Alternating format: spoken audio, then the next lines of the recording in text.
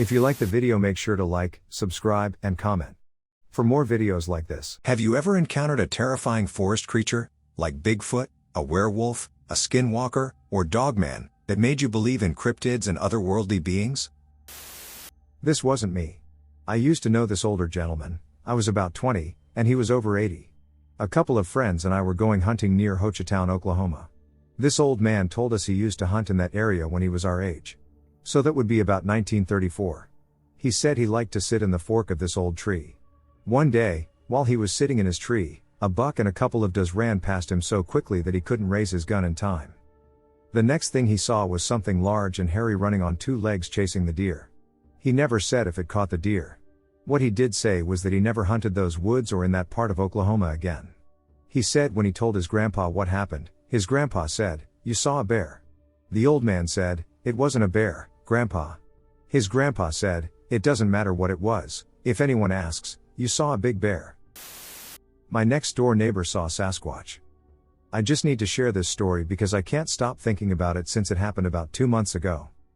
I live at the end of a small town, and our heavily wooded neighborhood consists of large lots that terminate into the Cascade foothills near Issaquah, Washington. So basically just past where we live are the woods for hundreds of miles, the watershed, the foothills/mountains, raw land, and some logging land nearby. A few months ago I bumped into the neighbor, and he was hesitant to tell me this story, but he kind of just went for it and said something like, "Well, I know this sounds crazy, but here's what happened." He was out in his yard at dusk, and looking into the tree line, 50 or so feet away, he sees a large Sasquatch. 9 or 10 feet tall, broad shoulders, reddish-brown hair, slightly gray around the face, and long muscular arms. As it comes into focus and he realizes what he's seeing, it turns with a very smooth and fluid motion and runs off very quickly into the woods in the opposite direction silently. As he recounted the encounter, he kept saying things like, "You must think I'm crazy, but I know what I saw." He was pretty excited about it, and he's a pretty chill guy normally. I personally believe him, as I've heard a few other first and second-hand accounts the last year or two that share some similarities, and he's a no-nonsense guy. I have to say I'm cool with the idea that this is happening right where I live, and knowing the area well, I can see it would be a very densely wooded route straight to our neighborhood from the middle of nowhere. I just had to share. Any other sightings out there near the area? I think I have Wendigo and mimic issues. This contains some additional little stuff about a mimic-like experience at the end. Also, I really need help keeping this thing away, and to be honest, I'm really scared. My house is built on a Native American burial ground, and my backyard is very wooded. And I think I have a mimic in my area.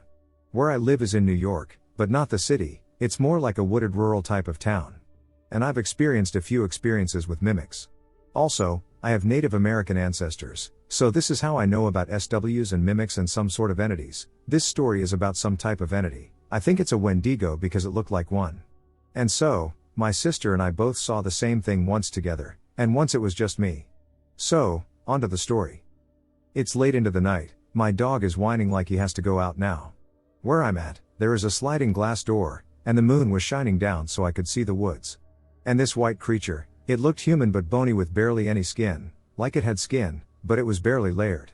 It was white, and it ran full speed across the wooded area near my fence that was in front of me. On another occasion, my sister and I had the same experience.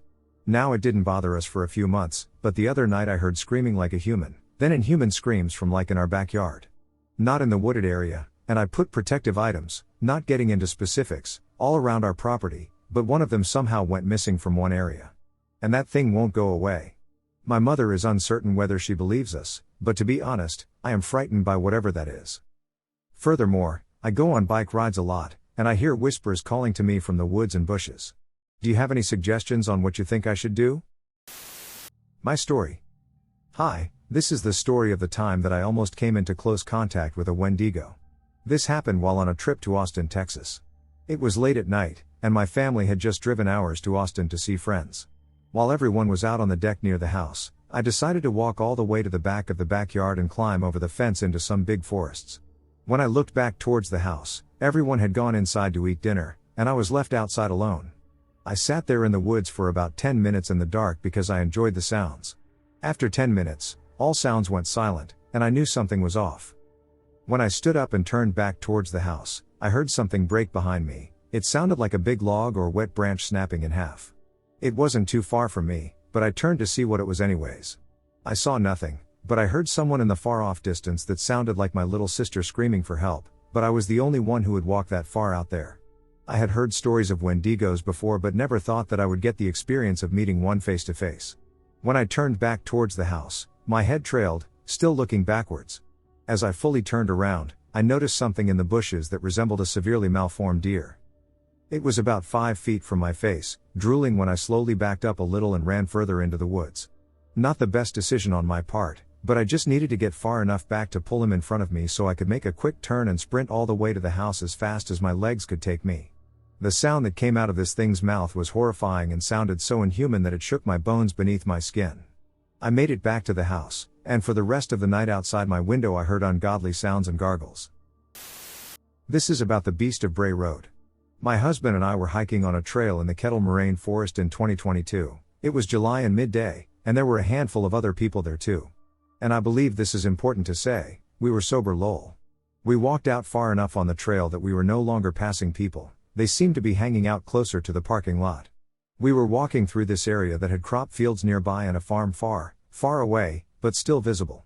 Throughout the entire walk, we had been unsettling ourselves with silly things, such as a black and white striped snake, a lacy white cloth hanging in a tree, and a huge pile of rocks surrounding a lone tree. Although these were just normal sights, I kept insisting that if we encountered 3 weird things, we should turn around, just being silly, really. We passed the tree, and I said we should turn back, but my husband wanted to reach the next mile marker on his watch. So we go through the rest of the fields and into the woodsy area past it. You can still see fields through the trees. And then we saw this huge thing. Grayish brown long fur, like the size of a horse but with a weird head. It was far away, but it was running towards us, like beelining through the field. We immediately turned around and started fast walking back. We weren't sure if it was a huge dog or what. But the way it ran was just so weird. It ran on all 4 legs and seemed like it was gliding or running in slow motion. We started running through the field, and the creature kept pace with us parallel to our path, no longer advancing toward us. We began sprinting and ran all the way back, not seeing it again after we re-entered the woods. We told everyone at the parking lot area we passed to be careful because we saw some kind of weird big creature out there. I'm sure we freaked some people out. Later on we told our friend about it, and he said, "That sounds like the beast of Bray Road?" We googled it and had chills because of how similar it all sounded. Creeped out to this day. Crawler encounter. I was out looking for hogs and armadillos at about 12 last night, and I had a 12-gauge shotgun with me. For the last couple of nights, I have felt watched while going out for armadillos and hogs. To provide context, I live in the middle of a forest in the Ozarks, 20 miles from town. Back to last night, I was walking through a field and heard something in the bushes, so I decided to investigate, and I have a flashlight on the foregrip of my shotgun, so I was using that to look at the brush when I saw something in the corner of my eye emerging from the brush that had pale blue eyes, was about 6 feet tall, and was pale white with long, lanky arms and legs. I felt like a piece of my soul left me when I saw it, so I fired at it with the shotgun and turned tail and ran until I got to my house and locked all the doors and kept my shotgun real close and got no sleep at all. Does anyone know what it was? Rural Alaska Bigfoot story. I'm not particularly hot for the Bigfoot legend, but I do have an interest in the high strangeness of cryptozoology and mythological legends of different cultures, especially where similarities intersect across different cultures. However, I heard a very well-told Bigfoot story from an Alaskan native man who is a primary source. Paraphrased first-person interpretation. I was hunting with my friend. We were hunting for bull moose but kept coming across cow after cow after cow. It was 8 o'clock, then 9, then 10, still no bulls. We were tired of it and agreed that the next cow we saw we were going to shoot. At 11 we saw a bull down by the shore, and we took it. We prepared it and got it ready for the sled. We took a break for about an hour. It was after midnight and dark/dim. We started heading back on our four-wheeler, but the headlights were dim, so my friend used an LED headlamp while I used a flashlight. Along the shore to the right of us, I saw movement, and it scared us. I lighted up with the flashlight, and we see these huge white furred things running on all fours on the beach as fast as we are going. We were trying to figure out if it was a bear, or a wolf, or something else. We get really scared, and my friend starts throttling as hard as he can. I turn around and shine behind us, and I see them standing on their feet and sprinting like a person sprints. We were so scared. They had white fur and red eyes and stood as tall as, points to a tree. They were huge. We make it back to the boat by the camp, and we decide to run, but the boat is half stuck by the tide. Kept looking behind us while pushing the boat, and we see a few of them watching us by the bushes of the beach. One starts coming towards us, and my friend hip fires a warning shot, and it moves off. The tide came in enough that we moved the boat and started leaving, and they all started coming at us. We start aiming for them. I think I hit one in the shoulder, but I'm not sure. They don't act like they've been shot. They run away after that, and we leave. That's it. He told a really cool little person story, but that's not really a Bigfoot tale. Just thought you Bigfoot people would appreciate this. This fellow is a younger 20-ish something, and he spoke like he believed what he was telling me. I believe we encountered a Sasquatch, although we did not actually see any evidence of it. My friend Corn and I were at another friend's property. He's got 100-something acres, so lots of woods. We were exploring what used to be a Civil War camp. I'm maybe 200 yards from Corn, and we knew each other's general direction, but we couldn't see each other. I heard the best ever sounding Bigfoot call come from his direction, so I did a call back. But after I did my call, I realized how human it sounded compared to what I just heard. Mine was higher pitched, and something about that other call was just bizarre. It was very low and directional, and you could follow the sound with your head. It pierced the air and carried through very well. After I and Corn met up again, we were talking about the Squatch call, and he thought it was me till he heard my call. Then he remembered I wasn't in the direction the first call came from. The call came from 15 feet in front of him, and he didn't see anything. Some months prior to this, I and Corn were at our camping area in a forest and were getting electromagnetic readings just out of curiosity. We went to this one spot, and we were walking to a stream. Corn noticed some big human-shaped footprints that I was unknowingly walking in. This is in the snowy winter, so you could see all the tracks around. We saw bear tracks, deer tracks, and these footprint-looking tracks. These footprints also weren't following the paths all these other tracks followed. These footprints led to the stream and stopped there, as if whatever made them had walked upstream. The week after, we go back to the same spot to look for more footprints, and next to a pond, we find tiny human-shaped footprints. It looked like a kid was walking around. Maybe one was, but I'd why a kid was barefoot in the middle of nowhere in cold weather and snow. In that same forest I've heard whoops and tree knocks before. This happened about a month ago, but I shared a video on Facebook that had pictures of skinwalkers and similar creatures and had some funny music in the background. A friend of mine, I'll call him T, commented about how creepy they are and that he's never seen one but has read a bit about them. I told him about my experiences with some I've seen around the area. He says, "Don't tell me that, he resides less than 4 minutes from me." We laughed it off. Later that night he ended up having a little get-together at his place with all our friends, so I decided to join. After a couple of hours, some of our friends left, so there were fewer of us, and things were more quiet and calm. Eventually we started talking about the video, and I went into more details of experiences I had and some that my brother had told me about as well. We started to get a little creeped out, so we changed the subject. An hour goes by, and I decide to go outside in his backyard to smoke. I had been outside a few times that night for a smoke break but never by myself. This time no one came with me, and thinking nothing of it, I just casually sat out on the porch playing on my phone. All of a sudden I hear a loud banging sound. He had neighbors behind his house and on both sides, so I looked up at the fence that separated his yard from his neighbors. They lived behind him on a hill, so his backyard was kind of steep, and there were a lot of bushes. It was hard to see anything, but the noise I heard seemed to have come from that way, so I looked up. I noticed one of the big bushes shaking around, which froze me in my chair. I thought, maybe it's an animal, but then it came out. Crawling on all fours, human looking but animalistic in the weirdest way. Its legs were long, and its skin was pale. It looked like a mix of a dog and an extremely anorexic person. It turned its head straight towards me and looked me dead in the face. I said out loud, "Nope," and put out my cigarette and ran straight for the back door. When I got inside, I locked it, and everyone looked at me like, "What's wrong with you?" I had to tell them. The rest of the night none of us went outside. If anyone smoked, we stayed inside his garage. I was completely sober, and everyone knew that and could tell I was worried, so they believed me. We talked about how odd it was that exact day we had just been talking about skinwalkers, and then I happened to see one, but we all brushed it off, not wanting to kill the good mood. When I got home, I began to wonder if I had imagined it.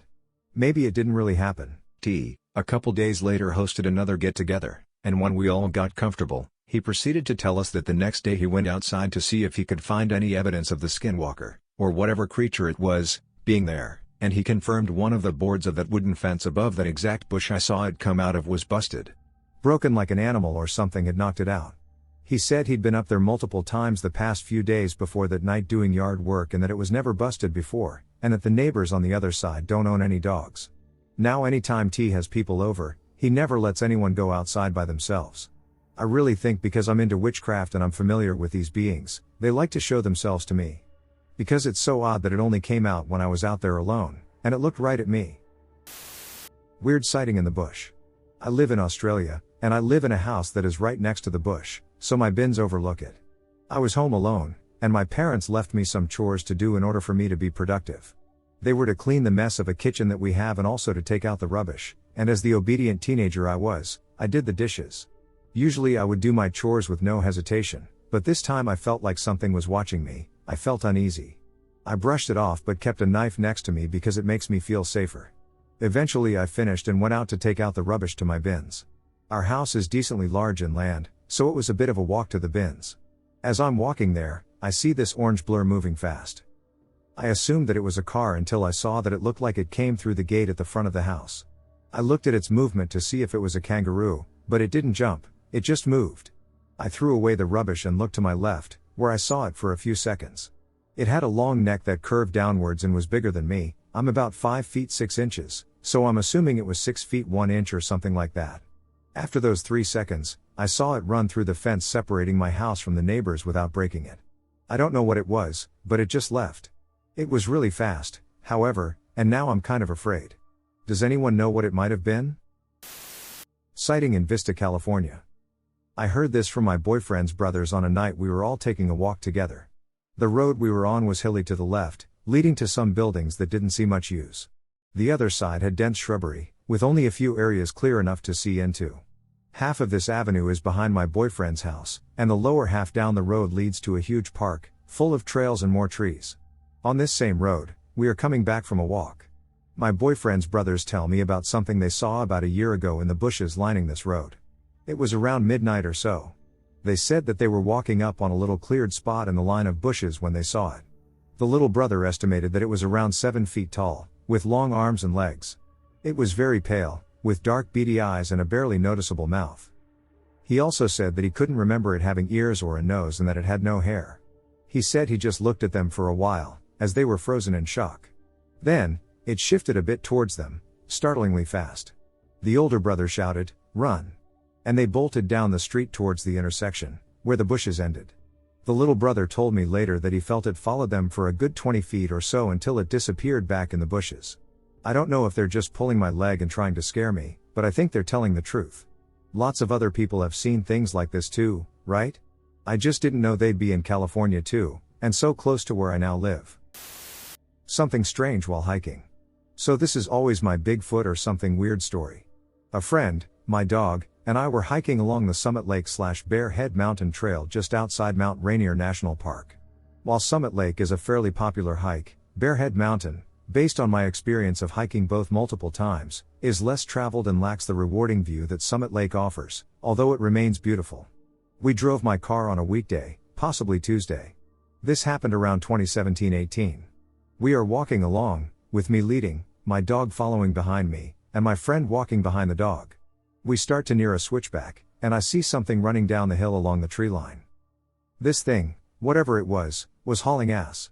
My first thought was, oh, it's a trail runner, so I asked my friend to grab my dog since she was closer to him and stand off to the side so they could come down past us. Well, this thing wasn't stopping. I'm almost 100% sure it was running like a human biped and such, and I watched it run straight past the switchback and down the hillside, oddly enough not making a sound.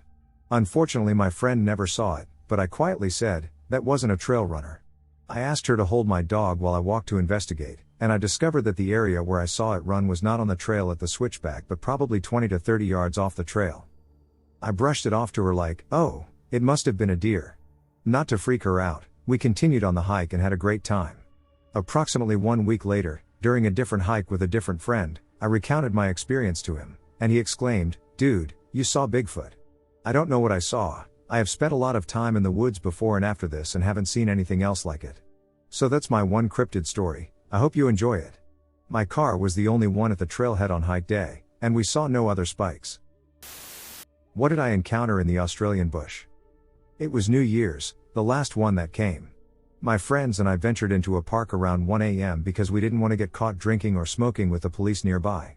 We head pretty far in and hide behind a big fallen tree, setting up our picnic rug. We hang there for a little while until everything gets really silent. Although it was dead silent, there were still people further up the road at the lookout we had come from, but we couldn't hear them anymore. There was just no noise. My friend points out that he can hear a sort of whistling in the trees, almost a human sort. When I listen in, I can hear it too. It almost sounds like a human whistling to another human, a few whistles first, and then a response. Not musical whistles either, it almost seemed more like communication. At this point we decide to leave, all of us getting weird vibes. I should mention there were about 5 of us this night.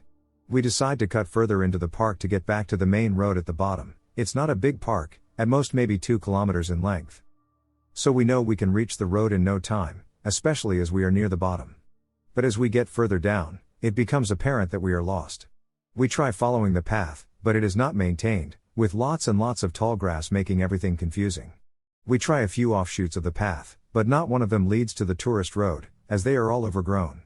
We see a bus stop down the hill but decide to keep trekking, as we can see it's down a nasty embankment.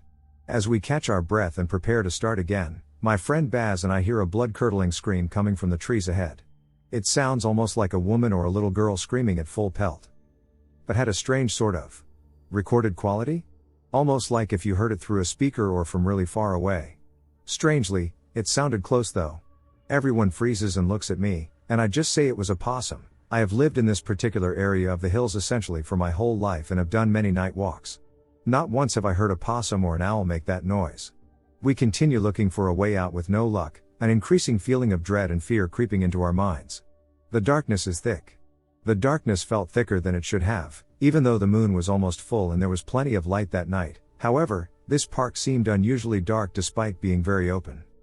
At this point we are all at our wits' end. We follow a path, and we can see the road now, but in our path is the largest holly bush I have ever seen, just rife with spikes.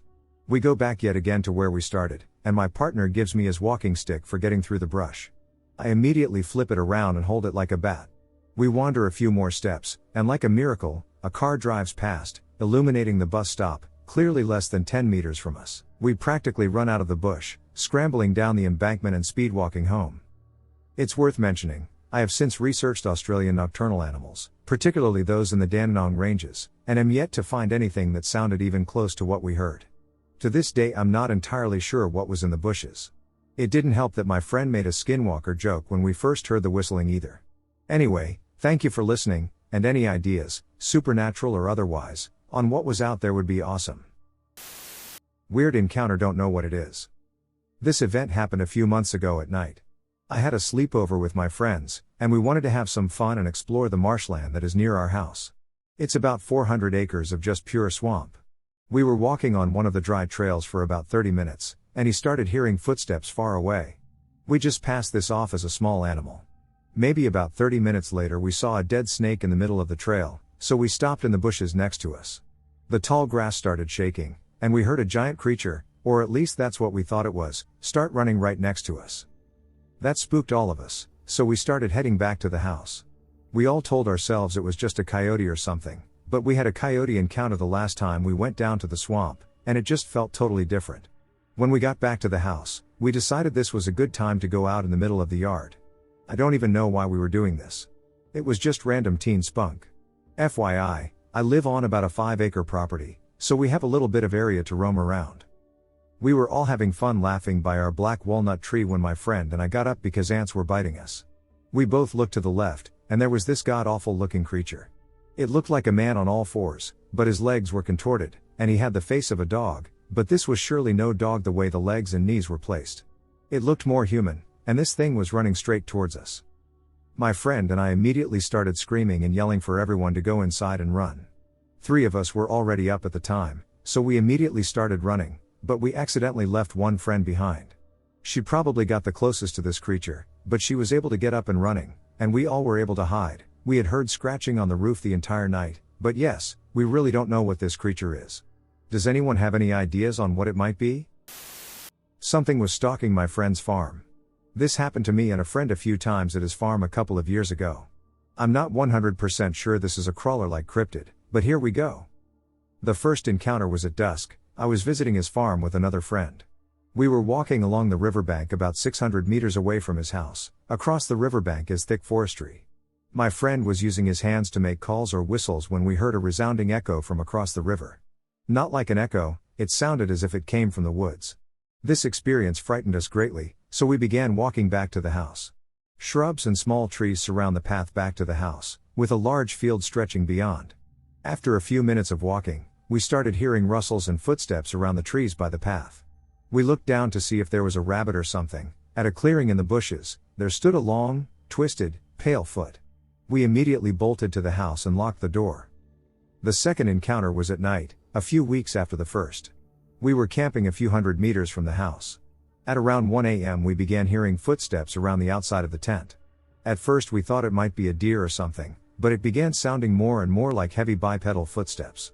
It got closer and closer until it reached the outside of the tent, and then the sound vanished. The next morning we found a few long, human-like footprints near the tent. I have a picture somewhere, but I can't find it, unfortunately. Since then my friend reported hearing tapping on his bedroom window, various howling-type noises, and occasionally seeing a long, slender figure around the tree line. He also contacted a couple of his neighbors about it, and they seem to have had similar encounters, such as seeing the noises, figures, and even livestock killed en masse. However, these disturbances seem to have halted over the past several months. What do you reckon this phenomenon is? Remember, we reside in New Zealand.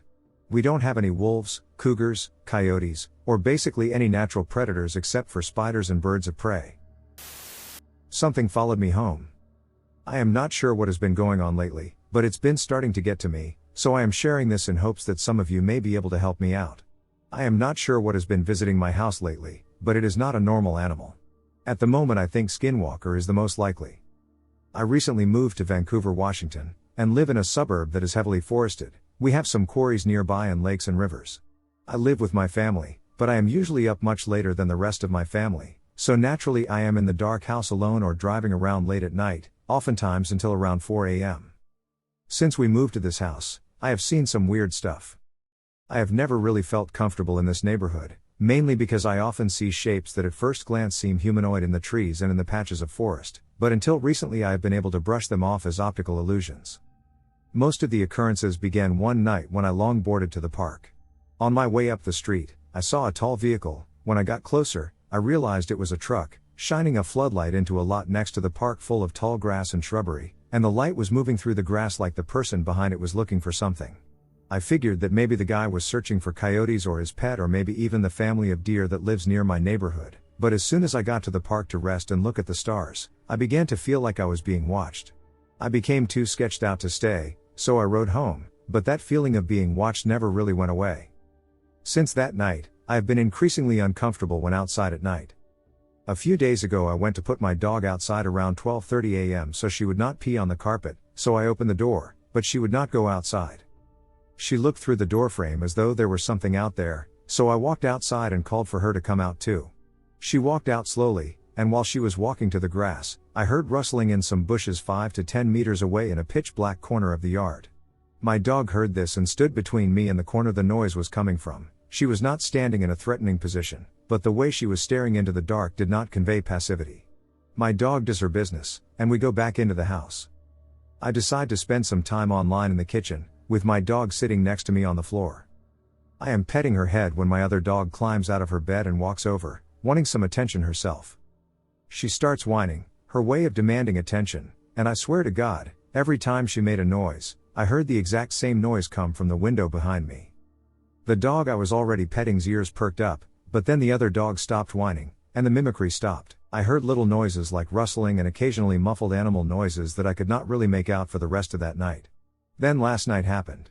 I let the same dog out at about the same time for the same reasons last night, and as soon as I opened the door, I heard that rustling again. And my dog and I walked outside. I was half expecting for something to rush out of the bushes and tear my face off, but nothing yet. We go back inside, and I try to avoid sitting by any windows, but it is tough because my house has tons of windows. I decide to play some games on my computer, but not before grabbing a bite to eat, so I toss a bag of popcorn in the microwave, and when I turn away from the microwave, I see something through the window. I have no idea what it is I saw, as it moved almost as soon as I saw it, but I did see the whites of its eyes. They were inhuman. Tonight, I am not going to let my dog out at 12:30 and I'm going to stay in my room for as long as possible. My room is on the second floor, so I feel like I am safer up here, but I am still terrified of whatever I saw. I am afraid whatever it was that truck was looking for found me and followed me home.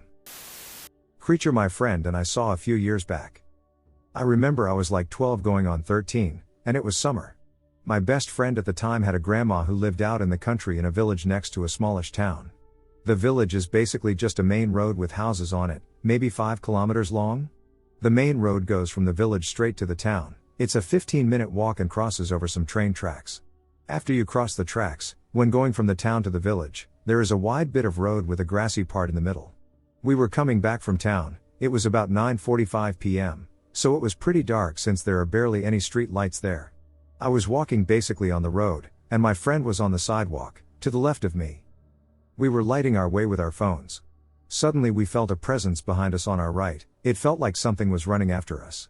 We started running, and when we turned, only our heads, not our lights, we saw this thing that looked like a small skinny dog, like imagine one of those dogs that look like a baby deer, but it had either a human head or a baby doll head. It was looking at the road and at us. Its head was directed towards the road, and its eyes appeared quite blank. We only saw it for like a tenth of a second because we bolted for the next 50 meters or so. It honestly felt like less because we ran so fast.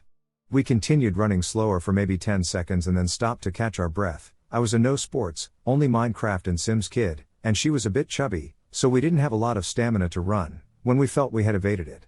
We both loved the paranormal, so we looked at each other with both fear and a slight grin.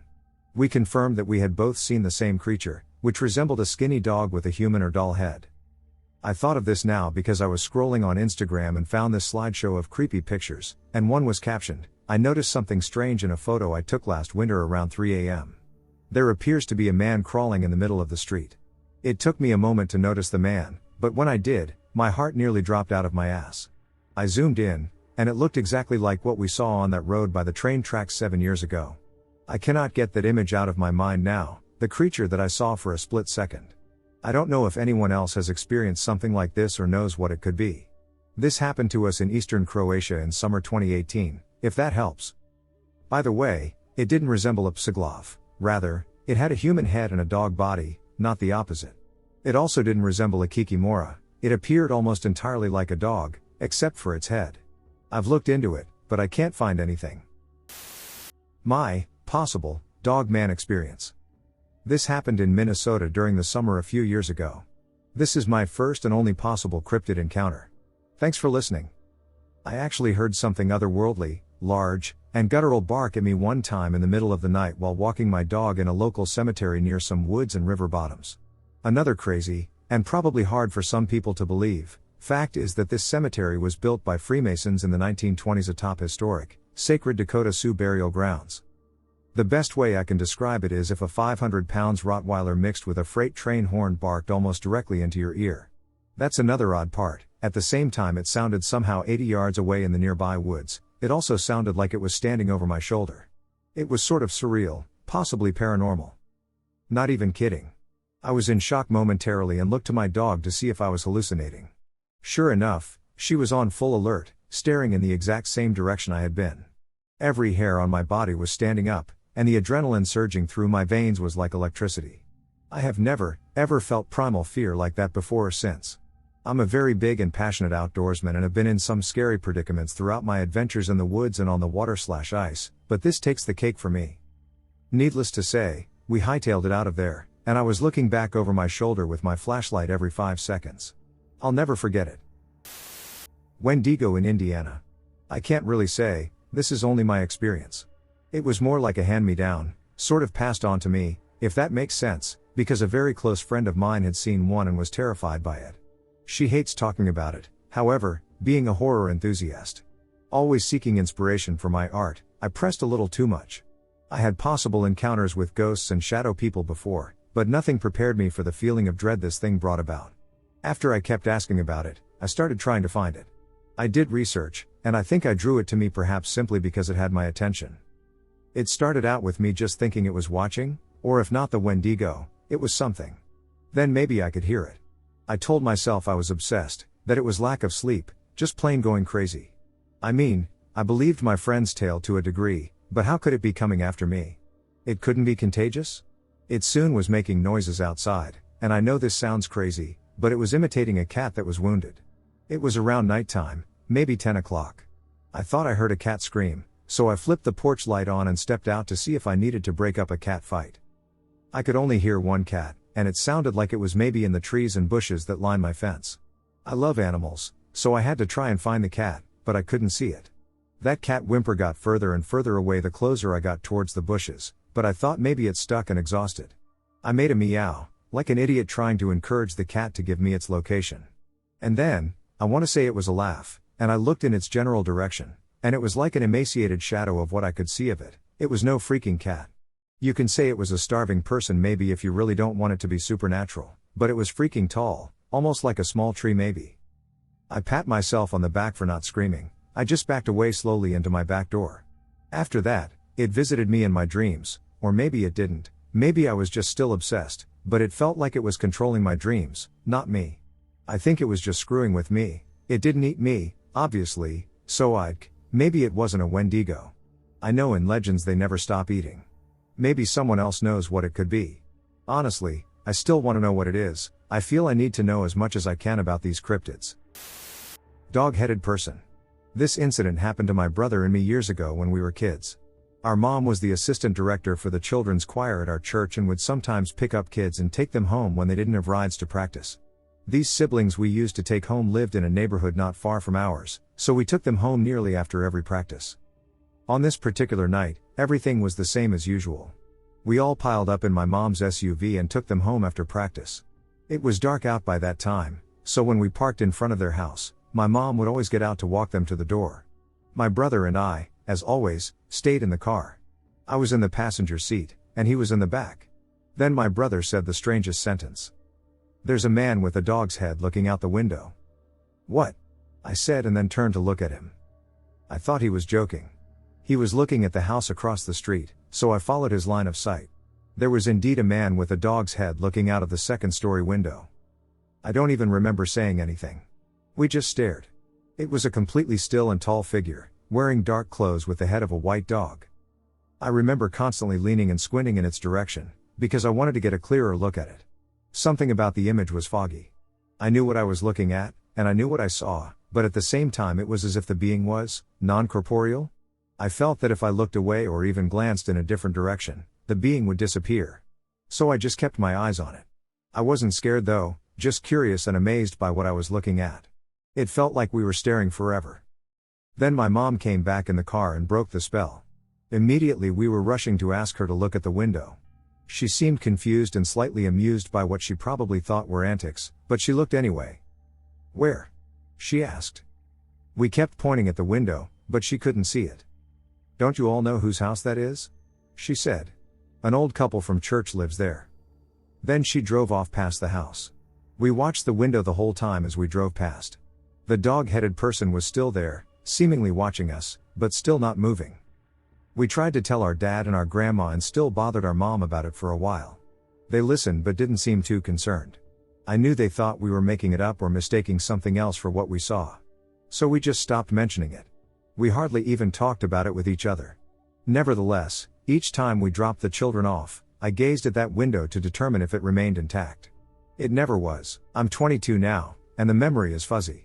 I don't remember the year, the month, or even how old I was. Trying to remember details is like trying to remember a dream. We started the children's choir when I was 8, so I knew I was at least 8 to 10 years old. I saw a YouTube video on urban legends recently that mentioned sightings of dog-headed people, and it sparked my need to know about what it was I really saw. So I'm sharing the desire to reach out. If anyone listening to this has seen anything similar to what my brother and I saw that night, please leave a comment. Thanks. Repeated sighting, hunting? I used to live in the middle of the woods as a kid. When the sun was up, I'd be out there all day, playing in the stream or riding bikes through trails, even through ice and snow. However, at night, I would never go into the woods. The second the sun started going down, I was scrambling back home. When I was about 7 or 8, I started to hear tapping at the window. I rationalized that it may be a branch or maybe the house settling, but whenever I went to inspect it, I felt a wave of fear that physically stopped me in place. This continued for a few years until a night when my parents weren't home. Their bed was more comfortable, and I had hoped it wouldn't have the tapping, as it was on the second floor and clear of any trees or bushes. But at about 2 a.m., what I affectionately referred to as taps woke me up. This continued. Not every night, but multiple times a week. Didn't matter where I was in the house, didn't matter whether I was trying to sleep or was wide awake, I'd start hearing tapping on whichever window was closest to me and an overwhelming dread when I tried to inspect it. About a year or two ago, when my long-distance girlfriend came for a visit, we walked through the woods together, but after finding a few relatively fresh deer bones, I asked her to head out. As we were leaving, she wanted a picture of the forest. So she took one, and we started heading back when she called out to me, saying that she thought there might be something in the picture. I went and took a look and felt that same feeling of dread as before. This next sentence is going to suck and make this whole thing feel fake, but after studying the picture, I took the phone from her and deleted it before quickly taking her hand and pulling her to the car. At the bottom of the picture, just under a tree that had barely begun to flower, was the creature. It was staring us down, hunched in the shade, with a deer skull that had a bit of meat on it in its hand. Now, I grew up being taught that in both the natural world and the world of spirits, it's generally a good idea to not enter the territory of another creature uninvited. And combining the unease during the trip and the picture, I was pretty certain I had just done exactly that. I tried to put it out of my mind, move on and enjoy my time, and treat things as normal, which for a while worked. Then I moved in with said long-distance girlfriend in another state. About 2 months ago I dreamt of the creature, and while I had been dreaming, she said that she heard the tapping at the window. I should mention we are underground with covered window wells, so there are absolutely no plants that could be causing it. I had 2 more dreams and heard the tapping occasionally when I was awake late at night. Tonight I had another one, and I'm starting to get concerned about it. I would greatly appreciate any advice or explanation on this. Demon? Skinwalker? Dogman? This happened in 2019. I was at a buddy's house whose whole family lives on one street. All the houses are on one side, and everything is woods anywhere you go.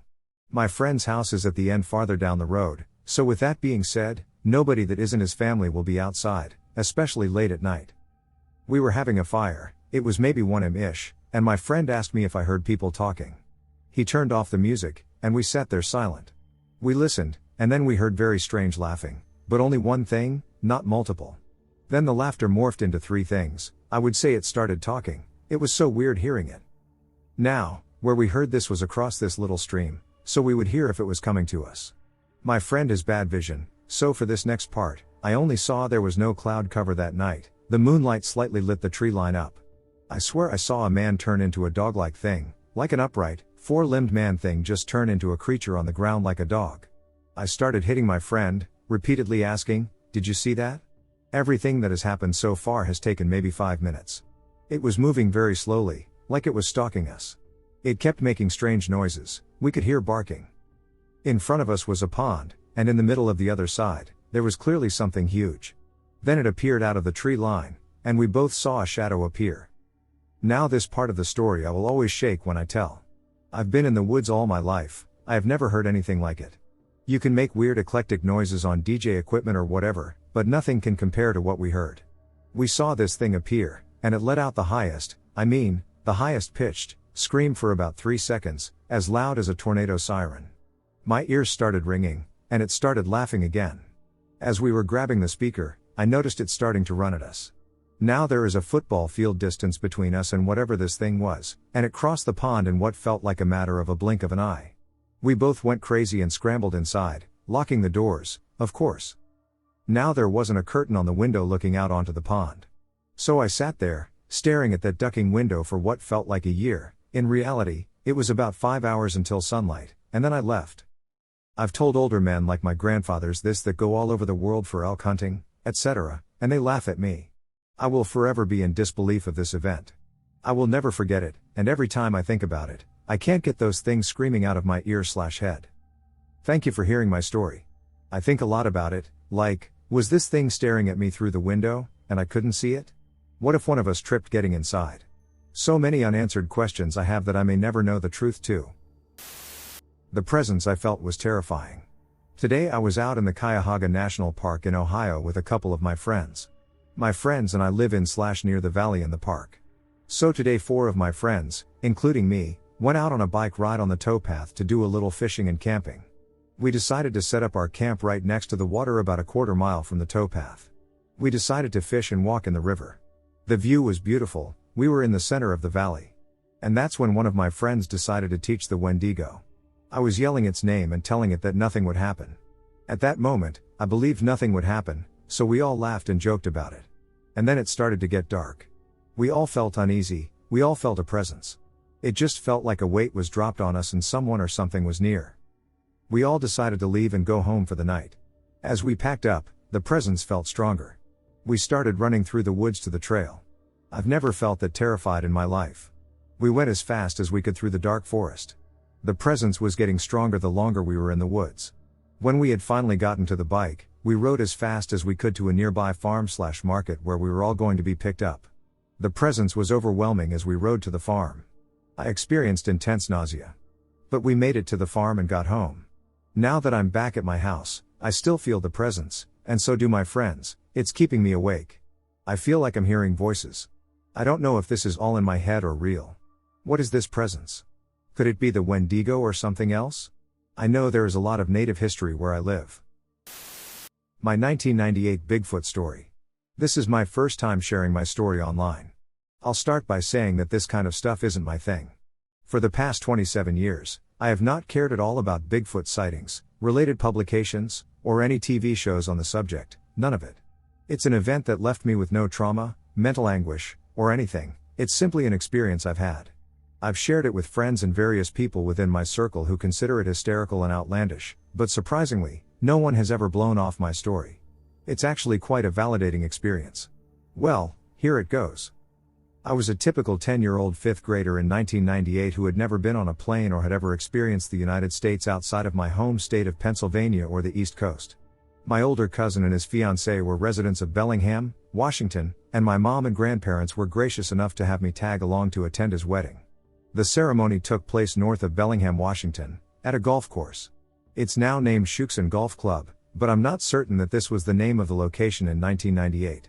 I've recently spent some time on Google Maps checking out the layout, and can confirm with 100% certainty that everything visible from satellite matches up with my memory. The reception had kicked off at dusk, and as only a bored 10-year-old would do, I ventured outside to throw some golf balls around on a practice green. This area was located next to a fairly large parking lot in front of the main venue. I have no recollection of anyone else being outside with me, as the outside entertainment area was located on the north side of the building, facing opposite from where I was. So, there I was. Rolling 3 golf balls back and forth, trying to make them into a hole, when something caught the corner of my eye. Bigfoot. 50 to 75 yards away from me, walking through a clearing between 2 areas of thick tree line. I was never scared, just captivated. The body was massive, I'd say 7 to 8 feet tall. No distinguishable features apart from hair and a very specific walk. I distinctly remember wiping my eyes like, wait, what? 5 seconds later, it was gone. At the time, I made absolutely no correlation to Bigfoot, rather, I just saw some weird shit. After I caught my bearings, I went back inside to my grandmother and told her what I saw.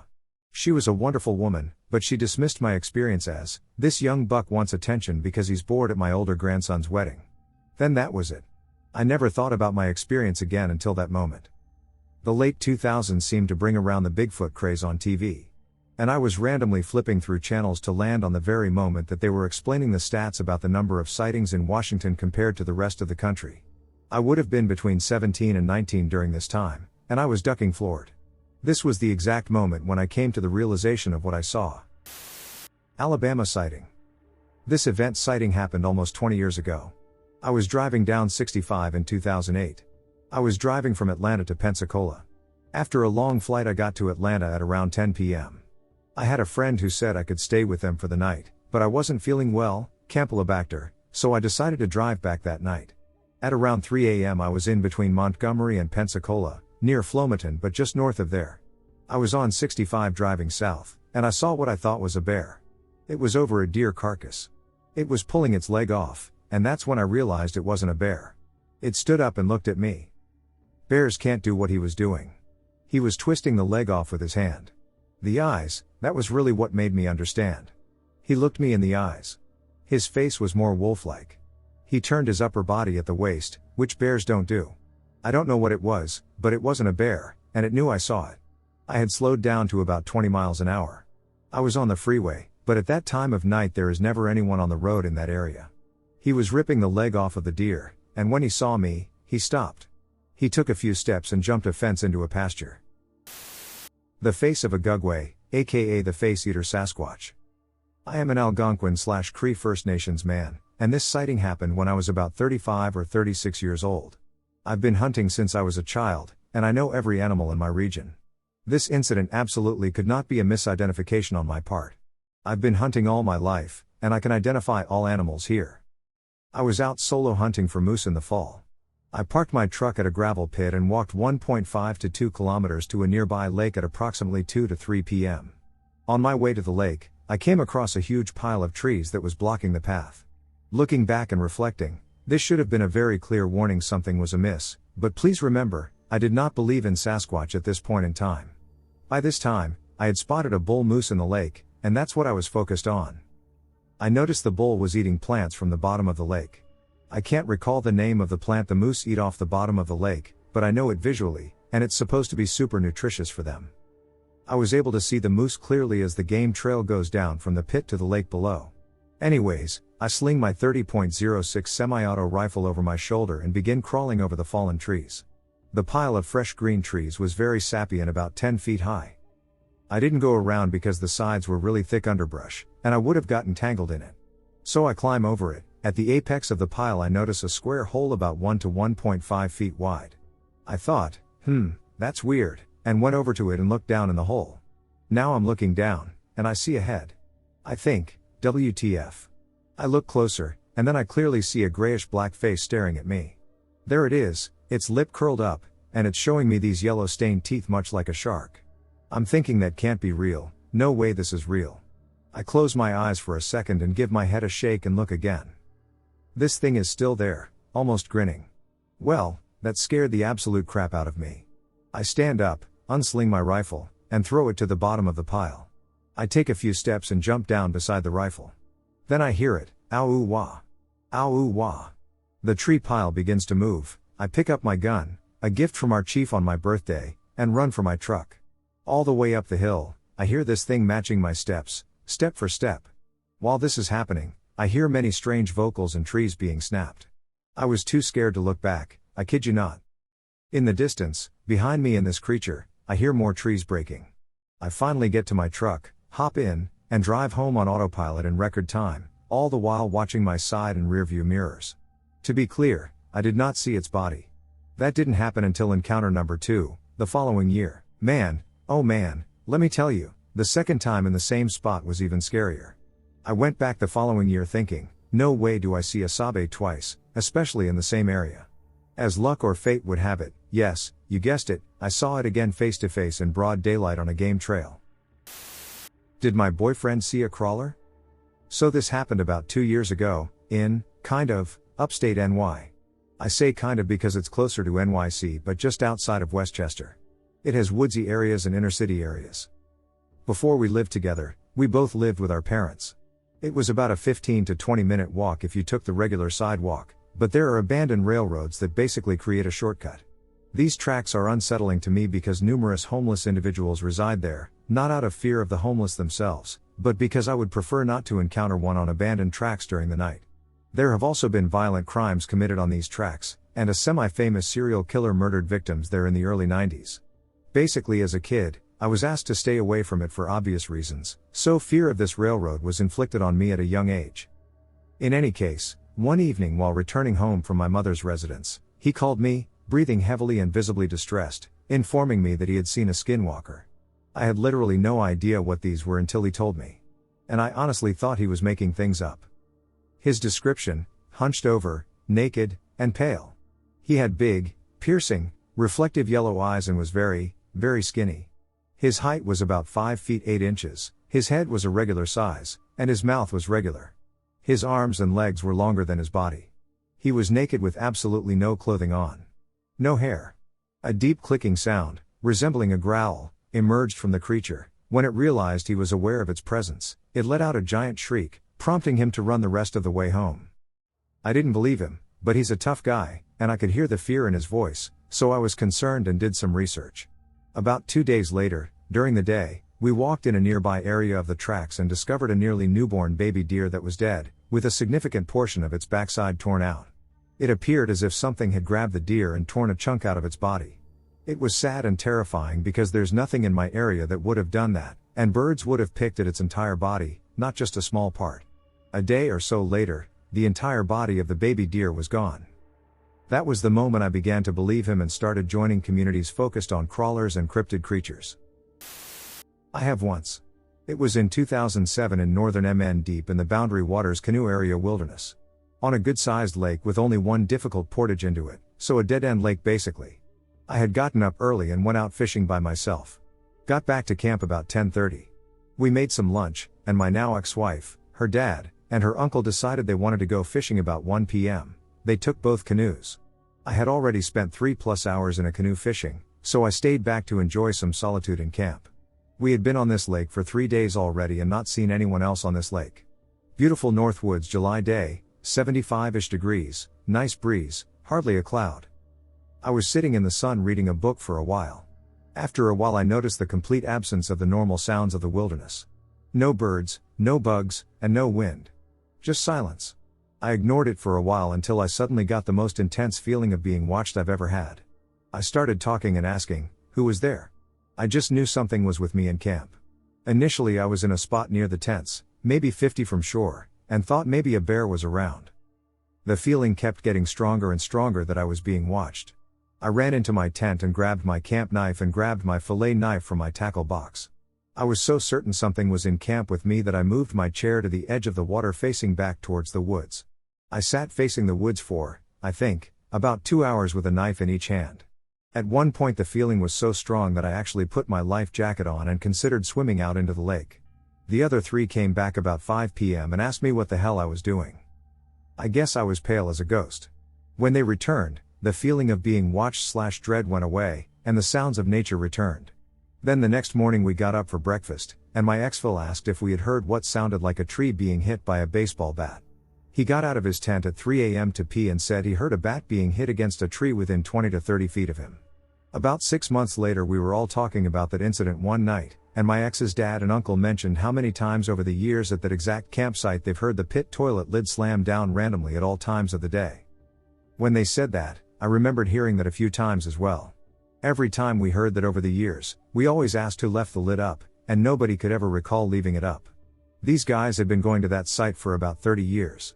I'm convinced something lives near that site during the summers. I think I just encountered a skinwalker. If you don't know what that means, I suggest you leave and look it up now. They are demonic creatures who steal the skin of people or animals. They usually live in forests or mountain areas. So basically my friend lives near a park with a field, and for some reason we decided to go down to the park in the late evening. As we walked in, my friend said she felt like we were being watched. I'm a very paranoid person, so I'm very freaked out about all of this. When we got in the park, we noticed a woman just sitting in the field next to us. My friend said she thought the woman was acting abnormal, but we just brushed it off. 20 minutes later it's almost completely dark, and as we were about to leave the park, the woman gets up and walks past us, and my friend swears she saw the woman as a big black and white creature walking on all fours, but when we turned round, she looked human again. As soon as she got past us, she completely disappeared. Something about SWs is that they can run super fast, like 200x faster than humans. I read up on things like cryptids, SCPs, SWs, creepypastas, etc., so I already knew a lot about them. By this time, my friend and I were terrified, so we walked out of the park. All the way home, we were hearing strange noises and footsteps. While I was sitting inside with all the doors locked, I recalled that everything I had read about them warned against saying their name out loud, especially in the dark, as it attracts them to you. Despite this warning, we were discussing them openly. If anyone has any advice, please let me know what to do. I was born and raised in upstate New York. The area is wedged between 18 Mile Creek and Lake Erie. I've always felt this area to be heavily saturated in spiritual energy, sometimes scary, sometimes blessed. Nonetheless, I've experienced a great number of possible cryptids and or spirits throughout the years I've spent here. This particular encounter took place when I was about 18, or about 7 years ago. I didn't yet have a car or a bike, and I traveled by foot to and from friends' houses. I had made peace with the inherent spookiness of walking around more country/suburban/poorly lit roads at night. Certain areas of woods I'd pass had more haunting auras than others. The night of this encounter I wasn't alone, I had a friend with me, which allowed me to put my guard down slightly more. We were tired. It was probably about 12 a.m. or later. Headed towards her house, which was nestled on a cliff above the creek. We were approaching her road, in the home stretch. At the intersection of these two roads, there lay a notorious abandoned house. All the teenagers were breaking into the house to perform silly seances and smoke weed. The house was tucked back a bit behind fat-bottomed pine trees, bushes, and flowers. And we had a wraparound porch. I could see it, but the light didn't quite cut through the trees. My attention wasn't particularly drawn to it that night, but I suddenly just stopped and looked, having a weird feeling. My friend was about to ask why I stopped, but then she turned to see what I was looking at. On the porch we see a large figure hunched over something. It looked like it was eating whatever it was hunched over. The squatting figure looked human at first. The shadow was over, I'm uncertain what that was. The hunched figure suddenly stopped, it must have felt our eyes on it. It looked me dead in the eyes. I see now it's got a large rack of antlers and a deer's head. It stands up, revealing a large, almost buff yet slender male torso with human arms and large, tall, beefy deer legs. Immediately after eye contact, it leaps with great speed over the porch railing and makes a beeline to the woods. The sound of its hooves on the ground still unsettles me, the sheer speed and power. I reached for my knife and handed my friend a spare. Knives flaring, we walked back to back for just one more block. The most terrifying walk of my life. All the while hearing branches snap in what felt like stereo all around us. Even the wind picked up where there was none before. We made it back to her house safely. Where we attempted to sleep. Probably the funniest cherry on top was that I slept, lay eyes wide open for all hours of the night and morning, on her couch underneath a mounted buck head. LMFAO. At the time I had not known of Wendigos. I just called this cryptid Deerman, and I would always hear what I thought was him in a certain area of woods that I still to this day go nowhere near. Not many people believed us, my friend and I, even though she was a skeptic before that experience and is not the kind of person you'd expect to believe in cryptids or even spirits. So take this as you will. And let me know what you think. This was just in early July. I arrive at work around 5, and it's always dark no matter the time of year. I have been working there since 2009. It's a completely fenced-in federal installation. We've had a resident deer herd, about 24 or so, for many years. Sometime this past spring, as I was walking up to the entryway from the parking lot, I noticed it was dead silent, none of the early morning birds, peepers, or any crickets either.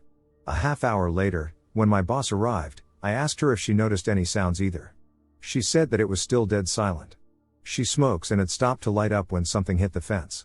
Our building is along the edge of the property, the fence line is only 25 feet at the closest point. That is where she usually stops to light up. The fence is 6 feet plus, with an additional 18 inches of barbed wire along the top, angled outward. Something hit the fence, she said it sounded as if a baseball had been thrown at it, full force. Due to the parking lot lights, you can easily see 100 plus feet in either direction. She didn't see any deer or any other creature moving along the fence line. The next day as I was walking up to the entrance, I heard something walking along the fence, on the outside, just inside the trees. The footfall sounded like a bipedal mammal. So I said, "Hello, good morning." Footsteps stopped. It was a few weeks later, after more mornings of dead silence, that I saw him.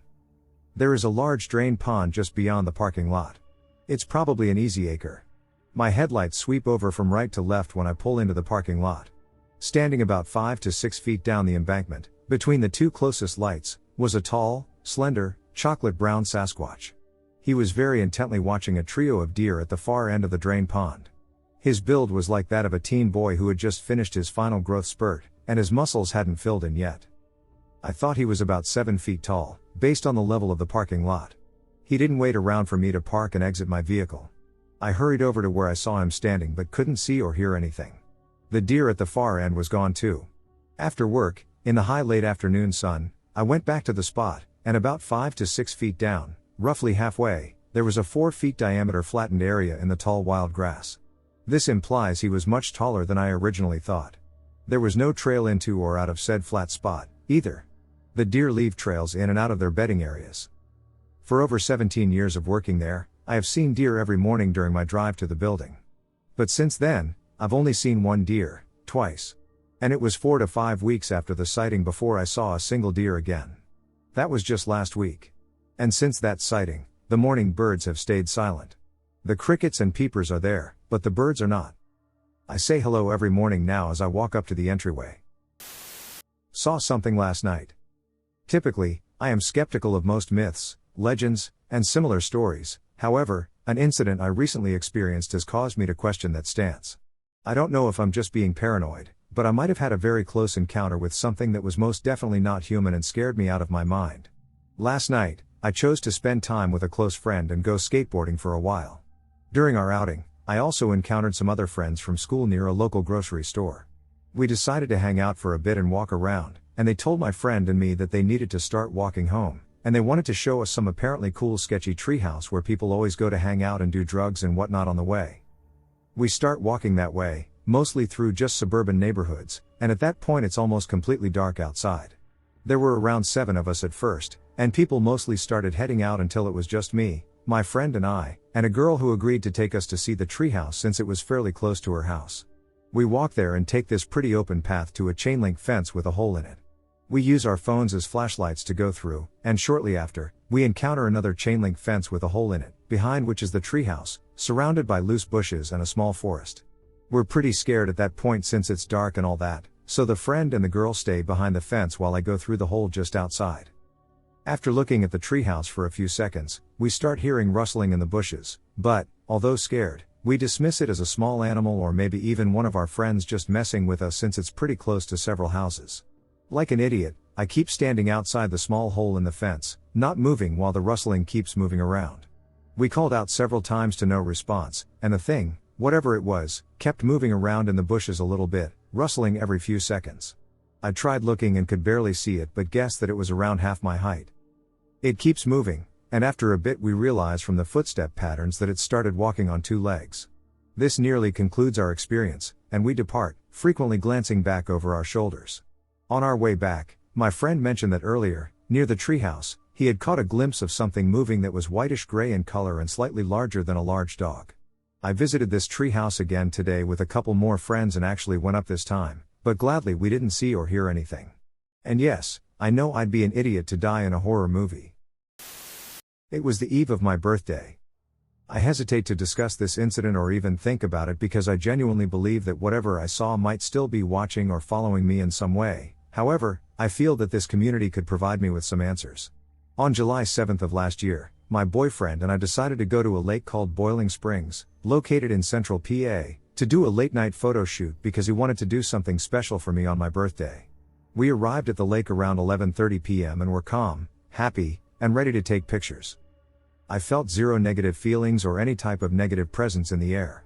We took some at the pool house, and then we eventually made it to the lake area. We decided to lay down a blanket by an ancient sycamore tree and watch the stars. Still, no feeling of negative presence, and my body was on zero alert of having to fight or flee. To the left of us and more so behind us, there was a gathering of brush and trees where it was completely dark and you couldn't see in. We were casually laughing and talking until all of a sudden we heard what we thought were dogs, then coyotes, and then they started to whimper as if they were being attacked or in pain. I said, "What is that?" I then started to be more alert. "Probably just a neighbor's dog," he said. Probably about 5 minutes after the whimpering stopped, I heard something heavy being dragged through the brush towards us. I got up on my knees with my heart beating out of my chest. I said, "Get up." My boyfriend just kept sitting there, still not very fazed. About 10 seconds later I looked through the brush more, and about only 8 feet away from me knelt a glowing white, bone-thin being on all fours digging in the dirt below it. Now, I don't have the best vision, so about 3 different theories went through my head at once. Deer? Wolf? Person? Then my stomach dropped and tears welled in my eyes, and my gut told me that whatever it was not any of these. My body and mind told me that this was not something that I've seen before or have ever encountered or that is even of this earth or dimension. I don't even remember getting up from the blanket, but my body jolted up, and I started crying. "What is that? What is that?" I have never felt that level of fear. And the weirdest part? No response. It just kept digging and digging with its white front limbs. I wanted to scream, but nothing came out. I felt as if I was going to pass out. I ran behind the sycamore tree near us, while my boyfriend remained sitting on the blanket. However, I could tell he was terrified too. "What are you?" he yelled. When he said what and not who, I knew that what we were looking at was no human and not even an animal. It stopped digging. Didn't look over at us but talked in a language neither of us has ever heard. It sounded ancient, like no one had spoken that dialect for centuries.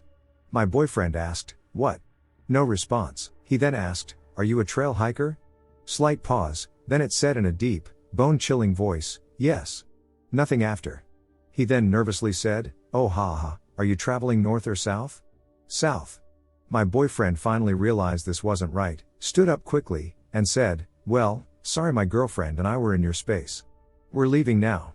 At this point I had tears streaming down my face, my heart was vibrating my entire body, and I could barely even move normally because of how much fear had taken over my body. Somehow we still managed to gather our things and run back to our car. We didn't say a word to each other until we got to the car. I honestly don't even remember the drive home, but I do remember I couldn't stop laughing from disbelief. It was almost like I dissociated on the ride home. The next day was my birthday, and I was home alone in the morning. It was a sunny day, no clouds in the sky, but still I was alone, and I felt like I was being watched. I went out and did errands before my birthday celebration and went to my salon just to be in public and around people. An old coworker of mine was someone I confided in about it, and she actually grew up in Boiling Springs, Pennsylvania. She recounted sporadic reports of cattle mutilation and even UFO sightings during her childhood. She asked me to never go back there at night. "Check out the pictures you took that night." I've been told many times. I've checked, and there's nothing odd about any of them and no sighting of the creature. This was a life-changing event for me. It's something that will never leave my mind. The core feeling I felt when I saw it digging in the ground just a few feet away from me, I'll never forget. I think the most sickening aspect about this whole situation is that it was the eve of my birthday. That situation feels particularly personal and ironic because we had been visiting that place at night for months prior to the incident. Please, everyone, comment your thoughts. I would love to hear feedback from people who have had encounters as well. Since then, there have been other incidents, none as raw or unsettling as the first, but more proof that I have left my mark. Everyone be safe, and thank you for giving your time to listen about my encounter. October 2022 Friday 5:30 a.m. hunt trip. In October 2022, early on a Friday at 5:30 a.m., we set off on a hunting trip to a new location about 3 hours east of my reserve. My cousin, my lifelong friend, whom I consider an adopted brother, and I stopped at this area, which featured a large lake in a secluded spot with no vehicle or hiking trails leading in. Or hiking trails, heavy bush we spent hours bushwhacking through, so we thought to ourselves, let's make something to eat and fish a little while we're here.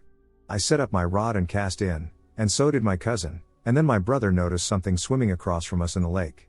He had binoculars, so he took a look and completely froze, so I and my cousin got curious and wanted to see, thinking it could be a moose.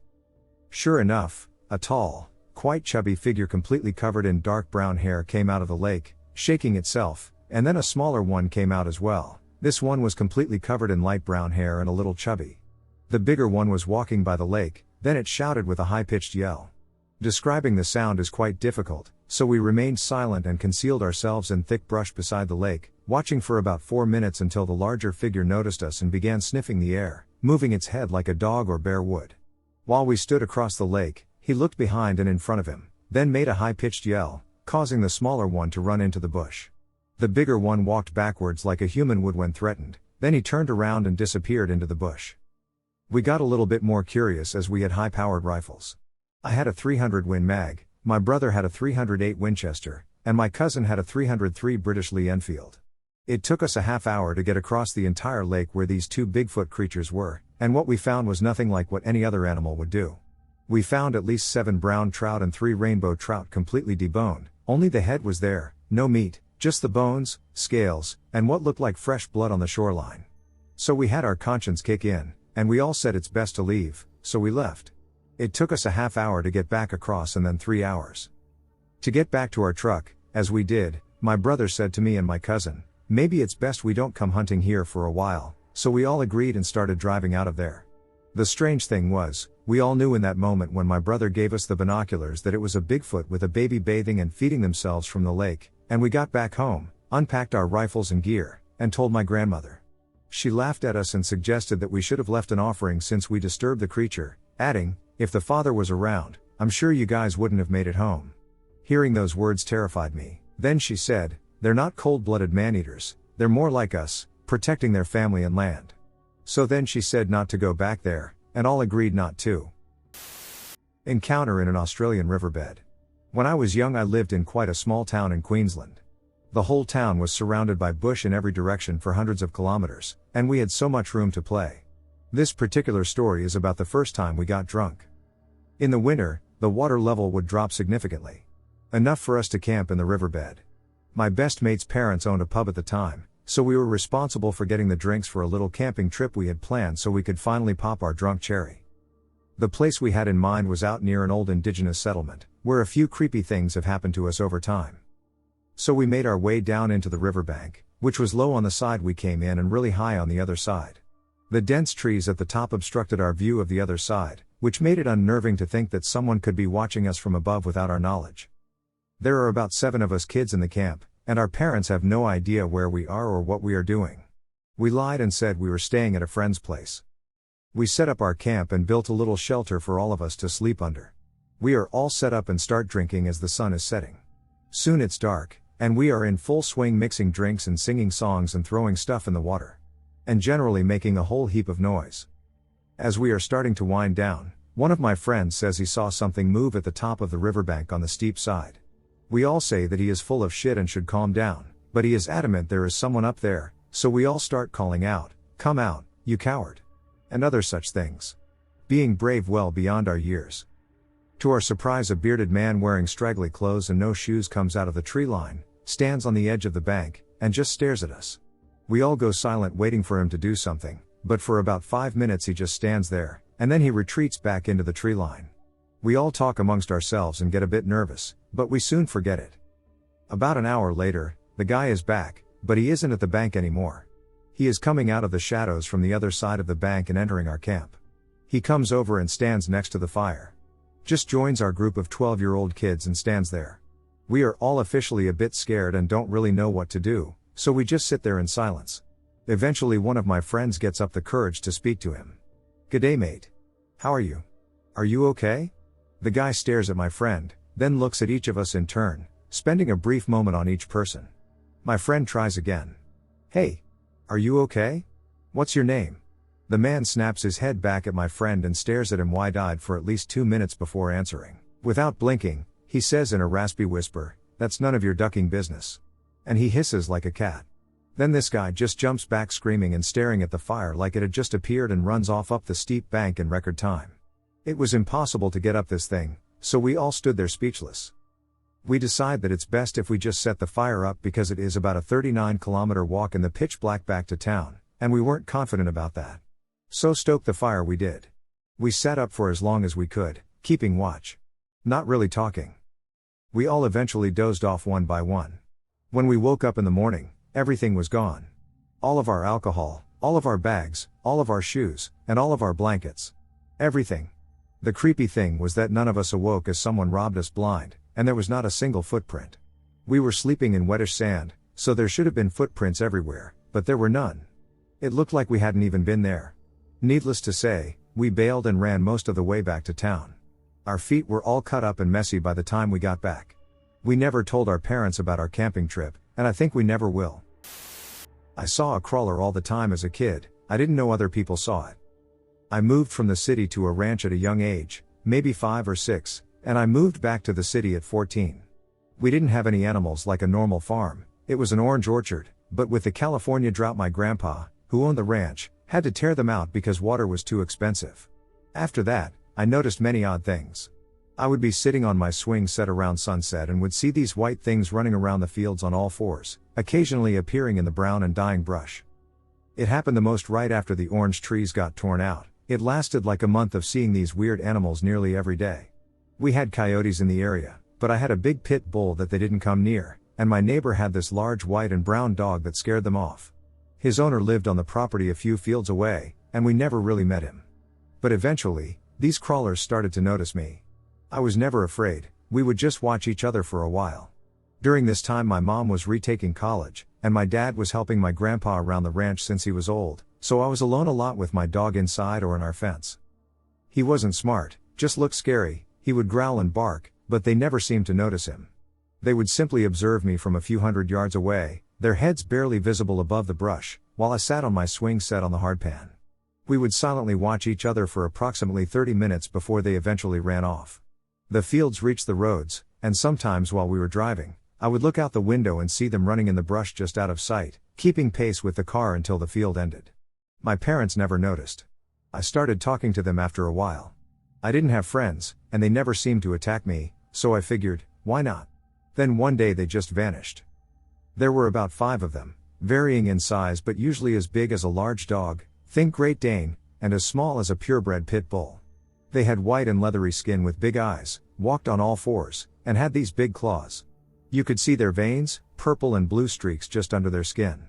I don't understand why they never attacked me, and honestly if I saw this post I wouldn't believe it. I don't know what happened or what they were exactly, but I just forgot about it for the longest time. Encounter with a malnourished being near my university in the middle of the night. Any insight? Please let me know if you guys think this could be a possible crawler sighting. After listening to some encounters on here, I found one major difference between what I saw and what's typically shared. The creature I witnessed was definitely not 8 feet tall. I am 5 feet 4 inches, and it only would have reached my chest area. This is my first time sharing on here, but I've been listening to stories for years. But here goes nothing. So this is something that happened to me about 2 years ago at my friend's house. She lived right across a fairly busy 2-lane road from the parking lot on our college campus. I say this because the tall lights in the parking lot come into play later. The house has a bay window in the front of it that spans across almost the entire front side. In front of this window is a small porch, without railings, and a 2-person porch swing. Inside the window is the living room, which has a huge sectional couch. And covering the front window is a thin purple tapestry. You can see silhouettes through it but can't make out features. Her front yard is about 20 feet long with tall bushes lining the sidewalk, and the side of her property has 5 tiny evergreen-looking trees that are about 6 feet tall. Now that you have a makeshift diagram, allow me to explain my encounter with whatever it was. The other 5 people in the house were asleep, and it was about 3:30 in the morning. I went outside to smoke a cigarette because I couldn't sleep. I'm sitting on the front swing, and I hear rustling. I figured it was literally any type of animal and ignored it. But then, I heard what sounded like something on 2 legs shuffle through the leaves on the sidewalk at a very fast pace. You can recreate the sound by doing a fast shuffle without lifting your feet off the ground. Now I'm alert. I think I even said what the duck out loud. So I stand up, still smoking my cigarette, and look over at the right side of the property with the tiny evergreen-esque bushes. The sound trailed from the left to the right of the property. Now, like I said, the parking lot is across the street. The tall lights are on at all hours, so it illuminates from behind, leaving me to only see silhouettes. I see something that may have been about 4 feet tall. It looked like it would be a little shorter than my chest height. I am 5 feet 4 inches. And it was peeking out at me, like it was curious, but I also felt like it was malicious because I got this overwhelming sense of dread and fear. We stared at each other for what felt like 3 solid minutes. I felt like I was in a trance. The best way to describe the thing I saw would be like it was proportioned but malnourished. Someone once suggested that it might be a midget. I apologize if that term is not politically correct, but I know for a fact it was not. This thing was very thin and perfectly proportioned, like a thin and sickly child. I guess it looked like that little guy from the Lord of the Rings movies. I looked down at my cigarette for no more than a second, and when I looked back up, it was gone. I heard movement, and I said, "Duck this," and ran inside and locked the door behind me. Then, sitting on the couch, I was staring at the window when I suddenly saw something run across, blocking a portion of the light from the parking lot as it went by. For it to do this, it had to have been on the porch where I just was. So that's basically my experience. Thank you for listening. It feels so great to get this out. I would love some insight as to what you guys think. And just in case anyone believes it's an animal, the area was in South New Jersey, fairly rural, and about 10 minutes away from the Pine Barrens. No, I don't think the creature was the Jersey Devil. I'm just giving geographic information. Had the nightmare again. The first encounter I had with a potential crawler during my time in North Carolina brings back memories. I ended up begging my parents not to go outside and look. I had completely forgotten about this until I saw what I saw in 2016. I was 12 years old and heading downstairs to grab some water at about 12:30 a.m. Most evenings, I would simply pour some water from the tap. I did not require it, but that day was notably hot and dry. It's full summer. The air outside would be pleasant, and all the windows upstairs are open tonight. I live up against a small forest and loved playing in it during the daytime but always ran fast through it to get home in the evening, as it got dark rapidly in there. There was a natural creek that ran through the area, And people could swim in certain parts if they wanted, but it wasn't more than a few feet deep. I walk downstairs and grab a glass from the cabinet. I stare at the fridge as my glass fills up. I had this down to a science. About 9 seconds is all it took to fill it. I look to my right, across the kitchen, into the dining room and then outside to our fenced-in patio. The perimeter light suddenly turned on, and my spine chilled and my gooseflesh rose. There, in the window, was a monster. It had been checking me out, very still as I waited for my glass to fill up. I wailed and dropped my glass, waking everyone but my little brother on the second floor. My stepfather and mother ran downstairs hurriedly, half naked but wanting to make sure I was okay. I yelled, very loudly. I had only glimpsed the rear end of this creature as it crawled on all fours off the porch, reaching its strangely long arms over the boards, pulling itself across the ground, and slipping through the chest-high fence opening before disappearing. Not to be seen again. I pointed to the door across the kitchen and told my parents, through a barely held-together sentence, there was someone on the porch. They immediately went and looked. I begged them not to go outside. They didn't understand why they shouldn't. This thing was undoubtedly out there, waiting. In tears, holding them back, I told them and begged them no. Please don't go outside. When they saw how emotionally distraught I was, they asked me again what I saw. A very white person, crawling on all fours and naked, was staring at me when I got water. They checked to make sure they had locked all the doors and latched the veranda-style doors shut. They consoled me upstairs, and my stepdad cleaned up the spilled glass of water. I distinctly remember them looking concerned, as if they were aware of the situation, and they didn't ask me many typical questions, such as whether it was someone we knew or what that person looked like. My stepdad slept on the couch that night and never really spoke about it again with me. I only remember seeing it once, but it's been a reoccurring nightmare ever since. I only started having it after I saw the thing in Capitol Forest in 2016. I'm not sure what it was, but I never forgot it. Any thoughts? I grew up in the suburbs north of Atlanta. It was 70 years ago and naturally woody and beautiful. This happened 65 years ago. I was just wandering around indoors playing and saw my mother lying on a chaise in the living room. Behind her were gorgeous giant windows. 3 of those big windows that you could open and step outside. I walked towards my mother, and a huge, and I mean bigger than any person I had ever seen, black dog was at the windows. The only problem was that it stood up on its hind legs and had its front paws curled up like you do to imitate claws or monster hands. I froze, but then it jumped at the windows like it was going to claw its way through. I was totally terrified and screamed and ran. I ran anywhere I could, even in circles. I don't think I had ever been that scared in my short life. Of course my mom woke, and even though I tried to tell her about it, I could not get her to understand what it was. We even called my dad to come home, and I tried to tell him. They just didn't understand. The creature was huge and stared at me the entire time. It wasn't just a dog, but that's what everyone was saying. They told me it was the neighbor's dog because that dog was black, a black German Shepherd. This dog looked nothing like the neighbor's dog. Not at all. And besides, that dog was friendly and never came out of its yard. Never, not in all the years we lived there, did I ever see that dog anywhere besides in his yard. To this day, at 70 years old, I still have night lights throughout the house. After that happened, I never went to sleep without having the bedroom lamp on. And I don't mean a nightlight, I mean an actual bedroom lamp. For years I could not stay in my bed. I would wake up and ask my brother if I could sleep with him or ask my parents if I could sleep with them. Occasionally I even slept on a couch in the Spanish room. My dad was half Spanish, lol, although it wasn't dark when I saw that big black thing. I have always associated darkness with its presence. I never saw it again, pray I never do. To this day I do not know what else it could have been. It had to have been a dog thing. And no, I don't like to say the actual word. So, I've recently moved back to my hometown of McLaren Vale in South Australia after a decade away. I still think back to this particular night, as I still struggle to comprehend what we saw. As does my childhood mate. In November 2011, I drove to pick up my friend for a sleepover. I had just recently gotten my P plates, and we reveled in the newfound freedom. At approximately 8 p.m., we were driving back toward McLaren Vale off Main South Road, turning left onto Tatakilla Road. Just as we started along the road near CPB compound, I stopped dead in the middle of the road.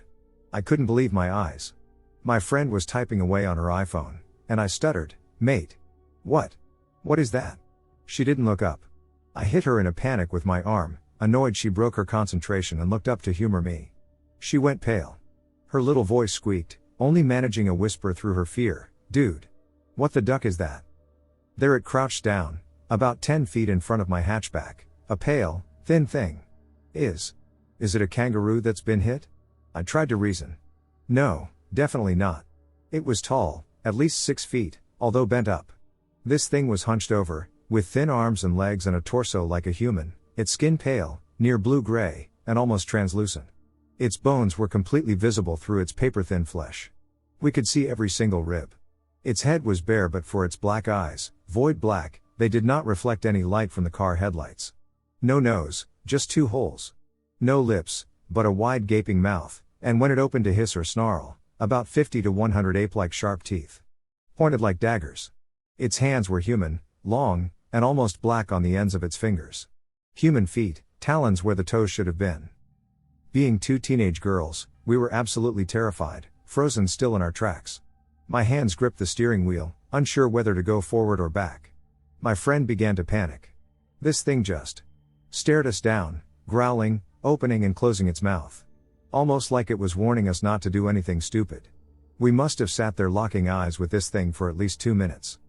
It stepped to the left of us, and I decided to slowly crawl to the right and move around it. My friend almost jumped into my lap as I tried to calm her down while steering the car around this thing. It bared its teeth as we inched closer. It looked into the car as we came up right beside it. It looked ducking rageful, like it hated us. It slowly crawled on all fours, like a human would do, toward the bush, and we watched it as it disappeared into the darkness. We sped home as fast as my little shitbox could go. When we got home, my parents didn't believe us despite how terrified we were. They assumed we had smoked a joint and just saw something else. I brought this up to my friend during COVID lockdowns in 2021. I think I had compartmentalized it as a dream to cope. But she instantly reiterated word for word what we both saw. I've been trying to find other stories from people regarding sightings. In 2021 I shared on a paranormal forum, but I can't find it anywhere.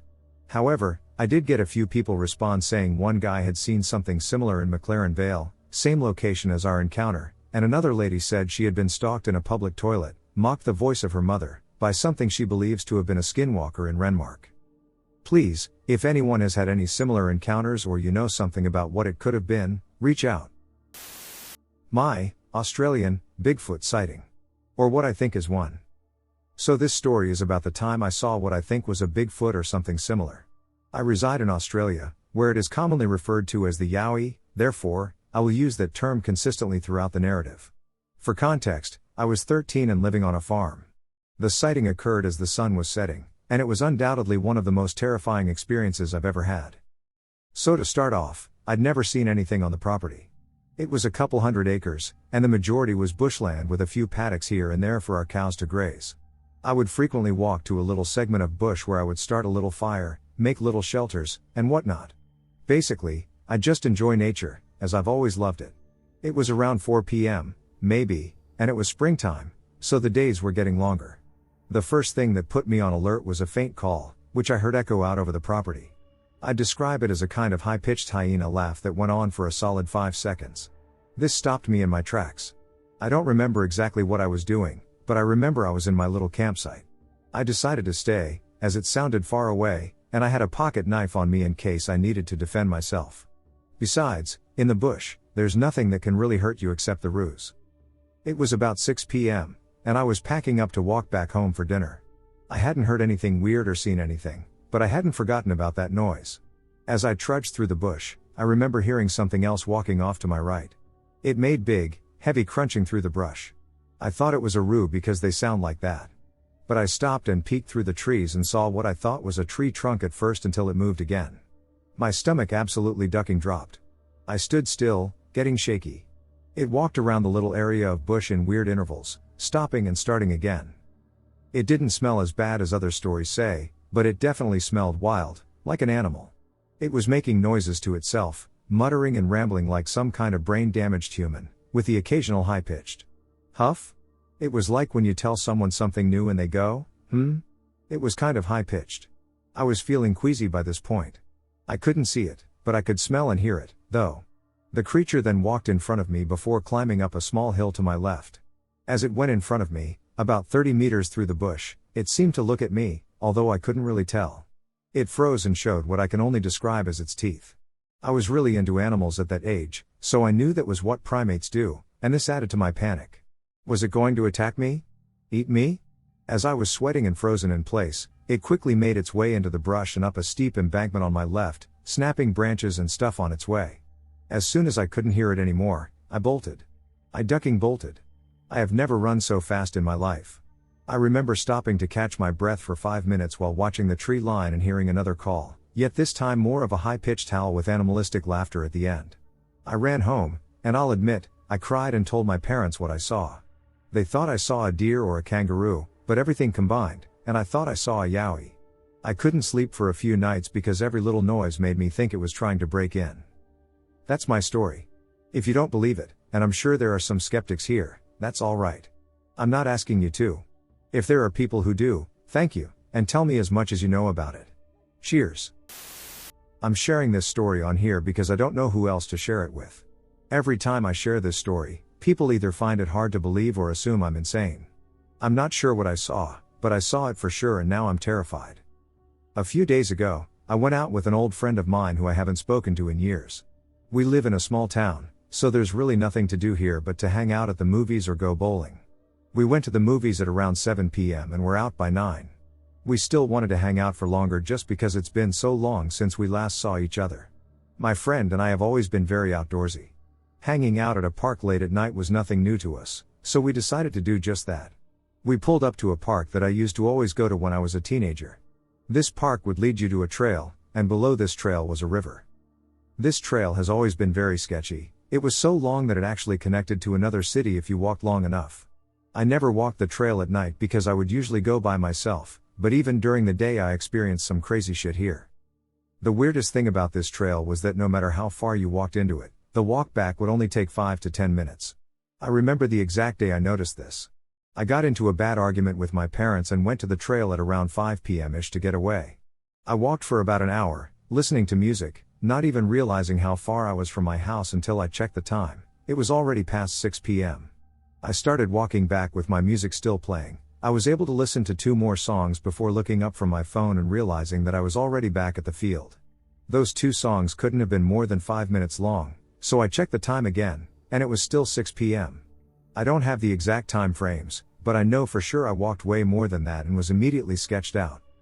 The river that the trail is connected to is at least 20 to 25 feet below, and during the summertime, it dries up, meaning it's even further below. One day I was taking my usual walk here and heard something splash very loudly into the water. I thought it was probably just a frog or some rock that fell in, but my entire right leg was soaked. I looked down into the river confused. It was midsummer, and the water couldn't have been more than 2 to 3 feet deep. I have no idea what fell into the water that evening, but there's no way that splash was big enough to soak my whole leg. I left, and of course, the walk back was quick. I never went back to this trail alone ever again. I told my friend all about this trail, and instead of it worrying him, he asked me if I would be down to take a walk there again.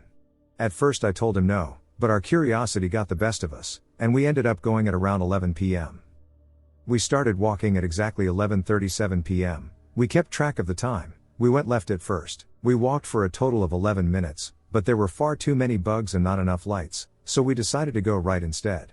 We saw the sign at the start of the trail at exactly 11:50 p.m. My friend looked at me with his eyes peeled. He looked scared, but he still wanted to see what this mysterious trail was all about. We started walking right at 11:53 p.m., and here's when shit got very real. We walked for only 4 minutes this time before hearing a soft rumbling noise coming from the bushes. I told him I didn't like where this was going. My heart was racing, and I was scared something would happen to us. My friend brushed it off and said it was just the wind making the noise and kept walking. We took a few more steps and heard the same noise, only this time it was loud. We stopped to investigate where the noise was coming from, but we couldn't see anything, so again, we kept walking. At 12 a.m. sharp we hear the same noise once again, but there was only one bush in sight. The rest of this area was straight dirt, trees, and rocks, so we look up to see if it's coming from the trees. What we saw on that night is still indescribable to this day. When I looked up, I saw a giant spider-looking creature with yellow glowing eyes. It had the face shape of a monkey, but the head was abnormally large. We only looked at this creature for about 2 seconds before it jumped off of the tree and began chasing us. I never looked back. I was too scared, but my friend did. He was a lot less scared than I was and wanted to get a better glimpse of it. We calmed down a bit when we got in the car and talked about it all night long.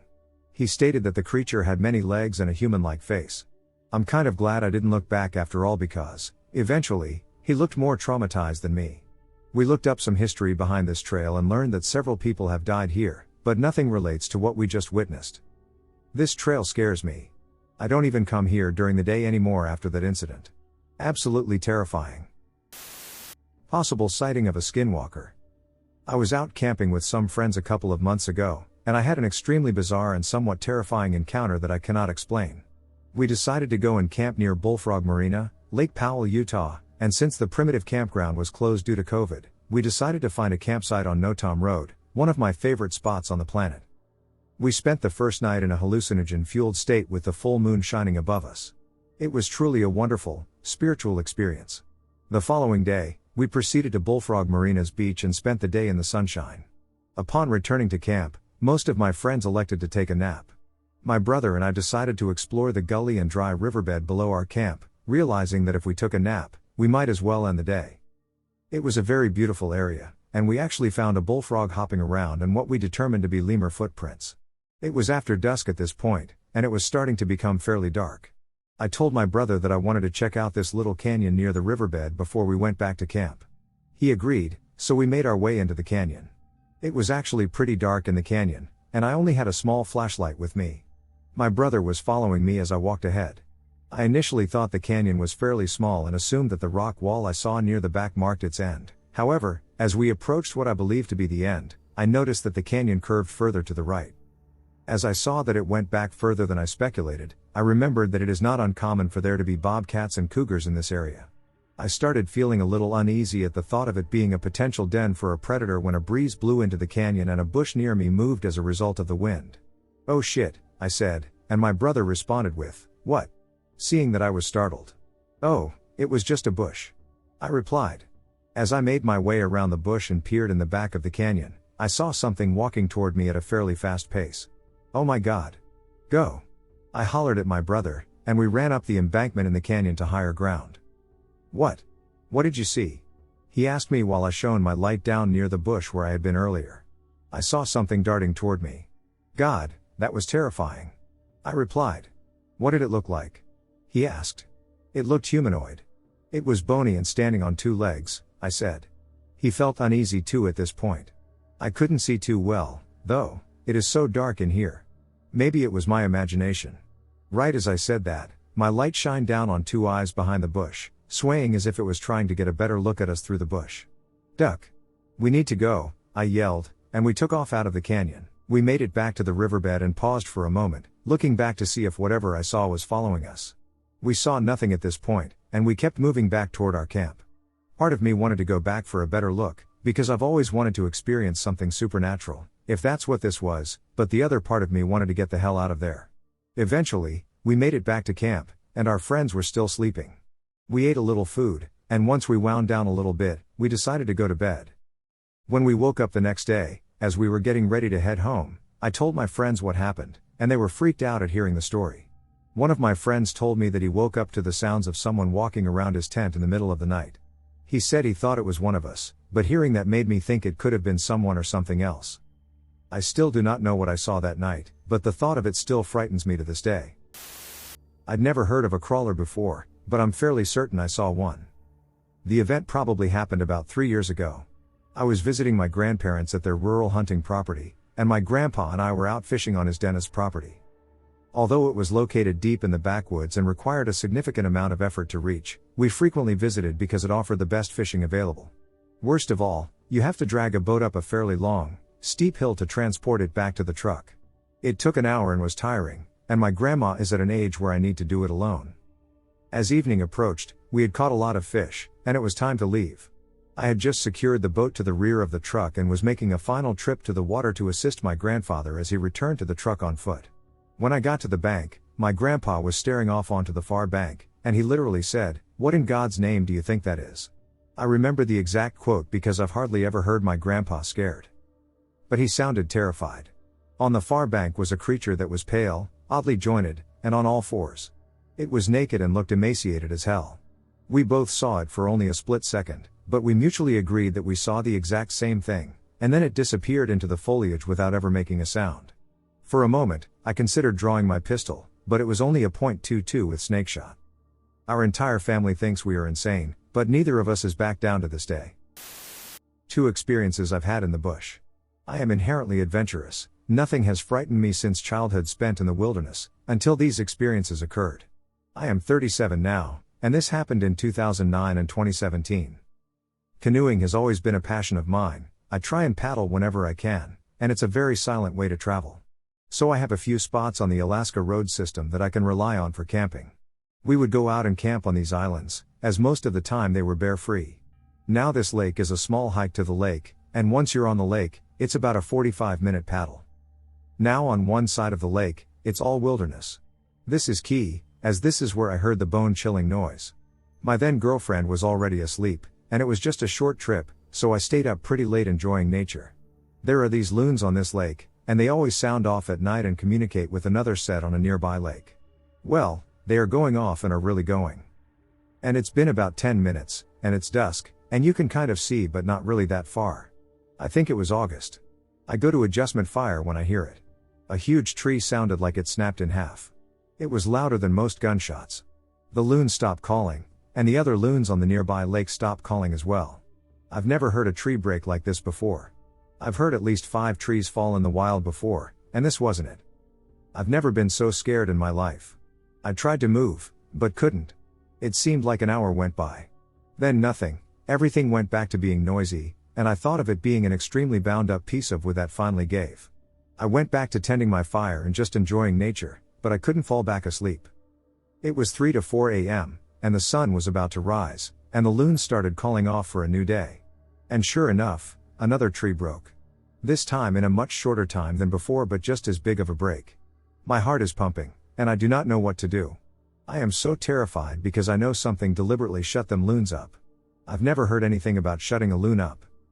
I've asked elders about this noise, and they said it was the hairy man, and I shouldn't go back there. They told me that those tree breaks were to try and scare you into running off. Then they would take you, because that's what they do. I was told that most of the people that go missing happen because of these hairy people. They even go deeper and say that you turn into a hairy man when you go missing. That's why they are always lurking around. I went to 3 different clan members and pretty much was told the same story. They claim that these tree breaks are intended to scare you into running. In 2017 I went to Monague Island on the south coast for 10 days. This is the largest uninhabited island in North America. My cousin agreed to fly me out in exchange for some aircraft maintenance and half my deer. This was a great deal, and I always took him up on fly-out trips. I was deer hunting in early November, such a crappy time for weather. But it was a warm fall, and it hasn't been snowing. So on my first day on the island, I had already bagged my first Sitka blacktail. I happened to get 5 on this trip.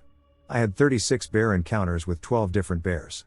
I have had great experiences with bears and suggest to anyone to go observe them and their quirky habits. I had to scare bears off my meat, which I hung on a teepee structure, most nights. Only the large bears would be able to reach them, so I had to shoo them off at night. Anyways, on the second night I thought I heard cheerful chattering. I didn't think much of this noise, as I have heard it before and thought of it as a raven. I went back to cutting up my deer and tending my fire. The weather was very surprising in the first few days. Only 3 days of the trip were bad, and I spent all of my time in my tent that was covered with a teepee as well from the elements. On the last night I had much trouble with keeping the bears away from my meat. I remember keeping plastic torches nearby so I could scare the bears off when I heard them.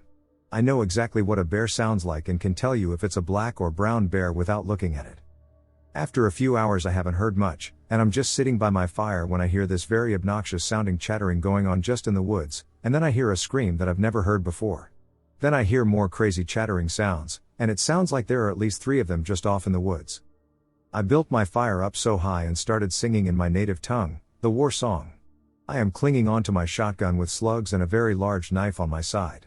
After a few moments I stop singing to check if I still hear the strange chattering. They have stopped. I don't know whether it was the fire or my singing that scared them off. Throughout the night, I considered running away, but I reminded myself that this was my camp. I didn't get any sleep that night, and when morning came, I hit the sack, knowing I had to pack up camp as my cousin was flying back this day. After he picked me up, I told him about what I heard that night, and he said it was a deer being killed by a bear. I don't believe that at all. I didn't know what to think of it, so I went to some of my elders, and they said that the hairy man was trying to get me to run off so they could take me. It wasn't until I heard the Sierra sounds that I knew exactly. This is what I heard on the island. It scares me pretty bad now that I think about it. Fiancée claims she heard someone yelling help from the woods.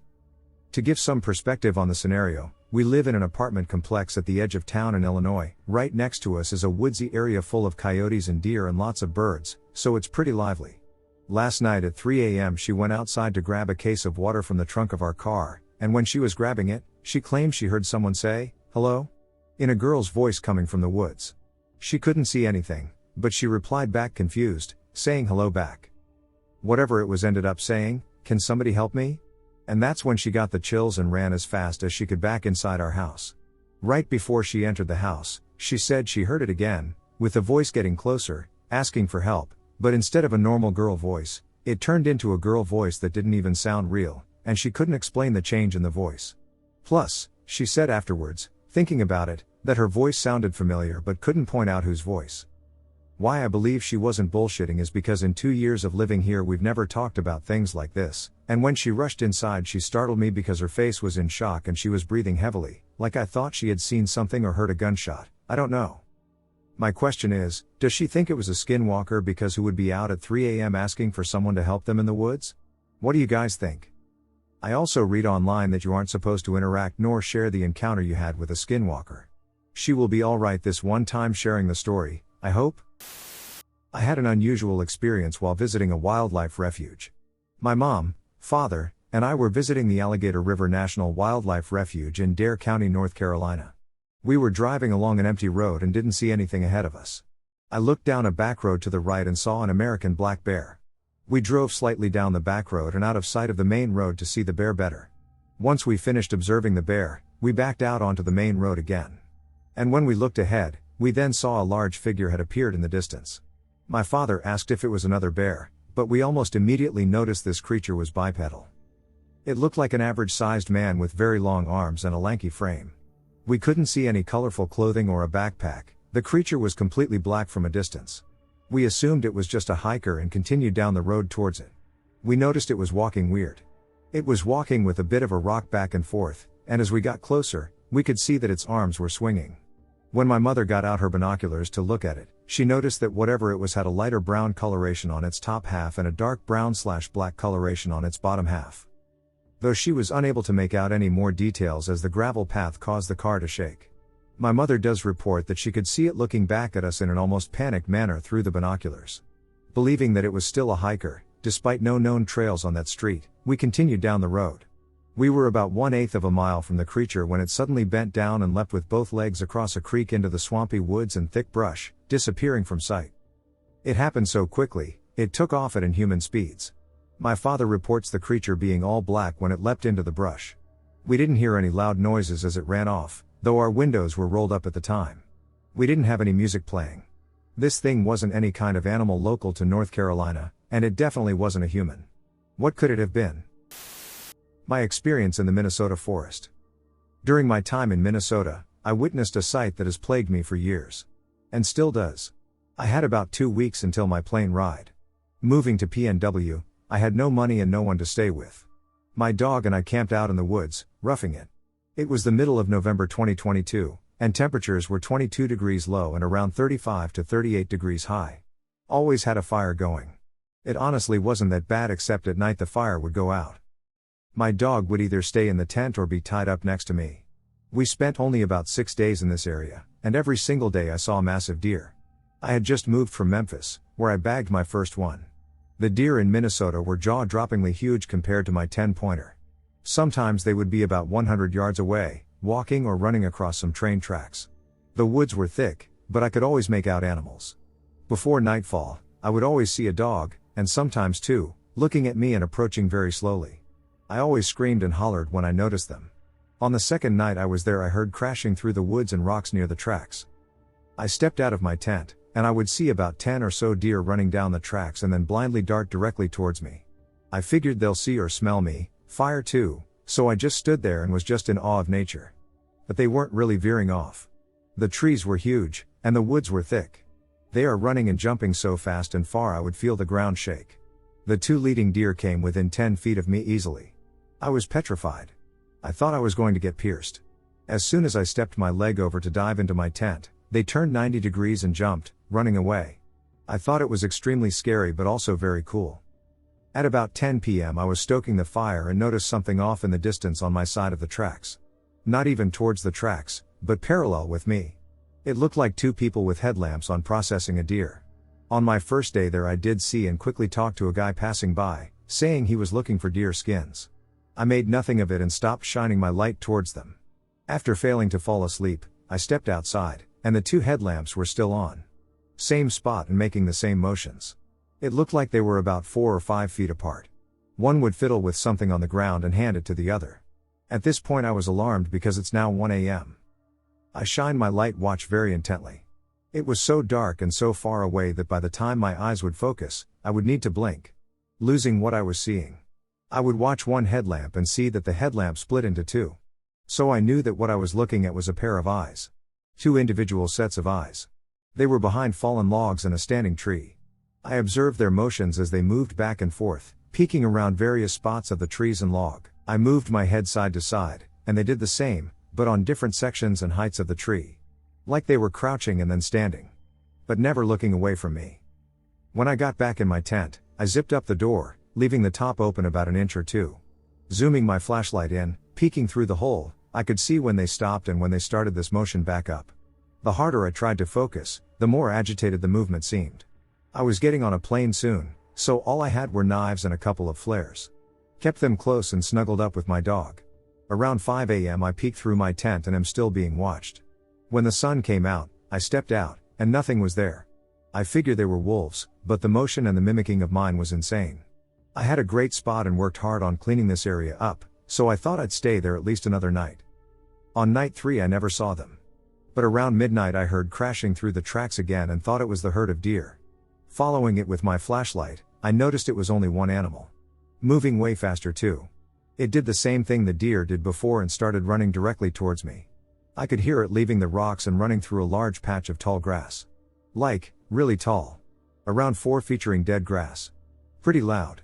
It's still coming towards me, and I'm shining my light in the general area it's about to pop out of. About 40 feet in front of me, the instant it comes out, it takes like a maximum of 2 steps and stands straight up and stops instantly. 1 second it's not seen at all, and the next second I'm staring at this thing, and true fight or flight kicks in. I immediately knew there was no outrunning this thing. I knew it was a full-on predator. I knew if I ran, I would get chased. The eyes were forward-facing, with very long pointy ears. And could go on all 4s or 2. My dog was zipped up in the tent 3 feet from me. I zoomed in with my flashlight, and it helped absolutely nothing. I could see amberish eye shine and a wet gloss on the nose. Staying perfectly still with my light on it, I slowly but deeply took in a huge breath. About 10 seconds have gone by, max, since it stood up. I screamed as loud as I could but also as quickly as I could. All I screamed was hey. I never sounded like that before, I've never ever screamed like that in my life. Didn't know I could even sound like that. It wasn't recognizable. At the same time I screamed, I unintentionally blinked. I heard a thud and the dead grass rustle. But not nearly enough for it to actually be gone. I knew whatever it was definitely within 3 to 5 feet of the grass line. I continued to yell out, I will duck you up. And I will ducking eat you. Repeatedly. Before my initial scream, I saw that this thing was about 7 feet at the tips of the ears. The ears were 100% the same shapes as Anubis. Stupidly long and pointy. Very pointy. The next morning, I walked out into town and went to Caribou Coffee for some Wi-Fi. The first thing I did when my phone turned on, it needed to charge, was search up images of Anubis. I started crying silently right there in the store, staring at the picture. Contacted my family and PNW to get a new plane ticket for an earlier arrival. My 2 weeks turned into 1. Getting back to camp, I started packing up everything to relocate my camp spot. This was a mistake. Because of that giant thing I saw, I totally forgot about the 2 things I saw on night 2. I grabbed my things and walked right past the spot, trees, I saw them at. Went about a half mile further, into more of a denser part of the woods. Thinner trees but denser. That night. Night 4 was terrifying too. This was the first night that I heard yipping from a pack of coyotes. This was about an hour before the sun went down. It sounded like a person screaming, but it went on for so long and so loudly I knew it wasn't a person. They all started at the same time. It went on for so much longer than I expected. Probably around a minute. Very far away, but still made me turn my head at first. About an hour after the sun went down, I heard wolves howling. That made my butthole pucker a little bit. More chills. I decided to make a large fire or at least throw some huge logs on. Fewer trips outside in the night, you know. When doing this I see that the two pairs of eyes are back to watching me. Again I kept being loud and screaming, "I will ducking eat you." Along with other things. The next night only got worse. Every single night after that got worse and worse. The first night at this new location, the two pairs of eyes came back. The second night was 6 pairs. And the next, 8. All of them were at a distance but very still. They stood in the exact same spot every night they returned. With the main two mimicking my motions, peeking around trees for a better view. I even saw them vigorously bobbing up and down like a monkey would when I unzipped my tent. When it was time to leave, I packed up what I could bring and left everything not allowed on the flight behind in my tent. I think about those days every day. I have no idea what exactly I saw or what to make of it. I was already going through rough times and family tragedies. I've spoken nothing of this story to anyone. They wouldn't believe me anyway. They'd just call me crazy. Back in 1984, a few years after Mount St. Helens blew, we started hunting elk on the southwest side of the slopes. If I did not get a nice bull elk opening day or a couple days in, I had a place where big bulls like to go hide in a basin that if you did not know how to get in there, you would never find it except on a DNR map. Well, I did not get my elk in the first 4 days, and out of 5 of us, we already had 3 elk in camp. All of us were loggers at one time or another and all excellent hunters. Anyway, to make a long story short, I packed a spike camp along with my backboard because it was a 3-hour hike to this spot, and if I got an elk down, I would just stay overnight. The next morning, I took off 2 hours before light, headlamp on, and took off. I had not been back to this basin for years because with the mountain blowing, we were not let back in here. After getting turned around a couple times, 4 hours later I found the creek leading into the basin. After a tough climb up into this area, I came to the edge leading in. Completely alert, waiting to see some elk back on this south slope of the back end of the basin, I saw something move, so I immediately got below the side of a huge blowdown log. I slowly looked up over the log, laying my rifle on top, and I also began looking for what moved. Then I saw them. What I thought were 2 black bears playing ended up having arms and heads. I did not know what I was seeing, so I looked through my scope, and it was 2 younger Bigfeet playing, I guess.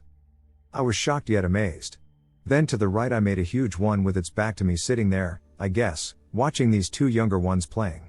Then I see more movement to the left, and a big female stands up with a branch in her hand. She is breast plain as day. She did something with the branch to its mouth, chewing on it or eating bark, I'm not sure, but her face looked man-like but ape-like. They did not know I was there at all. I was wanting the big one with its back to me to stand up, but it did not. The ones playing, I guess, were teenagers. They were a lot smaller but still big. They kind of moved beyond sight, and the female sat back down or moved away. Something told me I better slip out of there before they noticed me. Never seen the big one stand up, but he or she was huge. The creature had a broad back, no neck, and a strange cone-shaped head. After ducking down, I realized what I had just seen. I started shaking because I was 3 hours away from any road. I did make it out and told my story once and got laughed at. I never told this story again until now. I never stayed in the woods overnight alone. I did not go hunting for the next 4 years, and then I never hunted there again. It has been over 40 years, and I wish it had been now. Maybe someone would have believed me. My skeptic father still can't explain what he saw in Navajo Mountain, Utah. My father and uncle are about 2 years apart in age. They lived in Navajo Mountain in the 1980s. My dad was 10 to 12, and my uncle was younger. As it goes, they were always outside riding bikes with their friends, natives of the reservation. My grandma was recovering from an abusive relationship with their father and wasn't too concerned with their whereabouts, being that it was a small community. There wasn't much trouble around, nor would they know what real trouble was at that age. Trouble wasn't the issue for young white boys on a reservation then. Pure terror was. It was a typical night without any parental supervision. The night was colder than usual, and the night sky was blacker than you could imagine. In such a desolate place, the stars in the sky would light the night. This night was as if the earth had moved to a different dimension, an abyss. The boys raced each other as they did every night until they were compelled to force their brakes in unison. They simultaneously looked up, each boy's face melted from carefree, innocent, and adolescent to unadulterated horror. The boys stood motionless, grasping their bikes with every nerve, muscle, and strength in their bodies on the dirt road. To the right of them was a mesa, one they rode by every day. The mesa that paralleled my family's home. The mesa that they could see through my father and uncle's bedroom every night. This mesa would become fear and nightmares to them from this night forward. At the top of the mesa was a roaring fire. Taller than any bonfire that someone could assemble. Bigger than a group of people could assemble. It raged and was unbelievable. It was almost as tall as the mesa itself. More unbelievable was the pitch-black figure seen cavorting around the bonfire. The native boys with my father and uncle informed them that this was not a typical Navajo dance or ritual. Pits began to form in their stomachs. Friends of my father and uncle turned back around without a word and bolted back to their homes. My father and uncle threw their bikes to the ground and ran across the unpaved road into their home. The two came back in a panic, relaying what they'd seen to my grandmother, but she was unconcerned. A legend of the natives, she told them, and shooed them away. They lay awake all night in their shared room, not saying a word to one another. They forced their curtains as close as possible, too scared to look out the window and see what they shouldn't have to begin with. Neither could shake the images burnt into their memory, but the sun managed to rise and peek through into their room. A sense of release washed over them as the darkness had faded. The boys left their beds and traveled to the kitchen to try a second time to tell my grandmother what they saw that night. They tried to get a handle on what they saw, but it was as if they couldn't explain it. Again, my grandmother brushed them off. With a coffee and newspaper more important than their story, she told them to climb the mesa and investigate. The boys wrangled the friends who shared the experience with them the night prior as they passed on their bikes. The friends stayed on the dirt road, looking up at the mesa as my father and uncle climbed up to see any evidence of the hell-burning fire they witnessed together. The mesa wasn't much taller than an average one-story house, so the brothers took less than 2 minutes to climb to the top, where the nightmare took place. When they got to the top, they were hysterical and also relieved. There was no indication a bonfire of that enormity, or even a fire at all, had taken place on the mesa. They had clearly seen it the night earlier. They climbed down and told the message to the friends who had also been a part of the shocking scene. Their native friends looked at them in shock, but neither said a word to them. They immediately turned their bikes around and proceeded home. It was never talked about again despite my father and brother asking about it. My grandmother and everyone else in the community refused to talk about it again. My father is a skeptic. He does not believe in anything paranormal. Aliens, ghosts, mermaids, you name it. But whenever I ask about the skinwalker he saw, he turns pale and white. He gets quiet, jumpy, and curt. I had to plead to get the full story out of him, and I could see goosebumps and every hair standing up on his arms when he shared his experience. My grandma took me to Navajo Mountain in 2019 to show me her history and to see how Navajo natives still live on this reservation today. According to her, not much has changed since living there in the 80s. I hiked and explored what I could of the reservation as to not invade or violate any of the Navajo reservation and its beauty. However, I did feel a change in mood when I visited. My existence felt heavy, as if I wasn't supposed to be there or as if I was invading territory that wasn't meant for me. Not caused by any of the community there, but just by my presence being on the land. I will never forget my experience visiting and all that I learned about reservation life. I intend to hear any other stories from Navajo Mountain residents or talk with some people with similar stories in the Navajo reservation. I climbed the mesa where the skinwalker my dad and uncle claimed had its ritual. I felt pretty normal until I got to the top and stood in the middle. I felt some darkness creep into me as I stood there. I've never been the same since. New York, she heard Dogman speak, North American Dogman. My husband regularly listens to your channel, and until a few days ago, I thought he was crazy. While my encounter was not as up close and personal as many of your guests, it was nonetheless terrifying to me, and I feel that it has forever changed me and the way I view the world. I had just arrived home, a few minutes after dusk, after visiting my parents. Our location is rural, but we do have a few neighbors within shouting distance of us. We have 33 acres of mixed forests and fields, with lots of thick brush, consisting mostly of briars. I had my 2 young children with me in the Jeep, ages 2 years and 11 mo, when I pulled in the driveway that night. My husband was working late, with an emergency case. It was nearly fully dark when I arrived home. As soon as I stepped from my vehicle, I felt creeped out. It felt different outside. We have many peepers and crickets that would normally be making lots of noise. Even the birds are usually chirping until an hour or more past dark. This time, there was not a sound. It was very warm that evening, so the peepers should have been in full chorus. Because of my uneasy feeling, I was rushing to get the kids in the house at the same time and did not want to leave RJ in the car alone for a minute, as I routinely do. He and our older daughter, who was asleep, are normally too heavy for me to carry together at the same time. That night though, I grabbed them both, one in each arm, after finding my keys to the front door, and carried them both. Usually, I would use the auto garage door, however, the opener did not work.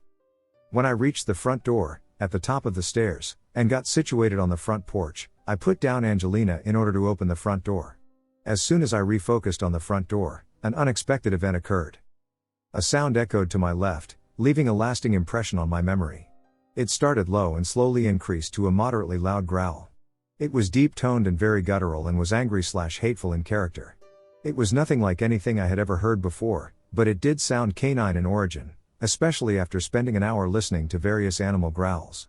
The growl continued for approximately 10 seconds. I was so terrified, I was fumbling with the keys. It really felt like I was dropped into an 80s horror film. I really did think I was going to die. I was sure any second, the thing making this sound was going to pounce upon me and the kids and eat us right on the spot.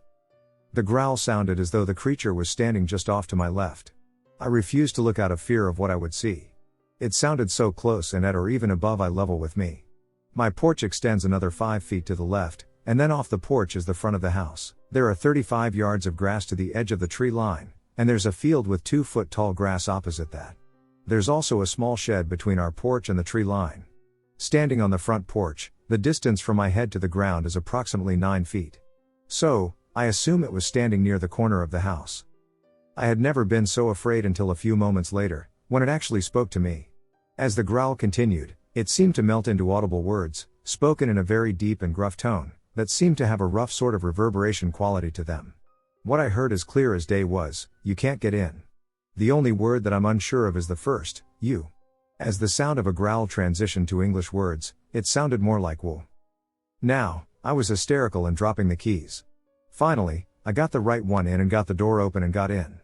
I had to kick my daughter through the door, regretfully. Strangely, she seemed oblivious to what had just transpired, as if she didn't hear it. I slammed the door shut and never looked.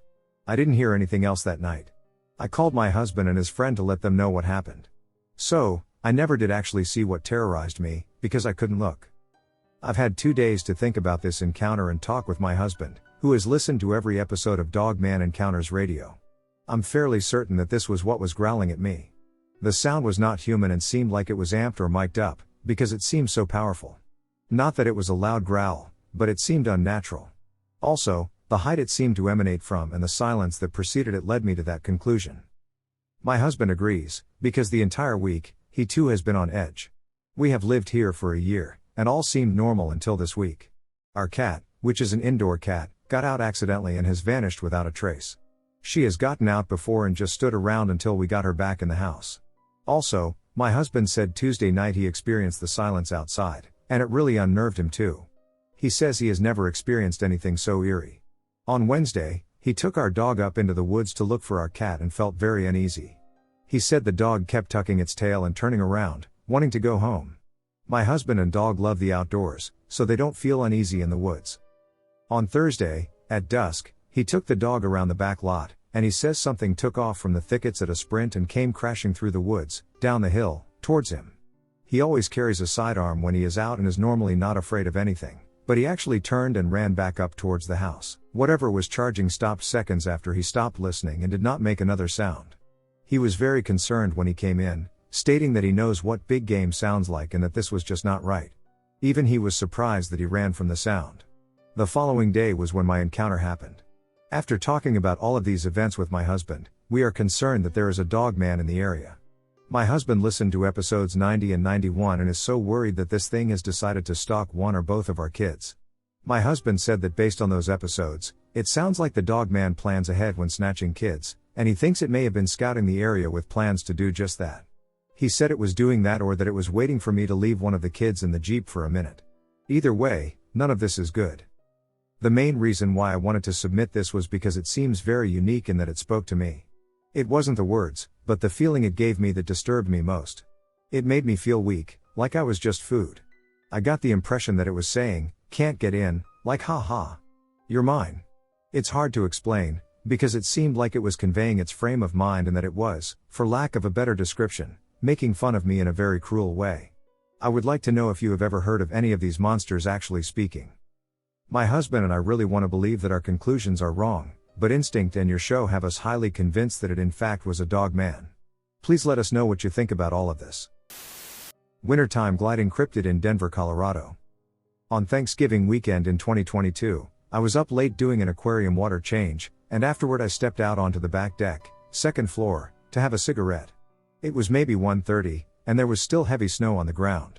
I heard something moving in the back door neighbor's yard behind the shared fence, maybe 150 feet from me, and assumed it was just a raccoon. I had heard/seen one or more raccoons in their yard before, so I didn't think it was anything weird. The snow was a few days old, and the animal's footfalls were very audible. I figured it was probably checking for food in the neighbor's bird feeders on the ground. I waited to see if it was a raccoon, but it didn't come into view until it went from wherever it was in the neighbor's yard up to their house and began climbing the trellis to their roof. The neighbor's porch light was off, but ours was on, allowing me to clearly see the dark shape climbing their trellis. I still thought it was a raccoon, but it appeared too skinny and longer than any raccoons I had seen before. I wasn't sure what I was seeing exactly, but I had no reason to believe it wasn't just some odd, gangly raccoon until it got to the edge of the neighbor's roof and climbed on top. Now I was more confused about what it was because it seemed more cat-like rather than raccoon-like, prominent cat-like ears, but with a face that was more elongated, like a possum's, but it definitely didn't have the smooth and skinny rat tail that possums have. The tail was long, at least as long as the animal, and seemed thicker. It was uniformly dark in appearance at this distance, no raccoon banding or coloration that is instantly recognizable. The animal was facing me and began doing the shimmying dance that cats perform just before they jump, which confused me because there was nothing between its position on the neighbor's roof and my location on our deck for it to jump onto, and I thought, this thing is going to jump off that roof and land in the snow below. Then it jumped and spread its limbs, and there was some sort of unexpected wing or membrane thing that suddenly happened, and I was frozen in shock.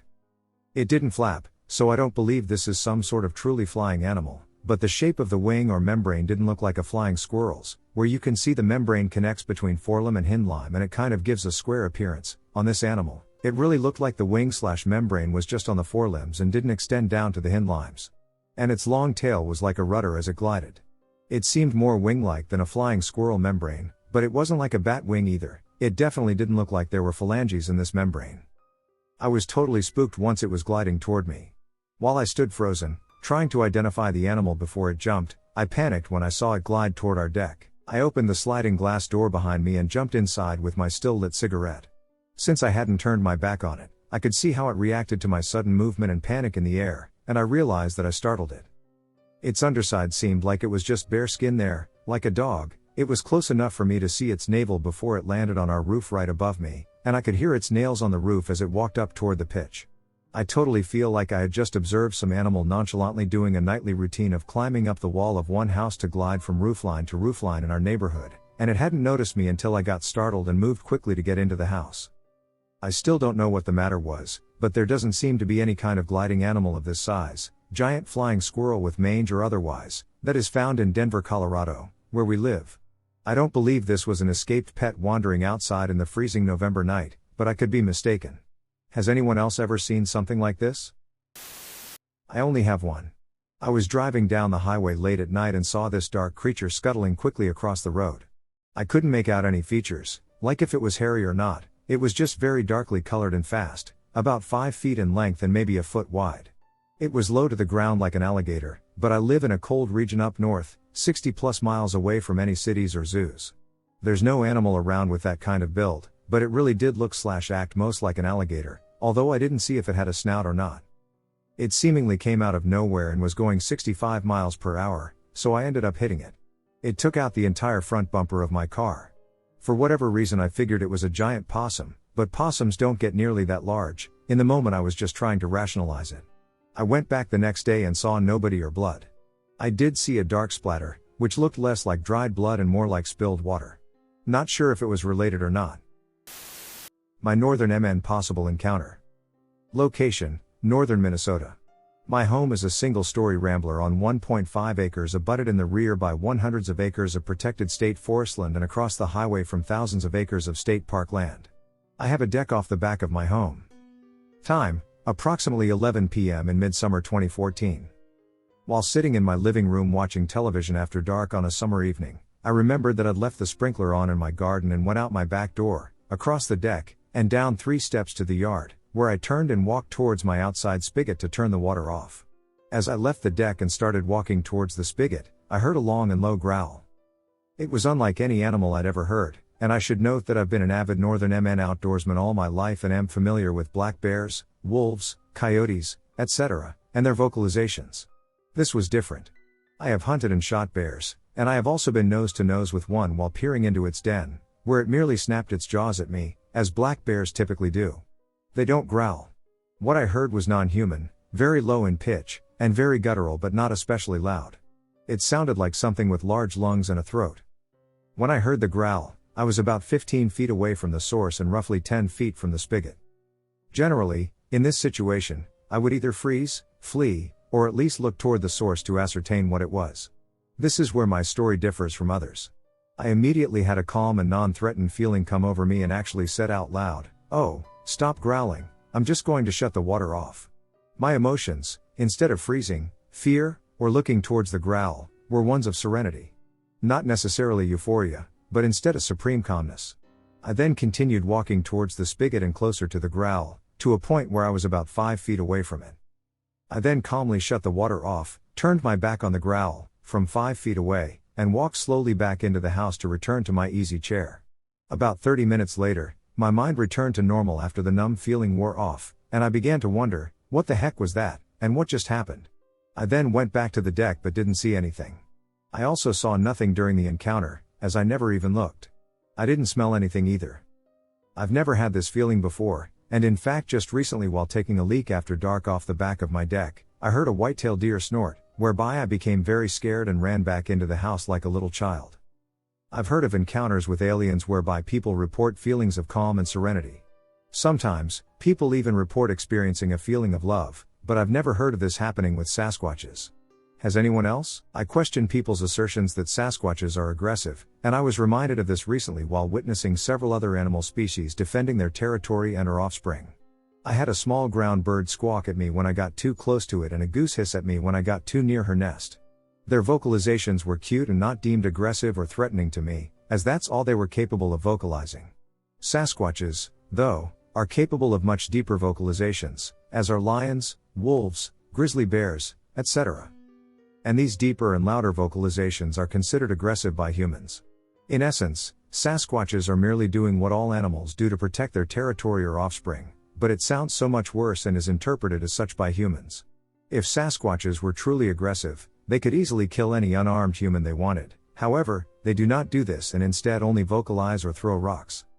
I say this to also ask if anyone's had an experience such as I've had, where I feel a Sasquatch was able to project a calm feeling in me and essentially communicate via telepathy their non-intention to hurt me.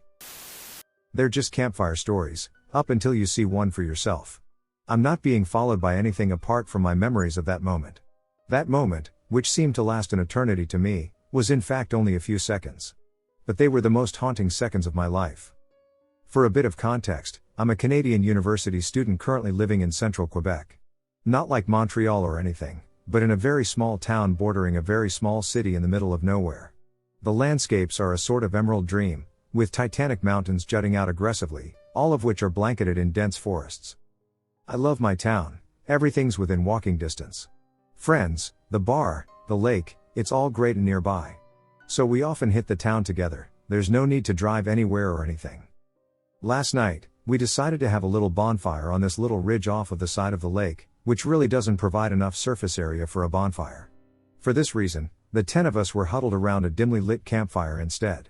Guitars are being played, fine alcohol is being drunk, and good times are being had by all. As the night draws on, I've charged myself with keeping the bulk of the fire going. Nobody else is really too apt at any sort of camping or otherwise outdoorsy activities in my group. Up until this point, all was very normal, apart from my close friend acting a little off. After our first few, he had run out and left by himself to get more. The ridge was out of sight of the road due to the dense forest path that we used to get to and from it. So he goes and cuts through it alone. When he gets back, he's acting like he's had 100 beers. It looked like he wasn't used to his legs. Strangely enough, he had a full case of beer with him, so I assumed he hadn't drunk any more. He also wasn't gone for very long at all. Honestly, we drink together often, me and him. I know what he's like drunk, and this was particularly unusual. So he's trying to talk to people, but he just can't say real words. It was as if he was trying to perform all of the accents of normal English speech but didn't actually understand any words or syntax, kind of like those videos that are meant to elucidate on what English might sound like to non-English speakers.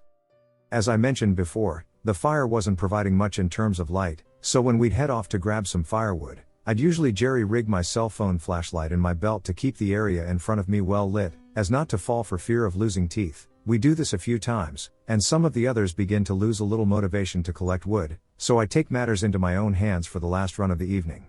This brush was completely uncultivated. Super thick, very dark.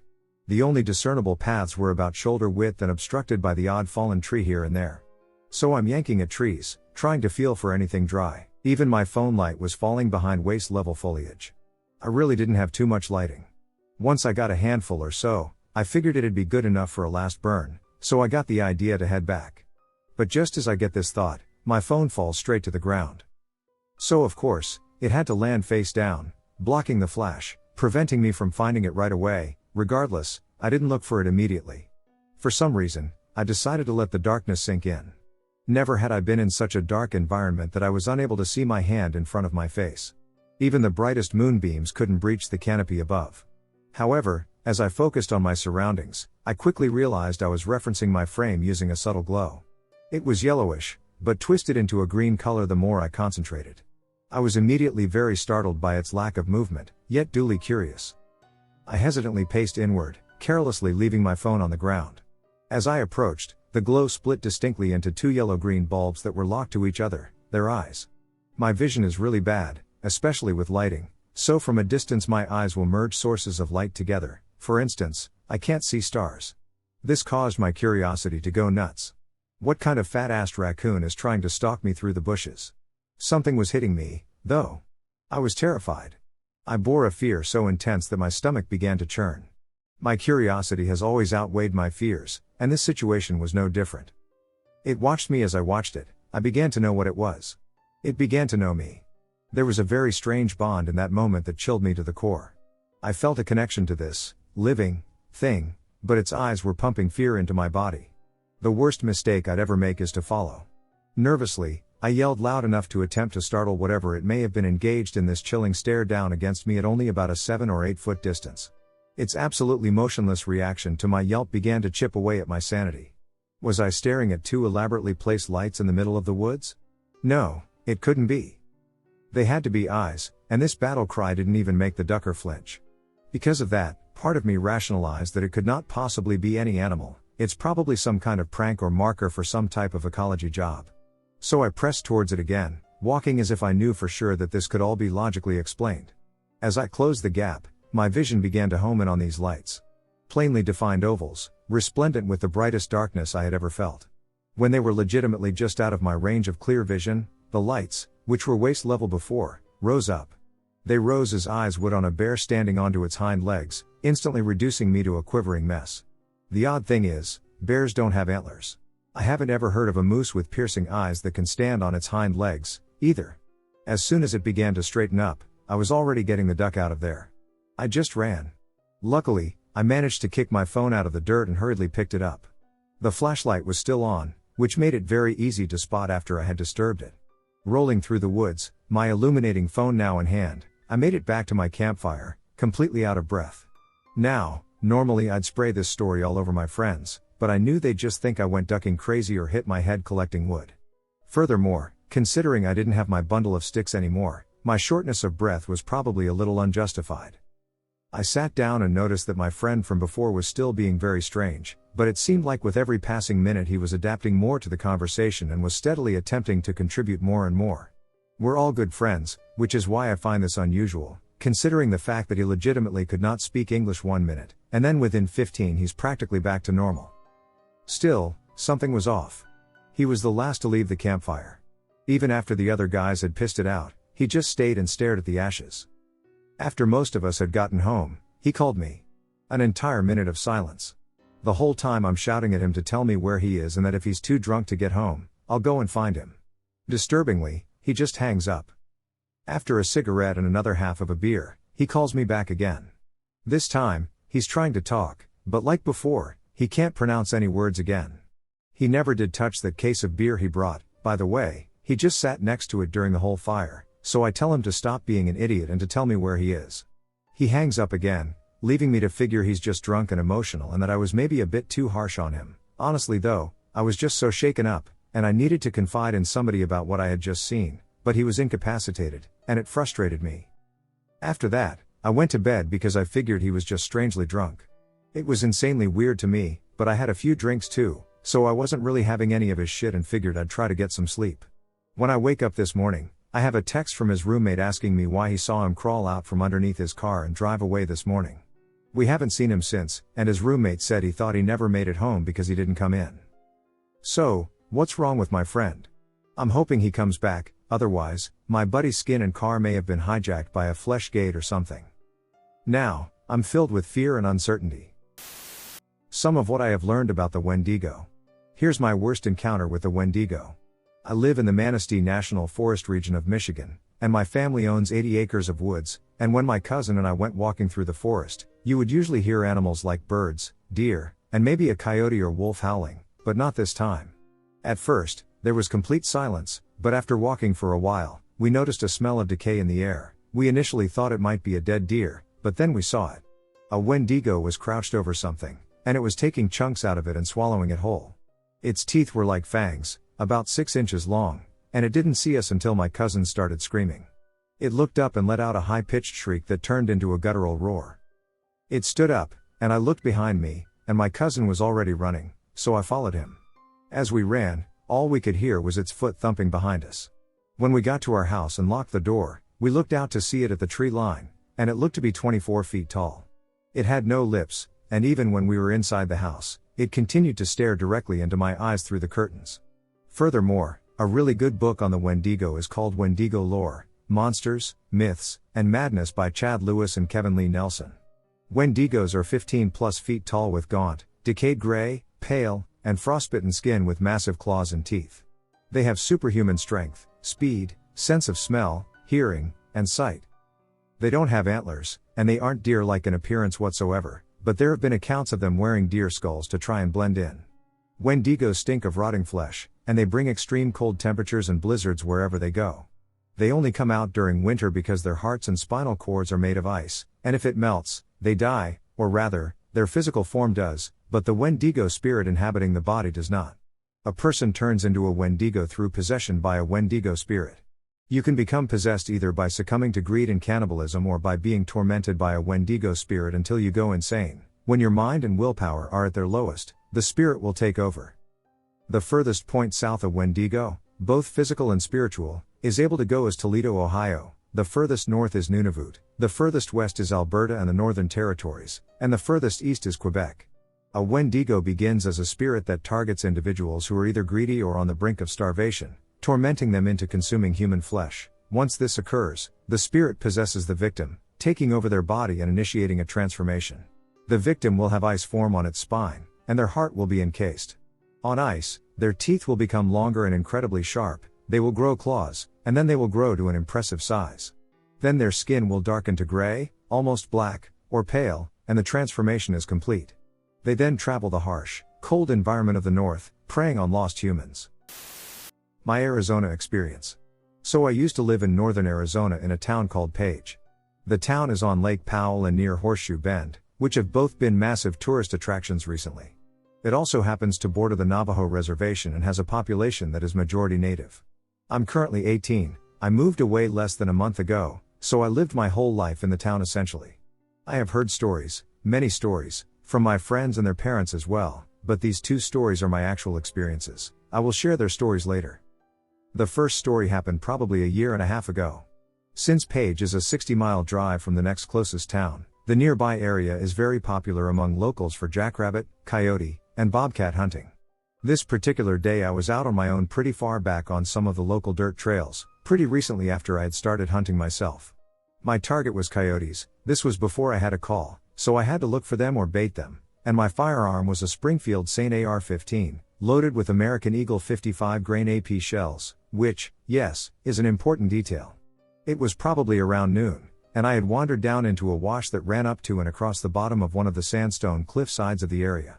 While walking through the wash, I scared probably the biggest coyote I had ever seen up the side of the cliff face. As it was scaling, I took 3 shots at it, and I was able to hit at least one because it started bleeding quite profusely as it made its way up and over the top of the cliff. I gave pursuit and probably scaled the face in 3 to 4 minutes of winded climbing. At the top, the cliff turned into a flat mesa, covered by shrubs and dried up bushes probably about knee-high at most. I'm 5 feet 10 inches, so not very tall. With no coyote in sight, I started to follow the blood trail. I was quite perplexed and a little worried after following for about 20 minutes. The blood trail was still thick, too much was being spilled to allow the coyote to continue a straight sprint for that long, and I was hunting with a round that would drop a mountain lion in its tracks. After about 10 more minutes, the tracks from the coyote met with tracks from what I still am assuming were goat tracks. This is where I turned and got the hell out of there. Both tracks were recent and deep, and the sand was still loose enough to fall when I kneeled down to look at them. The tracks split from each other, the coyotes going far off to the left, and the goats going to the right. The blood trail, though, no longer followed the tracks of the coyote but instead indicated that the goat had been shot. The tracks led down into another wash known in the area for being bad news, so I got back to my truck fast after that. The second story took place near the outskirts of town and has a video that comes with it. We and my friends were out around 10 at night, near one of the local jogging trails. At the edge of one of these trails, a storm drain tunnel opening sticks out. We often joke that skinwalkers use the storm drain to hide from joggers or bikers, but we had never taken it seriously. This night, though, we decided to go into the storm drain to see for ourselves. I was the first one to enter, followed by 5 people behind me. We were probably 300 feet in when I heard what sounded like claws scraping against concrete ahead of me. I could only see about 50 feet in front of me with my light, so I shushed everyone behind me. As soon as we go quiet, a moan resonates through the tunnel. I have never backtracked on all fours so fast in my life. The storm drain leads to a nearby road, which the people who were too scared to go into the tunnel were looking at, but they were not on the road or anywhere near the opening of the road and were even taking Snapchats at the time of the noise, showing us that one. It wasn't them and 2. There were no cars on the road at the time.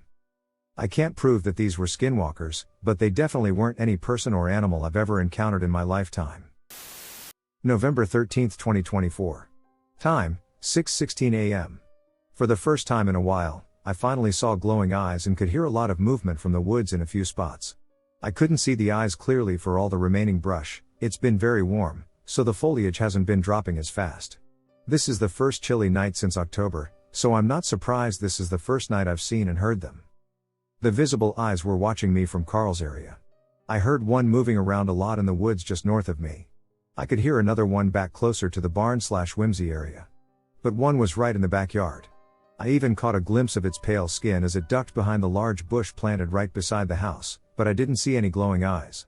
It seemed a little smaller than typical crawlers, but I've read that people have seen them in family units, and my very first impression when I saw them was that they formed a familial group. Perhaps this one was younger? I do believe with a little more certainty that they can go invisible. While I stopped being able to see the one that was in the backyard, I could hear it because of all the dried leaves. Skippy started barking at the unseen creature, and although I couldn't see it, I could sense that its energy was defensive with a hint of aggressiveness. It appeared to be false lunging towards Skippy, which means it would lunge forward briefly before stepping back, creating the illusion of a threat while actually acting defensively. I think it was more of a bluff, but I kept Skippy on a short leash right next to me to make sure. I bent down to pet Skippy to calm him down, and after a moment, the crawler energy changed, and it stopped making lunging sounds. I think I realized I wasn't going to let Skippy loose with it. Once it felt safe to move again, I brought Skippy back into the house and went back out the back door to see if anything was still around, but they had already left. To give an idea of just how close it was to me, I'm talking a matter of feet. Maybe 15 feet away at most. I was looking at the backyard from the side of the house, between the house and the garage, just beyond a large bush at the corner of the house. Honestly, once I couldn't see it and could only hear it moving the leaves, it was uncomfortably close, even for me. While I was aware of the different energy signatures, I've learned that unless they look at me, I'm not going to be able to read them very much. I'm sad that I didn't feel Carl. His energy towards me is lighter and friendlier than the others, presumably because he knows me, as much as a crawler can know a human in our multiple but brief encounters. Since these crawlers don't seem to know me, I'm going to have to practice more caution like I had to when all of this first started. I'm also going to have to try to communicate with them to make them understand that they can stay in the woods and around the barn, but not approach the house. Even though the situation is frustrating, at least I know what to do. Their appearance patterns are also lining up with the past: no moon and cold temperatures. Close-up Bigfoot sighting. I was on George Highway 144 coming from Richmond Hill, going through Fort Stewart, Georgia, and was going on a work trip and meeting with some friends. I am on my Honda CBR 1000RR motorcycle going close to the speed limit. I'm uncertain about how strict the authorities are on this route, and I want to avoid getting pulled over. I go around a curve to the right, and I look straight ahead while I'm approaching a left curve, and my headlights are pointing straight at a very tall, close to 7 to 8 feet tall, hairy creature walking towards the wooded area to my right. He was at that point between me and a power pole, and at this point 60 to 70 feet away and getting closer fast. He was nearly at the left curve that I am about to enter. His stride was likely twice the length of mine. He did not speed up. He did not look alarmed. He didn't look mad or scary. He simply looked over his right shoulder and looked at me dead in his eyes as I was approaching. I probably was around 10 feet away at the closest. I did not feel scared, nor was the creature trying to make me feel scared. One thing I remember was the eyes glowing, a little red, almost like an animal at night glowing but with a red glow color. Nothing alarming at this moment to be fearful of. I didn't notice any smell riding by, nor did I stop. I was hoping to have it recorded with my camera, but it wasn't recording. I literally made eye contact with this for a few seconds.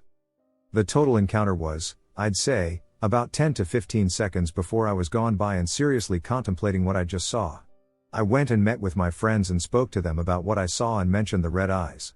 I proceeded to look up other encounters in the area and just could not simply find anything, so I forgot about it for a little while and kind of tucked it away. I was at work recently, now, about a year later, I had ChatGPT at work shooting, and we all were asking it things, and my client asked about loud howls at night and seeing tall creatures. I initially thought, here we go, but then I heard something that provoked a reaction in me when she mentioned the red eyes. I dropped the jar and started to remember. Then I was thinking her home is not far directly to get to through the forest on post. The distance is less than 8 miles, with no rural areas in between. She also lives on a river. At this point I told her I've seen it too. We spoke about these different experiences, and here I am now. I absolutely saw this thing and got pretty close to it, eyes locked. He never broke stride or sped up or slowed his pace. This happened, I would say, close to a year ago at night, closer to 12 to 1 a.m.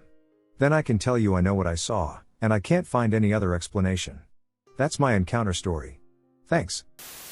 Someone said it could be a crawler.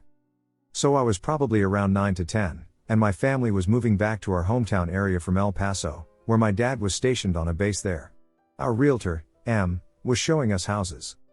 We arrive at a house with overgrown bushes, ugly crabgrass, and a jagged, missing sidewalk. The white siding is brown by this point, with tree branches overhanging almost every inch of the roof, so all you can see is this cave-like entrance into the front door. M informs us, oh yeah, it's been on the market for years, and there is no electricity, so we will be seeing it in the dark. We go inside, and the sight that hits us is, remarkably depressing.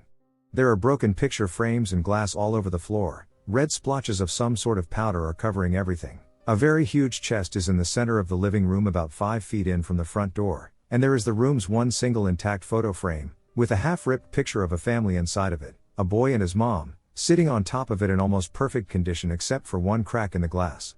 The house smells like something. Something old and wet, yet fresh and rotting at the same time. No one noticed the smell but me. We leave the living room, and all I remember next is going to look into the garage. Now y'all remember when M told us there was no electricity and we would be seeing the house in the dark. The singular light bulb in the garage was glowing blue, not a bright iridescent blue by any means but a sickly, dim blue that was just bright enough to illuminate the walls and floor and bathe the garage in the same shade of blue it was radiating. My parents and M both commented that the situation was strange, suggesting there might be some sort of charge flowing to the light through the power lines, but I found it unimportant. I couldn't care less because what I was staring at was worse than any creepy light that was working when it shouldn't have been. There was something inside the garage. It looked like a human, or maybe what used to be a human, but it appeared wet. Its skin kind of looked like if you grabbed it, it would just slip right off. I could see veins through the skin, which was so pale it seemed almost see-through. This thing was emaciated. I could see all its ribs, and I could see hip bones. Its arms and legs had just enough fat in the thighs and upper arms to distinguish them from mere sticks attached to a lump of flesh. The neck was just long enough to appear proportionately weird, and the head was turned to look straight at me. You might question whether it was actually looking, since there were only holes where normal eyes should be. There were stringy clumps of hair hanging from the tops and sides of its head. And I got the sixth sense that it was happy to see me, almost as if it was thinking, finally. I could tell if it stood up, it would be tall. Almost ceiling height. So about 8 feet. I watched this creature crawl on all fours, resembling hands and very long feet rather than hands and knees, as it moved from the center of the garage directly under the light bulb, crossed in front of my family, and me, and then disappeared into the wall. It kept its head turned on me the whole time. And I followed it with my eyes the whole time. I don't remember even feeling scared in the traditional sense. Like, oh shit, I just saw a scary naked humanoid thing crawl across the floor in front of my eyes. I felt invited, I felt intrigued, and more than anything I felt like it had been waiting on me. Just me. I felt like it was telling me, come in, make yourself at home, you're welcome here. My parents decided they were thoroughly creeped out, though, and without seeing the rest of the house, we left. They told Em they weren't interested, and that was that. We fired her shortly after because she made a habit of showing us abandoned houses in the pitch dark. I was the only person who saw the thing, but my parents, after thinking I was asleep in the car on the way home, started talking about how once they opened the garage door, they felt like they were trespassing, as if someone was watching them. It suddenly felt colder than the rest of the house, it smelled like rotted meat, and something just wasn't right about that blue light. It's the scariest thing I've ever seen, but damn, I want to go back. If anyone remembers anything about my original story, you're a real one. I saw something, can't ducking tell you what it was, in the woods surrounding the Boggs campground on the Montour Trail. Tall, pale, skinny, you know the drill. I went back a week or two ago, ducking college is destroying my sense of time, and I didn't see anything, but I heard that ducking whistling again. My friend who came with me, we'll call him C, heard it first and woke me up because he was freaked out by it. I only heard it for a second because I was woken up from a deep sleep, and it took me a second to understand what was happening. I want to go back there more than anything in the world. I own a Springfield M1A, the 2016 reproduction series, which is chambered in .308, so I don't think I have to worry about bringing enough gun this time, but I don't know how to make sure I see it. Recording it is harder. I looked into trail cams, but they seem like too much money for the outcome. I'd only use it once or twice anyways. I have a really nice Canon camera that I will remember to bring, but it doesn't do super well in low light. Any suggestions? I want to attract it instead of hunting it down so I can meet it in the open and get the best chance at a clean shot if needed. I don't want to kill it, or anything for that matter, so how do I get it to come in a curious mood and not a hunting mindset? Are there any cheap gun-mounted cams that exist? I don't think I'll put the gun down just in case. I just want to study it. I think befriending it is out of the question. Should I go with a group? I'm not going by myself. Duck that. But how many people will scare it off? Our terrifying encounter with the Boggy Creek monster in Fouke, Arkansas. In the early 90s, when I was just a kid, my family moved to Fouke, Arkansas, chasing a fresh start. My dad had snagged an old house for a steal, a deal too good to be true. We soon learned why. The previous owner, a woman named Clara, had died in that house, her heart giving out in a moment of pure terror. The walls of her home told a chilling story, scrawled in frantic loops were the words "I'm sorry," alongside crude drawings of a towering, ape-like creature with glowing eyes, the Boggy Creek monster. Locals whispered that the previous owner had hit the beast with her car one foggy night and fled. But the creature didn't forget.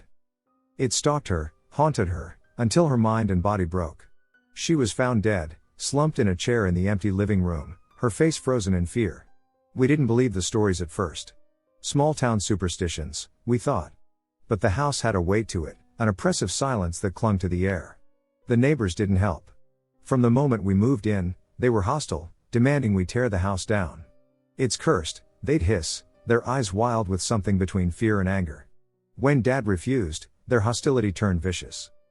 They killed 2 of our dogs in ways that still haunt me, one shot point blank, its jaws locked around the attacker's mangled hand, the other poisoned with antifreeze, writhing in agony.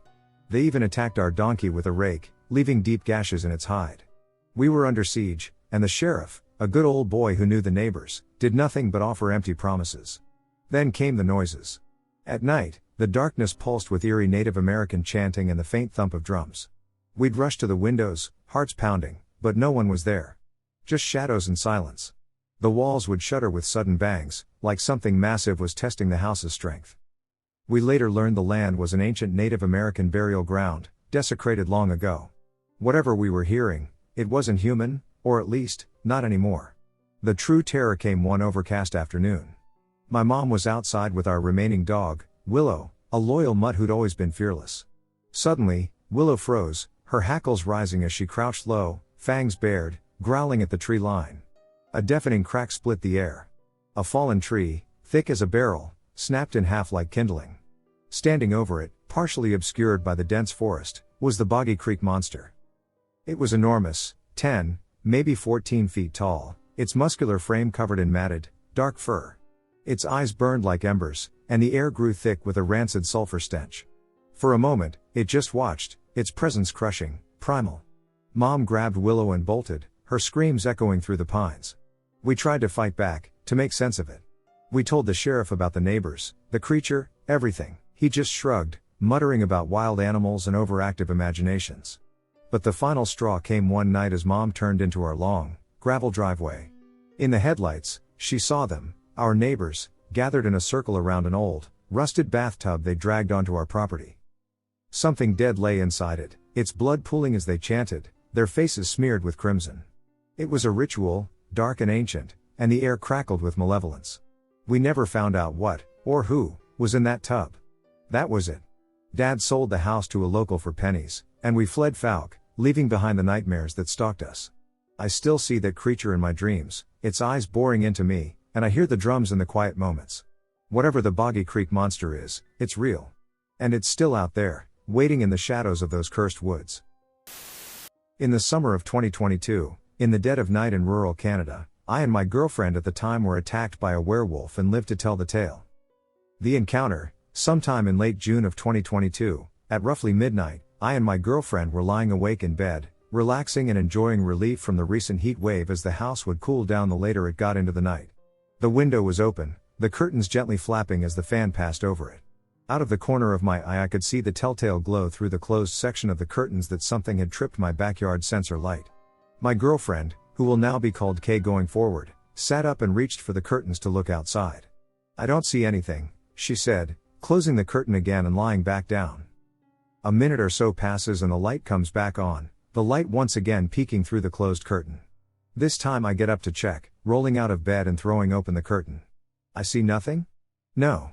There's something looking over the backyard fence. It looks like the head of a large dog. It's all white, the eyes are glistening in the dark with the telltale glimmer of a wild animal caught in the dark as a light passes over it. "It's a dog," I mutter. Over the next few seconds it quickly dawns on me, that can't be right. My fence is 5 feet tall, there's no way a dog could just pop his head over the fence without also climbing over it or... No. That's not possible. Panic, I step back from the window. This isn't right, I did not see that. No dog can stand and look over a fence without throwing its paws up over it. This has to be some kind of prank. Dogs don't stand like that. No, that was something else. I run to the corner of the room and throw my gun-safe door wide, reaching for my grandfather's old hunting rifle and shotgun. I grab a fistful of shells, pocket a few into my robe, and jam one into the shotgun before tossing it onto the bed next to Kay. Get ready to open the window. I snap as I slam the magazine into the old rifle and cycle the bolt, ready to shoot at whatever I saw. Kay stands up, slowly at first, but then quickly moves into position and throws the window open. I ready the rifle and take aim. Nothing. Pitch black. Just nothing.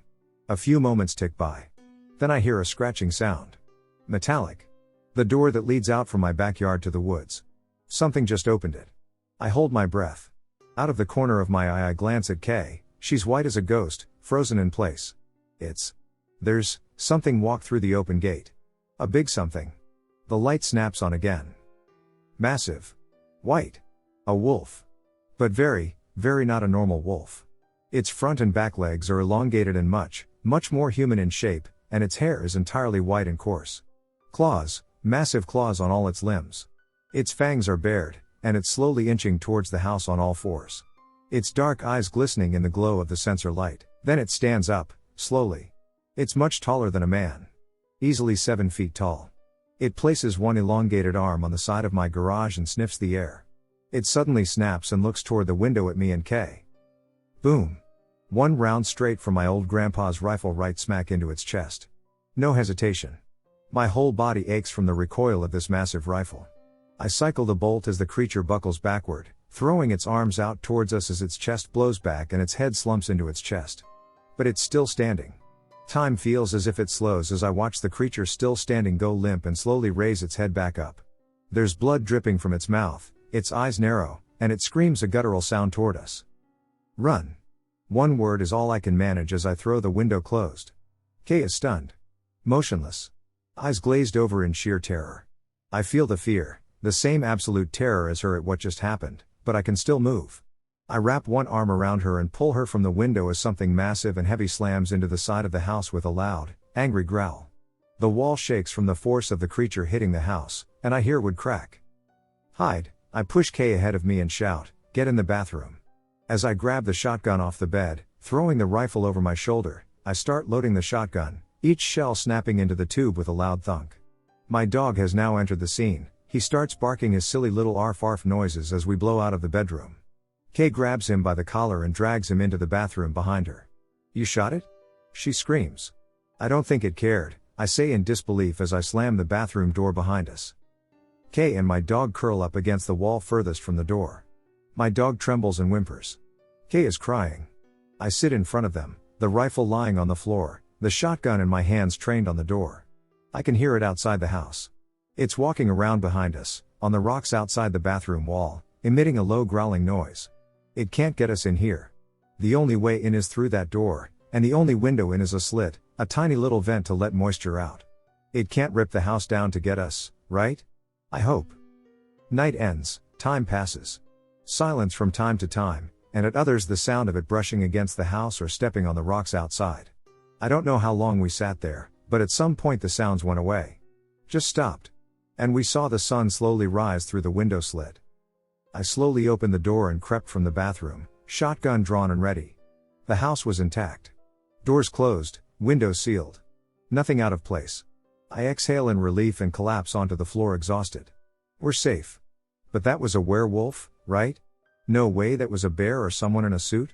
It's not possible. Kay creeps out of the bathroom, letting my dog go as he starts to run around the house and aggressively sniff everything like someone had been in the house without his permission. What do we do now? She pleads. I'm going to make a call. Get dressed, eat something. I pick up my cell phone and call the two people I know will come running. I call my uncle, and he picks up on the second ring, and before he can even say hello, I blurt, Uncle, guns, my house, now. There's a brief moment of silence, then I'll be there, and he hangs up. The hunt, sleep deprived, tired, running on fumes and frozen waffles, I sit on my porch clutching the shotgun and watching the woods out back. 45 minutes after placing the call, my uncle and his son show up, geared up for war, each packing a rifle and a shotgun, head to toe in camo and army surplus gear. What are we hunting? He says completely calm as he looks me over. A wolf, I say, staring into the woods. I fill them in on what happened, then take them around the house. We look for any clues, any evidence, something real we can use to track it. But there's nothing. Just a crack in the wood by the window, one tiny drop of dried blood on the wall, and another by the garage where I shot it. That's it.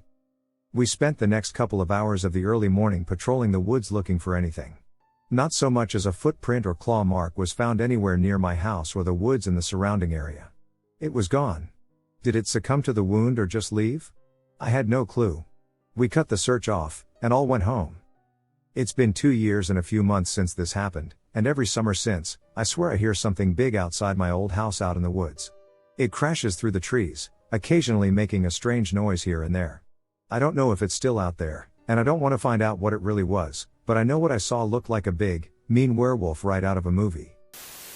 This occurred approximately 4 months ago, so my memory is hazy. However, I recall the details clearly.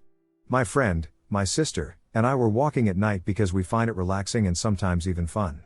We were talking about creepypastas and ancient myths all around the world. I don't know why we did, I guess we were just in a scary mood. So we reached this abandoned highway, which has a cemetery on one side towards my house and a small woods right next to the highway. It is pretty creepy at night. So we get there and walk up the road. But I and my friend start to feel a very dreadful, nervous feeling like I've never felt in my entire life. I noticed that whenever I was next to this forest, I felt horrified for no reason. We hear footsteps in the grass, but I'm pretty sure it was just my mind trying to keep me aware of everything. So we reach the end of the road and touch the large sign at the end. We touch it for fun and turn around because we hear something a little weird coming from the cornfields. So we all ran down, feeling both thrilled and scared in that moment. As a result, we walked into the cemetery to consider whether we should try to find a crawler in the cornfield. We decided that one of us would go out at a time and stand completely vulnerable. The point was to see if we could get some crawler noises or sightings because I was addicted to it at the time. Oh BTW, I already knew what crawlers were before this incident, so Reed goes out first and sees two yellow eyes, like a deer's height above the ground. I thought that could be a crawler, but I wasn't sure. So we came back the next night at that exact spot to see if we could get some more evidence. We, of course, did stuff before, but nothing crazy, I don't think. So we go back to that spot, except my sister is the one to go. She's all good for a minute until she screams at the top of her lungs and runs towards us. After a few seconds of running, she tells us what she saw. So she was just standing when she saw two eyes about 6 feet tall. Then a semi came by and illuminated the crawler.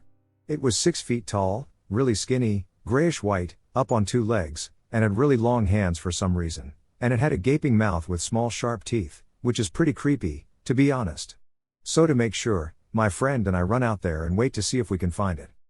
Instead, we hear the most creepy demonic croaking/groaning sound that sounds like it's coming from every direction at once. My friend runs because he's scared AF, and I follow him because I don't want to be killed. So we walk through the cemetery and past it. When we cross the street and head towards my house, my sister screams and rolls on the ground, covering her ears. She told us she heard an awful, really loud scream right in her ear when no one said a thing. Overall, it was a scary and wild experience. An Ojibwe encounter. Upon stumbling onto this channel reminds me that I shouldn't be mad at the skeptics or the non-believers.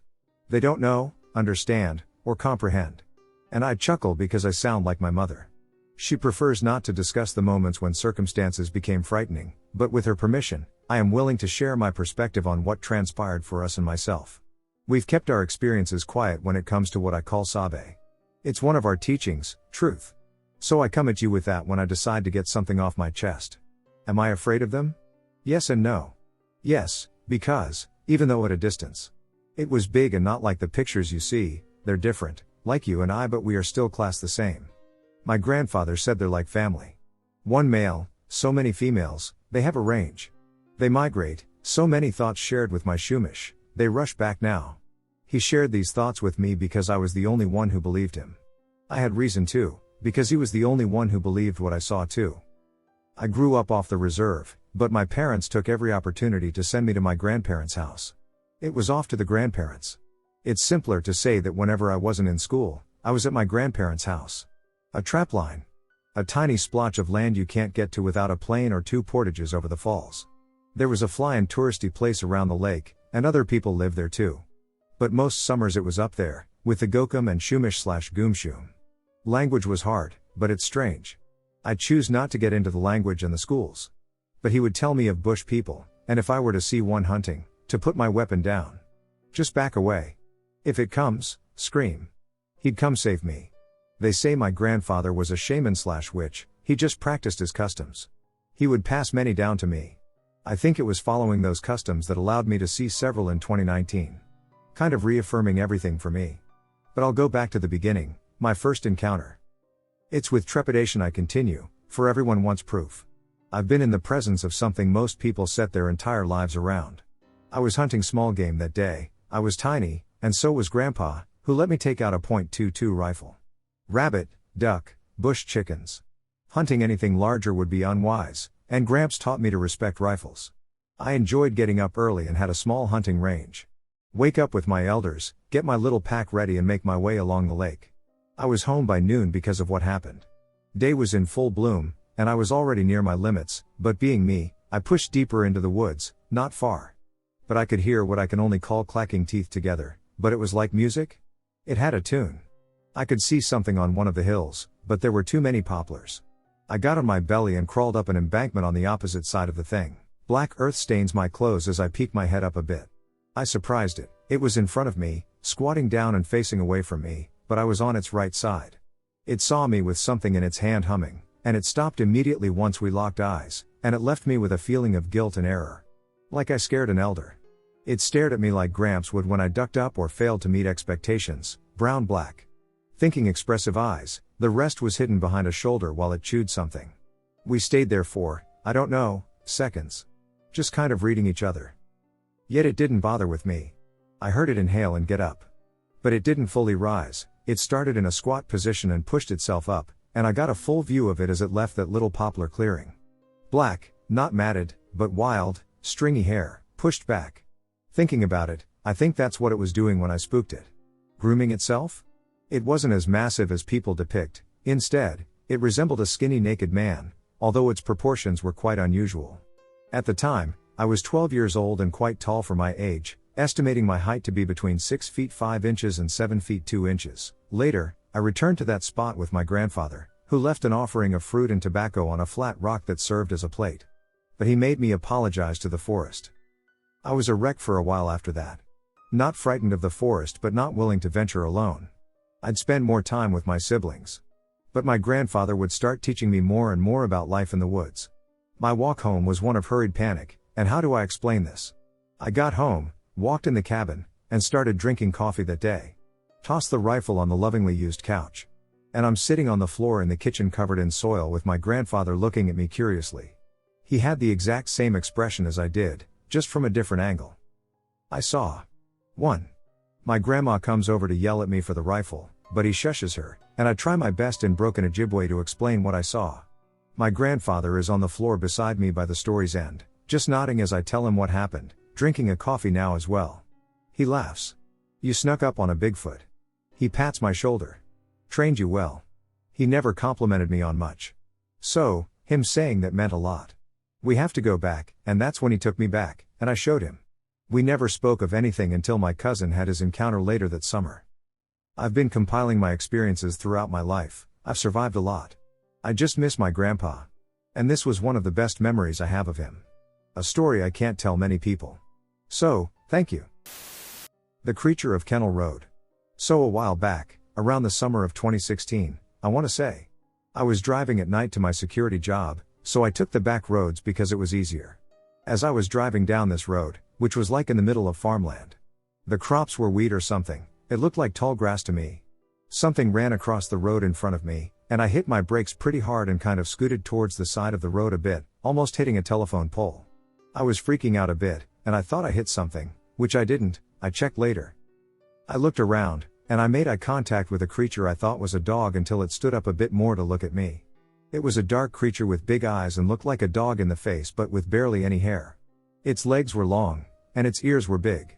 I'm not sure how long the creature and I stared at each other, but it slowly backed away with its back hunched as it moved into the field. I remember being scared like crazy, and I, to this day, cannot tell you what it was. I remember getting to work and asking my coworkers. They thought I was making it up as a reason for being late. But I hope someone out there can tell me what I saw. I have one that's not super exciting, just weird and kind of bland. My mom and I were visiting family and staying in a cabin at my uncle's ranch. There's a main house, a bunch of animal pens/fields, a dog kennel, and then the guest cabin across the lot from the main house. There are other homes nearby, so it wasn't super remote, but we were surrounded by forest, mountains, and fields. So, in the middle of the night, my mom and I are sleeping, and we both wake up because there's suddenly a really strong, weird smell permeating the cabin. We commented that it must be a skunk. Also, both of our dogs sat up and got restless but didn't bark or make any noise. I was having trouble getting back to sleep with the smell and getting the dogs to lie down again, so I went outside to have a cigarette. It was nearly pitch black out, but I could see my immediate area from a dim porch light. I heard someone walking across the gravel as I leaned against my car. From the sound, I presumed that the footsteps originated from the forest area behind the barn, then walked through the gravel parking area, and turned toward the cabin. I thought it was weird that whoever it was seemed to have passed by the kennel, and the dogs weren't making any noise. None of the animals were, but I figured it had to be my uncle or one of my cousins out doing something. I was curious what they were doing out so late at night. I was tracking where the footsteps were from the sound as they were getting closer and just waiting for someone to walk near enough that I would see who they were. I almost called out but decided to wait. Eventually, I saw what appeared to be someone wearing a hairy, brown coat walking toward the field next to me. So, this is where it got weird.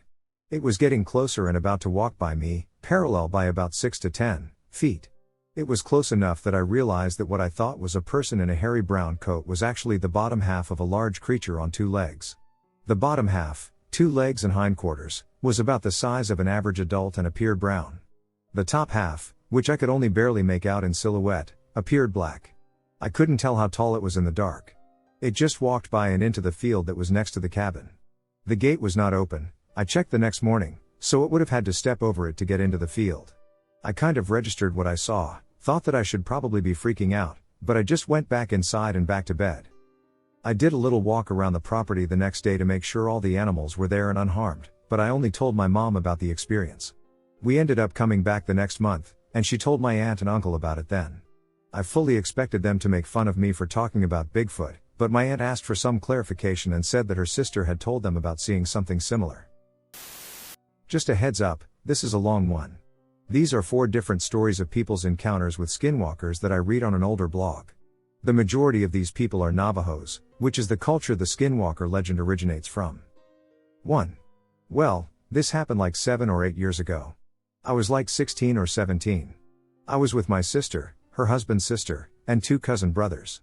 We were driving back from Cortez, going through the mountains near Steamboat, Arizona. Well, it was late at night, and all we could see ahead of us was darkness and tall trees. We were driving a white pickup truck. I was sitting in the front with my sis and her husband, and the others were sitting in the back of the truck bed. All of a sudden a coyote ran in front of us, so we said a prayer. Because when that happens, it's bad luck. So we were driving for I don't know how long when 3 or 4 more ran in front of us again, and we started seeing owls.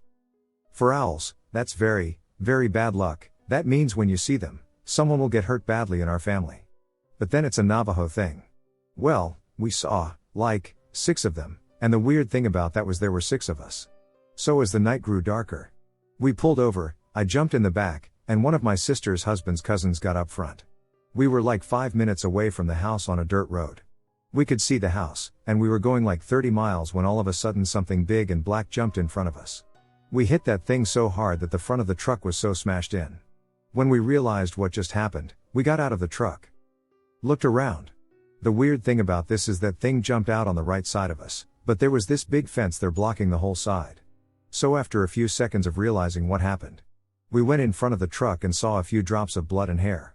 We tried to get the truck started, but it wouldn't work, only one headlight on the left side worked, so we shined the light out there trying to look for whatever we hit, but we couldn't find anything, no footprints, no blood drops anywhere. There was nothing. Then all of a sudden in the distance we started hearing 2 people laughing and whistling, running around us and hiding in the shadows.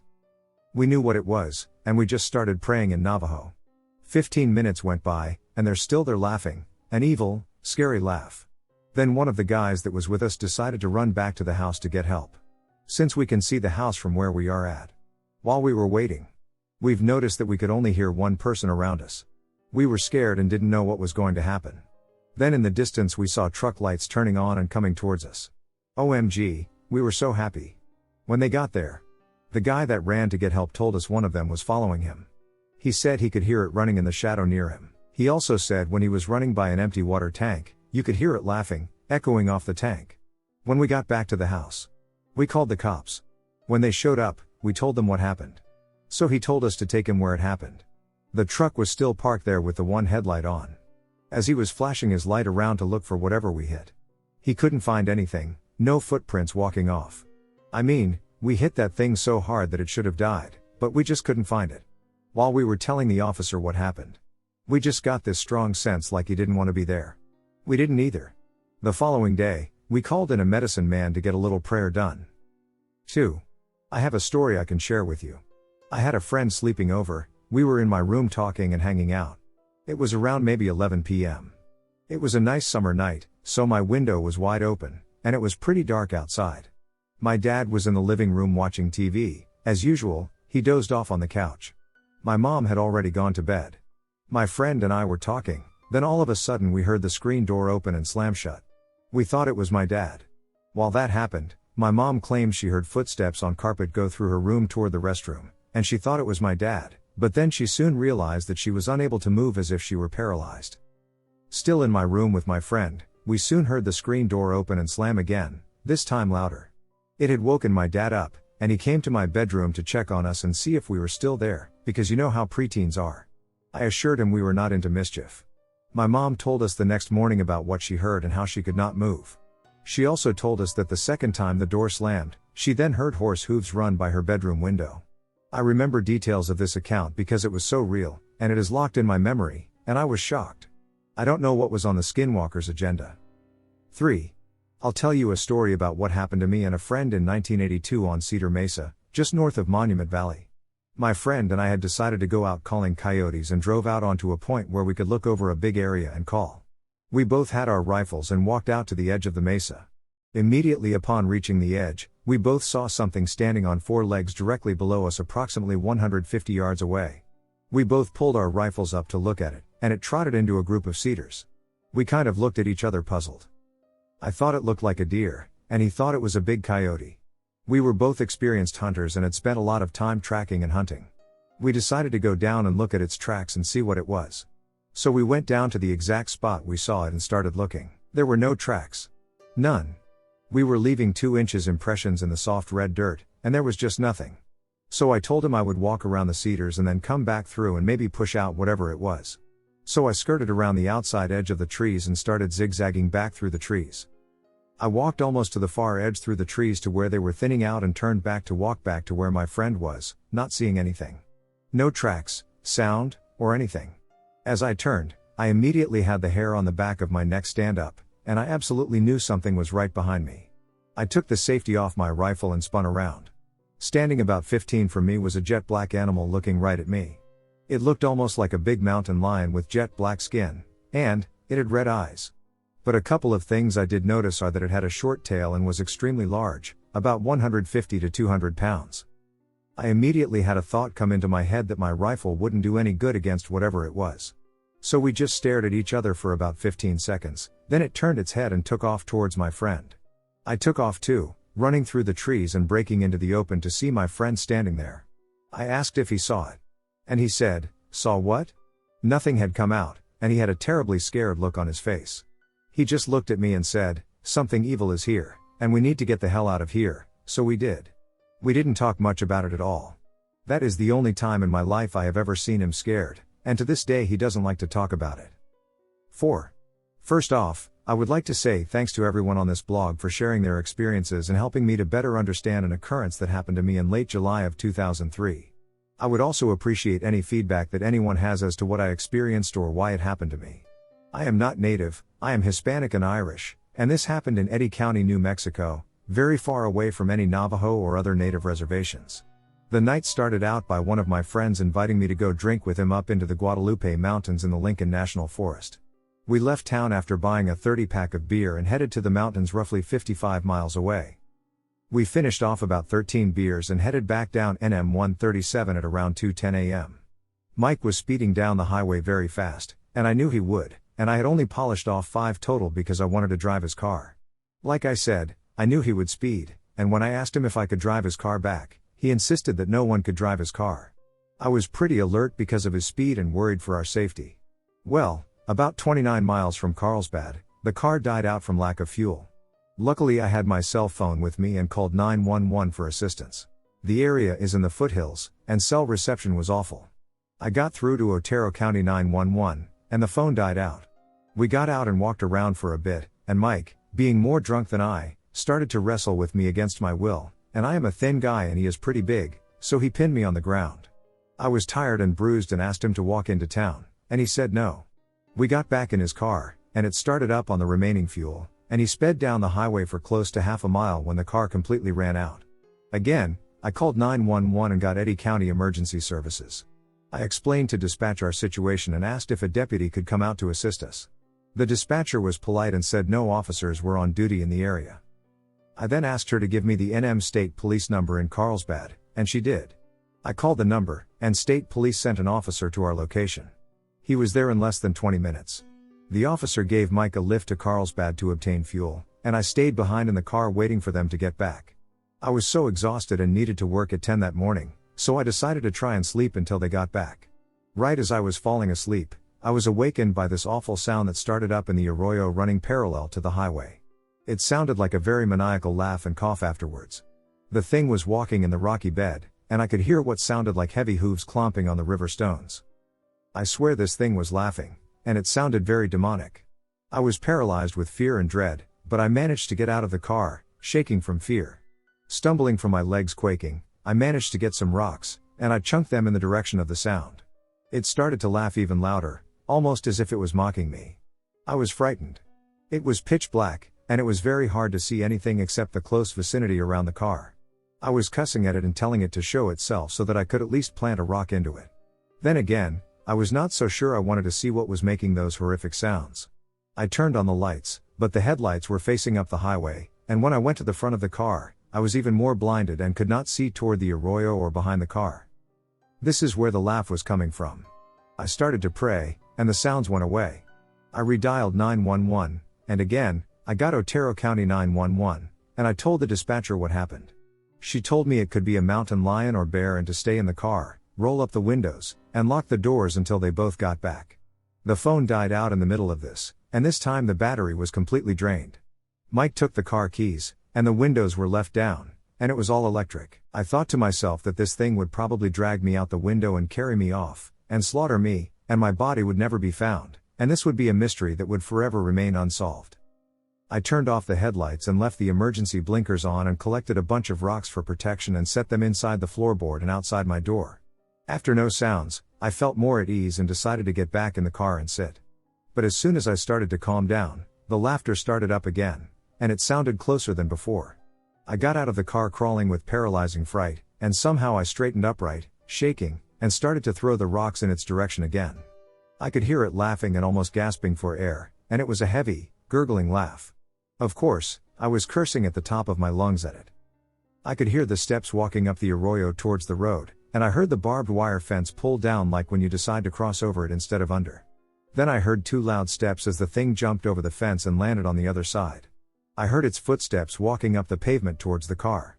I was to the point of crying but throwing rocks in its direction, and the thing kept coming closer, judging by the footsteps. I was sure I was landing the stones into it, but I could not see it. I started to pray to God, and the noises stopped. By this time I was very vexed, and I was not going to get back in the car. I kept looking down the highway for headlights, and nothing yet. Not one vehicle was on this highway that night. Behind the car, approximately 30 feet away, was a boulder with a large bush in front of it, and I could make it out with the lights from the rear of the car. The thing started to laugh and cackle and gasp with delight in that area. I started to throw rocks at it again, and it actually sounded like it was amused at the fact that it was taunting me into confusion. At this point, the thing left, and the noise it was making, and I could see headlights racing up the highway and the loud sound of a racing engine. It turned out to be the state police officer and Mike. I am not sure how long they were gone, but it seemed like hours. I never got back in the car. I figured I would have a better chance of a fair fight if I was standing outside rather than actually having the thing catch me by surprise while sitting in the car. When the officer and Mike arrived with the gasoline tank, the officer asked me in a joking manner if I had seen any ghosts. I said no and thanked him for coming to our aid. When the car started up after the fuel pump picked up and delivered the fuel, the officer told us to be careful and drive safely. He went the opposite way down the highway, and we started back into town. Mike turned and looked at me and said, "Dude, what the duck is wrong with you? You look like a ghost." I just told him I was tired and needed sleep. I never mentioned to him what happened to me out there. I did not want people thinking I am a chicken shit or that I was crazy. I never saw what it was, and I am so thankful. I mentioned this story to a Blackfoot Crow friend of mine, and he said it was a Skinwalker. I think I had an encounter, but I'm not sure. This was a year ago, and I need help figuring out what I experienced. One day my friend, 16 male, and I, 16 female, decided to go to the park around 6 p.m. It was the middle of November in Ontario, Canada, so the sun set quite early in the day. My city is full of forests and rivers and hills but also has a good city portion to the south. No snow was on the ground, though it was 2 degrees Celsius, 35.6 degrees Fahrenheit, and there were fall leaves everywhere. Some more context is that I have always believed in these creatures and even spent some time in the north speaking and making some friends with indigenous people when I was young. So to the story. We stayed at this park, which was only 10 minutes from my house. It was a neighborhood park, but there was forest surrounding the backyards of the exterior houses. It got really dark, and the park didn't have a street lamp. There was a basketball court just beside the park connected by a path, which was also pitch black. My friend and I were sitting on the playset just talking as it got really cold out. Nearing 9 p.m., we started to plan to go home. Before we actually got up, this guy emerged from the path to the basketball court and just stared at us. But since it was dark, we could only see his silhouette, and he could probably only see ours too. He stared at us for what felt like 3 minutes until he took out what looked like a phone and pretended to look at it. It didn't even turn on. He was, Not far from us at all. He stared at it for another few seconds until he started walking towards the street where there were lights. As he walked past us, the lights started making his features more visible. The thing was, it didn't really look like he had any. No hair, no nose, nothing. But that could have been the angle. He walked to the sidewalk and just left. My friend and I agreed that we should leave because that was creepy as f. So we took the short way, which was a path towards the main street. As we walked through the small and dark path, I turned on my flashlight on my phone, and my friend told me to shut it off. I did that almost immediately. We reached the main street and stood at the set of lights, just waiting our turn. The sight of cars passing by didn't even give me any relief. We crossed the street and went into my neighborhood. There were two possible ways home, the long way that goes all around my neighborhood and the short way, which goes right to my house with only one turn. We chose the long way to make sure we weren't being followed. We didn't want this creep and possible killer getting to my house and stalking me further. We only walked for 30 seconds, but then I got this sick to my stomach feeling. I felt like my energy was being sucked out of my body. I felt like vomiting. I felt such dread, like this was where I would die if we went a step further. It was completely quiet other than my breathing picking up. I started sweating, but I was freezing cold. I looked to my friend and asked if we could just turn around and go straight home. He immediately agreed, and we started walking super fast. I couldn't run, the feeling in my stomach was so strong, and I felt so weak. The thought of I'm going to die repeated in my head. I wanted to cry. My friend seemed to have the same feelings as me. We were speed walking so fast, the wind rushed up around my ears. I turned around to make sure nothing was there, but it was completely empty. Something was there, though, I felt it. It felt like he or it was watching us. After we turned the one corner, I could see my house just down the street. I kept hearing leaves crunch in the distance every once in a while, though it was mostly silent. As we got closer to my house, the feeling of dread got stronger, and not crying tears came out of my eyes. My eyes were stinging. We got to my house and slammed the door and locked it. My mom offered us food, but we denied because of the vomit feeling both of us had. While my friend waited in my family room on the second floor that faced the street, I sat on the floor in the bathroom dry heaving. The feeling went away a bit, and I came out of the washroom and met my friend in the family room. The curtains were open, and I stared at the other side of the street. The strong feeling came back, and my nose and eyes started stinging again. I shut the curtains and sat on the floor, completely out of sight from my window. My friend went home, and I hid in my bed. The next day I woke up for school. I had to walk 40 minutes to school that day because I had no ride. As I was getting ready, my phone rang, and it was a different friend who lived on the edge of the woods. She sounded like she was quiet and asked me and my boyfriend to pick her up on our way to school. I asked her why, and she responded, "I don't know." I opened my curtains, and I got this feeling. I don't feel good. It feels like something is watching me, my name. Can you just please pick me up? I agreed but then told her about my and my friend's experience the night before. I don't know what happened that night, or what that thing was. I completely forgot about it for a year until today when I told an old friend what happened that night. As I am typing this, my eyes are watering, and I keep getting chills. Even though I forgot, now I remember it so clearly. Could I have died that night? Would I be dead if I didn't listen to my instincts? I know I will never go out at night again. Can anyone help me out? Was this a Wendigo? What was it? I'm being stalked by a skinwalker. This incident all happened about 1 month ago, June. At first I thought this was all just a coincidence, but as I said, this has been happening for just over a month, so I don't think it's just a coincidental series of unfortunate events anymore.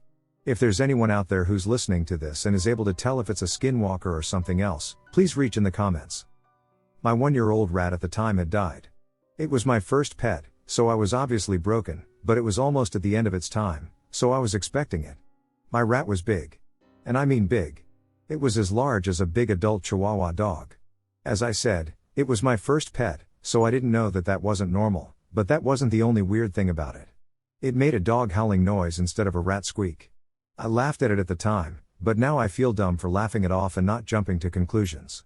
And sometimes it would just stand there on its back 2 legs, and that is normal, especially because I had a curious rat, one of the many different rat types, but not the way he would do it.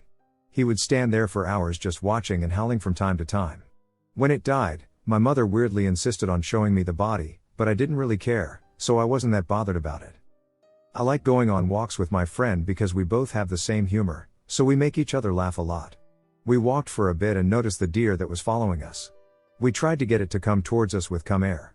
WHSP, WHSP, whilst rubbing our thumb on our index fingers. Surprisingly, it walked right up to us. We got a picture with it, and then we were on our way.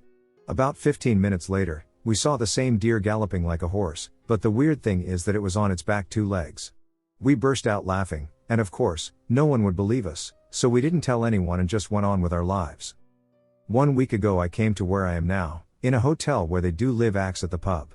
Both the exit and entrance of the hallway are outdoors, so it would be completely normal for dogs/cats to walk in and out of the seemingly endless hallway.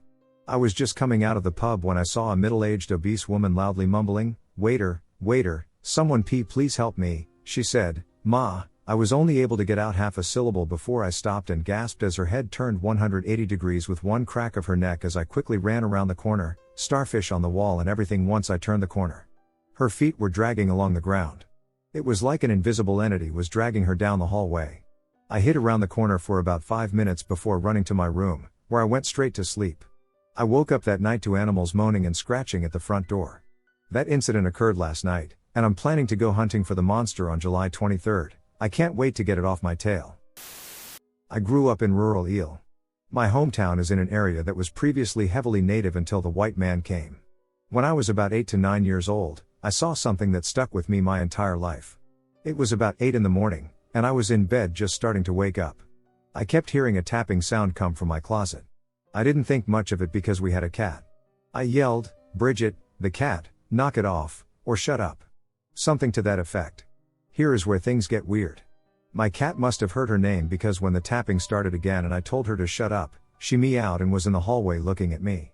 She wasn't making the sound in the closet. So, what the hell was it? When I looked, it was broad daylight, 8 in the morning, and the sun was shining straight through the window because it was facing east. I looked very, very closely and didn't believe what I saw. A 3-ish foot tall person? I say it as a question because this was not a person. Just the general shape of one. It had a weird beak thing for a mouth.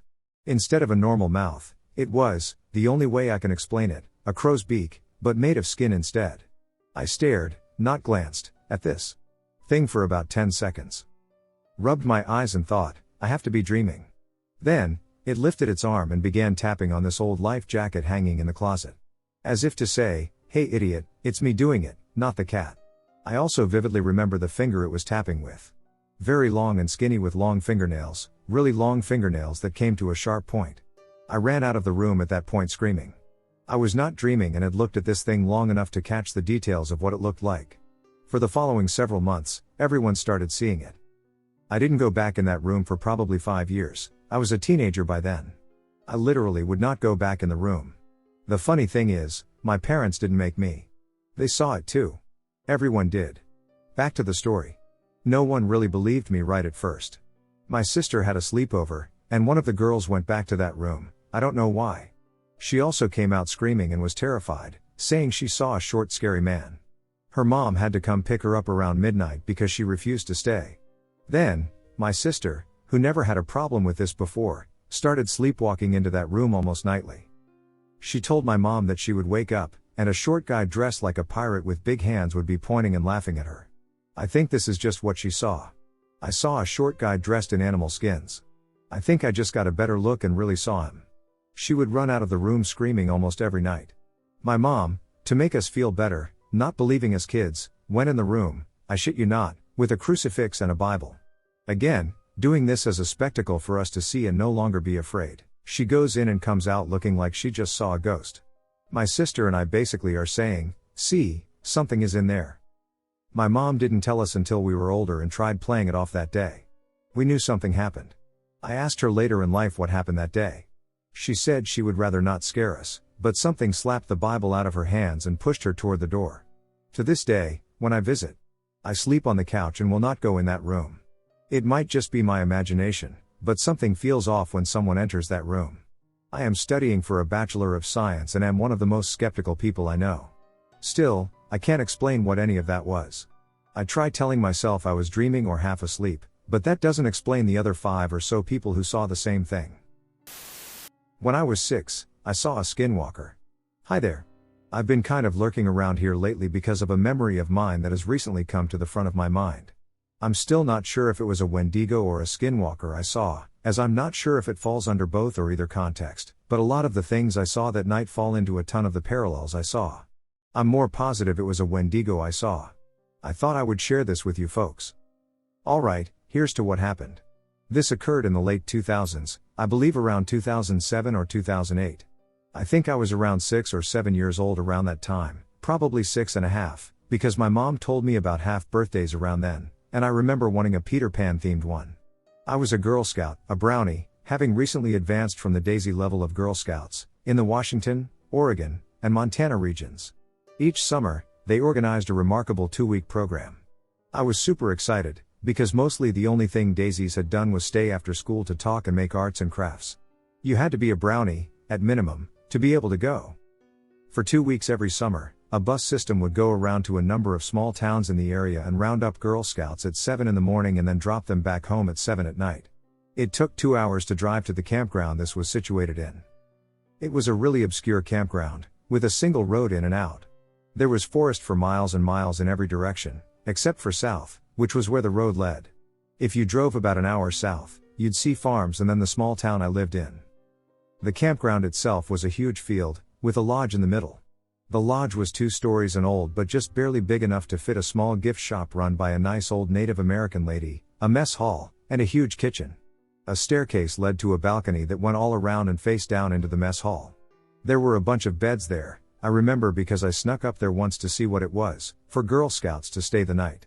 Now, an important thing that led to my encounter was that I was desperate to stay the night, at least once. I may have been 6, but I thought it would be awful cool to stay in the bunks with all of the older girls and even some of the few privileged brownies who could stay. Around the huge field were trails scattered to what we called stations. Every mile or so, a small campground would come into view. Each small troop of Girl Scouts, sorted by age, level, town, and then school, would have a station to themselves as a waypoint to relax, gimp, and gather after nature hikes. Every 2 miles or so was a porta-potty, like one of the ones you would see in a Wild West film. I remember my station was one of the nicer ones, and we had a small troop. The station itself was within 20 feet of a porta-potty, which we decorated with stay out signs so no one would use it. It was our porta-potty, that's for sure. It also had a sturdy wooden rain cover over the picnic table, a fire pit, we only used it once, and a small dirt clearing that we played duck duck goose in. The girls in my group were Emily, my next door neighbor, we were best friends at the time, Samantha, Alice, Lizzie, and then Princess. Our group leader was Ms. Melinda, a really chill senior. Most of the day, we would hike around looking for trails and plants, and sometimes we would even make flower necklaces from wildflowers in the field, specifically, those that hadn't been cut by a lawn mower a few weeks prior, while also engaging in gimping. Gimping was really important to us, and I feel it is relatively important to the story as well. Gimping was more known to us as weaving, not the computer program. We would go to the lodge every day, and depending on how many points we earned from our hikes and activities, we could buy a color or 2 as a group and weave these little strips for our backpacks. Each day a single troop did the same pattern and colors, which helped keep track of everyone, and if someone lost a gimp, it could be returned. The more gimp you had on your backpack, the more authority you had. There used to be a guy who would walk around and check on the groups every once in a while. He was super nice, and he always wore these dark black hiking shoes, white socks, shorts, and his army green backpack. It was covered in gimp, so everyone looked up to him and respected him. I think he was a park ranger or something, but I don't remember seeing his badge. He was really nice, and everyone trusted him. If he wasn't a park ranger, he must have been a frequent camper or a scout's grandpa or dad. That's all of the important details out of the way. Phew. So, one day at the end of the first week, I am begging and begging and begging my mom to let me stay. Looking back at it, I feel awful. She was working a part-time job and taking care of me and my 2-year-old brother. My dad was on his second mission in Iraq, which made her even more stressed.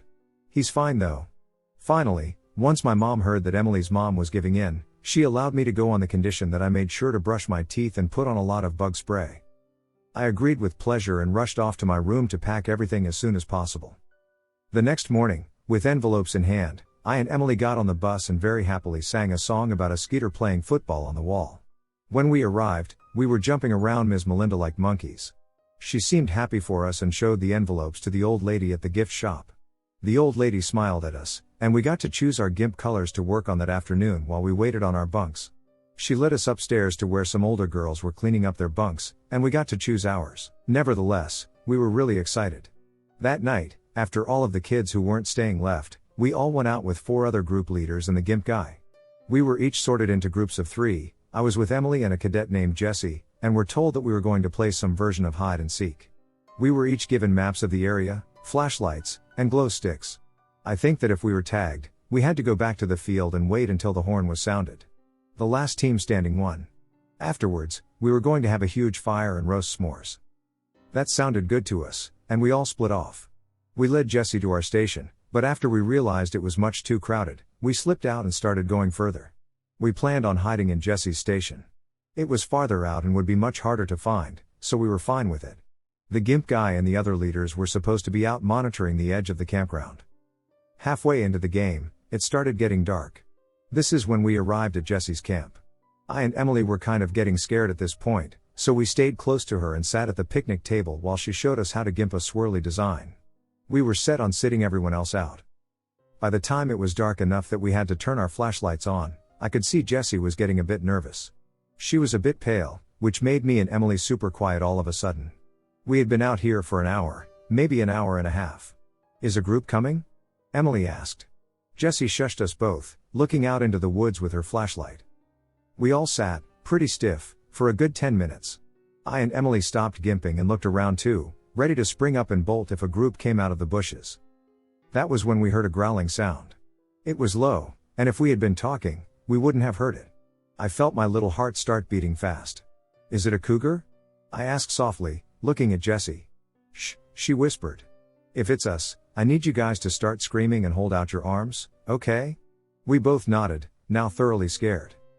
We all jumped and squeaked when we saw movement, and I remember dropping my gimp. I quickly leaned down to pick it up. That's when I heard Jessie gasp. I quickly looked up and froze.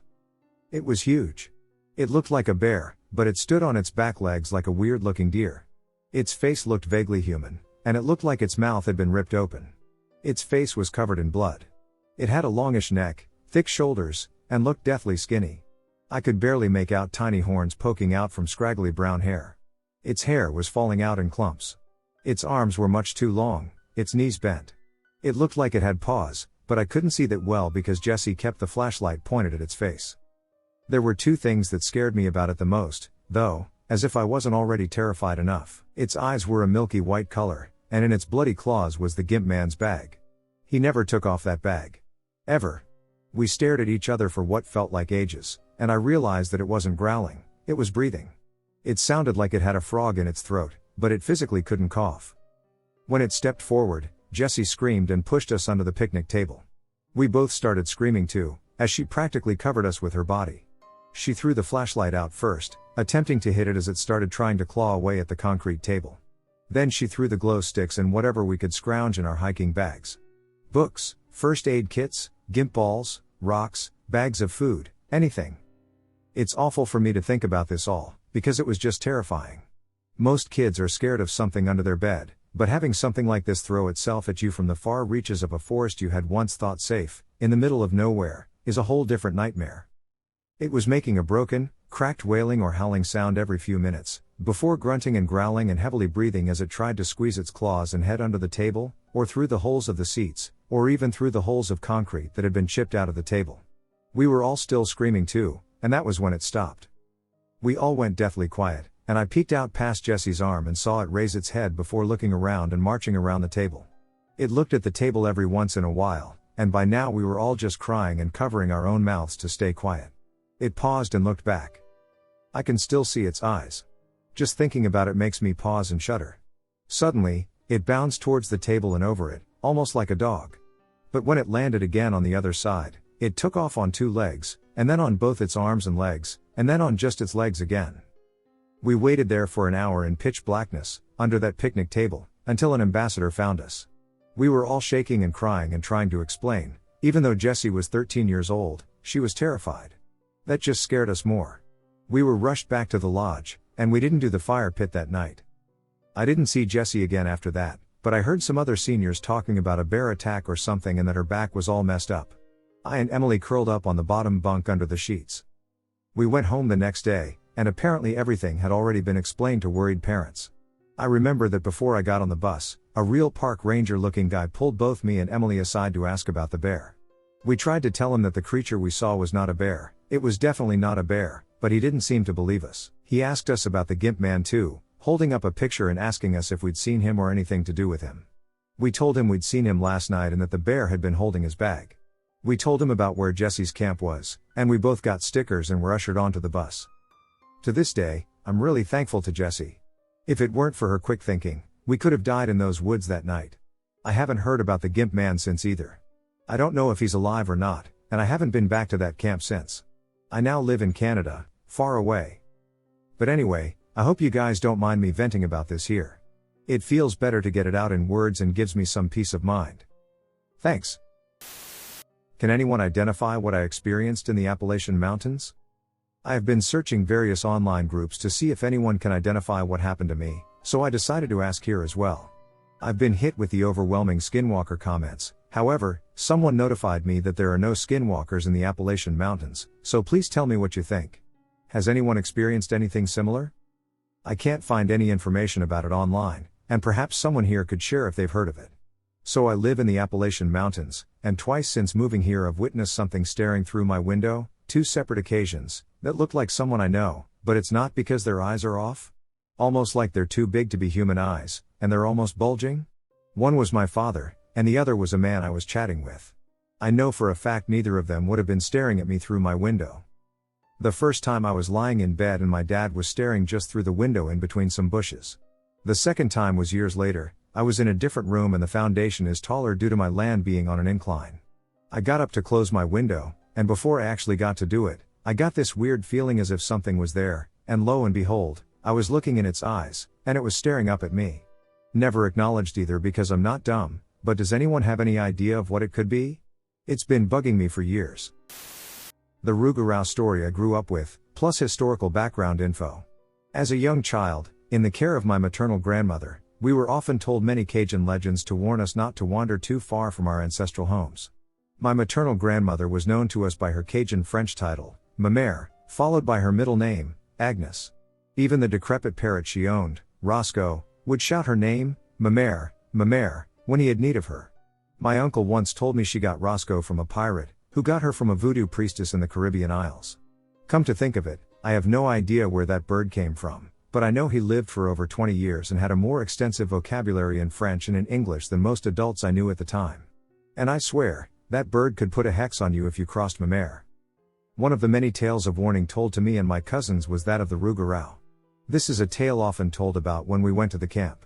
For the adults, this was an opportunity to drink, kick back, relax, hunt, and fish. For the kids, this was a chance to play in the marsh, swim in the bayou, tell stories, scare your cousins, and ride in the boat, and if you were really lucky, one of your drunk uncles would let you shoot their gun. It was an exhilarating experience. I'm pretty sure the first time I shot a gun was at the camp, when I was about 6 years old, now that I think back on it. To get to the camp, you had to travel by boat. You would travel by car or truck to the boat launch, load the boat with all necessary equipment, and proceed down the bayou. For Ma Mère, this included a jar of dirt. For the life of me, at the time, I didn't understand why she needed to bring a jar of dirt with her to the camp. I didn't know until much later in life that Ma Mère carried grave dirt with her, a ritual from several different practices, voodoo and Wiccan, among them, as a means of protection. As far as I knew, and still know to this day, Ma Mère was a practicing Catholic and did not dabble in the arts. In fact, she strictly forbade this. Sidebar about how much she forbade the arts: I brought a Ouija board into her house once, and she burned it. That didn't stop it from coming back, but I digress. She also forbade me from reading Harry Potter at her house, because witchcraft is evil. She ended up loving the Harry Potter movies, though. History lesson: where we camped was in Lac des Almos. This is 25 miles southwest of New Orleans in Lafourche Parish, St. Charles Parish, and St. John the Baptist Parish. The name of this lake translates from French to Lake of the Germans.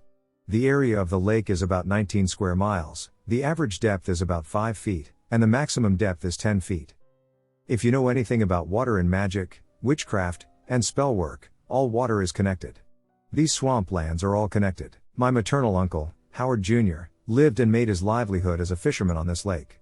He passed away in 2004 from esophageal, throat, and lung cancer. He caught fish and alligators in this swampland and lake. He made a modest living this way. When I was about 7 years old, he killed a large female alligator and only afterward realized she had a nest of babies. This is not typically done, because you want the mother to be able to tend to her young to continue to produce offspring. Circle of life, and all that. He took in the baby gators until they were large enough to fend for themselves so they would not be eaten by other, larger gators. So being the responsible fisherman that he was, he offered us, my family, a baby alligator as a pet. No, this is not legal.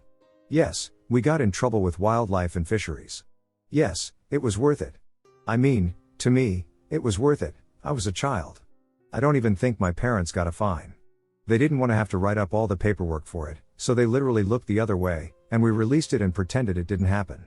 This was before the internet and stuff, so it's not like we had records and stuff of this. For a few months, I had a pet alligator. I fed it straight from my hand, raw shrimp and chicken. We released it in a nearby bayou after we were caught, and it ate a lot of the duck population. I would not recommend this experience if you live in a city, as we did at the time. It deserves a rating of 0 out of 5 stars. I grew up swimming in gator-infested waters. I do not have a healthy fear of alligators, snakes, spiders, and other things. What I do have a healthy fear of is the supernatural, Bigfoot, and the roo. The rougarou, also known as the loup-garou, lives in the swamplands of Louisiana. This shape-shifting creature is similar to that of a werewolf. It has the body of a man and the head of a wolf. It differs from a werewolf because it does not require a full moon to turn. The monster is always within the man, and it emerges when feeding is necessary. When the call reaches for the monster, he turns. The roo roams the swamps in search of children who have wandered away from their parents. Furthermore, he knows which children are willful and disobedient and will come in the night to snatch them in their beds. The story originated in the swamp lands, marshy areas, and surrounding fishing communities located near these areas and was meant to keep children from wandering into the swamps and boggy marshes where they could easily become stuck and succumb to drowning. I can personally attest to this because I once became trapped in the mud of the marsh and began sinking, requiring my cousins to pull me out. As losses of habitat became a problem, the story of the roo changed, and he and his kind became able to leave the marshy swamps to look for more prey. There are now projects in place to restore the marshes, so perhaps the roo will return to their homes. There is one rougarou story that originates back to Catholicism, and I wonder if this is where Mère got her story and combined it with other roo stories she had heard. This story is about a roo that would eat children who would not keep the promises made during Lent. Catholicism is pretty common in South Louisiana, especially in the areas where Mardi Gras is celebrated. Mardi Gras is observed on the day immediately prior to Lent, which begins on Ash Wednesday and ends on Easter Sunday, making it 40 days long. This is supposed to be a time of fasting, and people typically give something up during Lent to represent the 40 days that Jesus fasted in the desert. In this version of the rougarou story, when the children falter and fail to keep their Lent fasting promises, the roo comes and eats them as punishment for their lack of dedication to their faith. So, whether you're misbehaving, wandering where you shouldn't be, eating meat on Fridays during Lent, or who knows what else, you better watch out. Because the rouse gun get you. Let me know if you guys like this, because I've got so many more. Never again will I go backcountry camping. This is my personal account of an incident that occurred in Alaska back in 2019. I haven't spoken of this incident to anyone but my therapist and my best friend. Despite many sessions and even attempts at exposure therapy, which I will explain later, this event still haunts me. Maybe if I share this here, I can gain some semblance of peace. So, like I said, it was 2019, I was 25 at the time. I had been saving up money to do some backcountry camping up in Alaska. I live on the East Coast, and while my job was paying alright, I was taking up some under-the-table jobs, house painting, house sitting, pet sitting, and what have you, to help me out financially for the trip. I also had a friend set me up with their uncle, who is a bush pilot, to handle getting me to and from my camping location. This was my first and biggest mistake. At that time, I had very little experience with camping, having only gone on occasional weekend trips to state parks and participated in some relatively easy camping excursions during my time in Boy Scouts. But my friend's uncle, Mark, knew some good spots that were remote to an extent but easy to get to in the event of an emergency, by bush plane standards, that is. Therefore, there is no need to trek to the nearest highway or road, unless I am willing to undertake a day or more of walking through challenging terrain.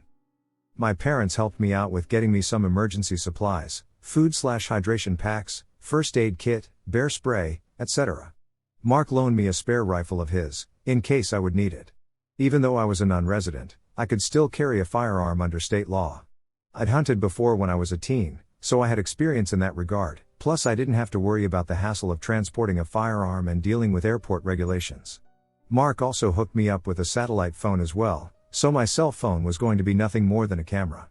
I didn't have the money for a good camera for photography or anything, so I had to make do. The plan was to be dropped off at where I was camping, camp out for 5 days, and be picked up on day 6. I didn't want to use up all 2 weeks of my allotted PTO at work, so I kept the trip condensed. Because this was my first time out, Mark helped me pick out a site, based on his recommendations. The spot he chose wasn't one he went to often, as he typically flew in hunters and anglers who typically were going to areas with more rugged terrain.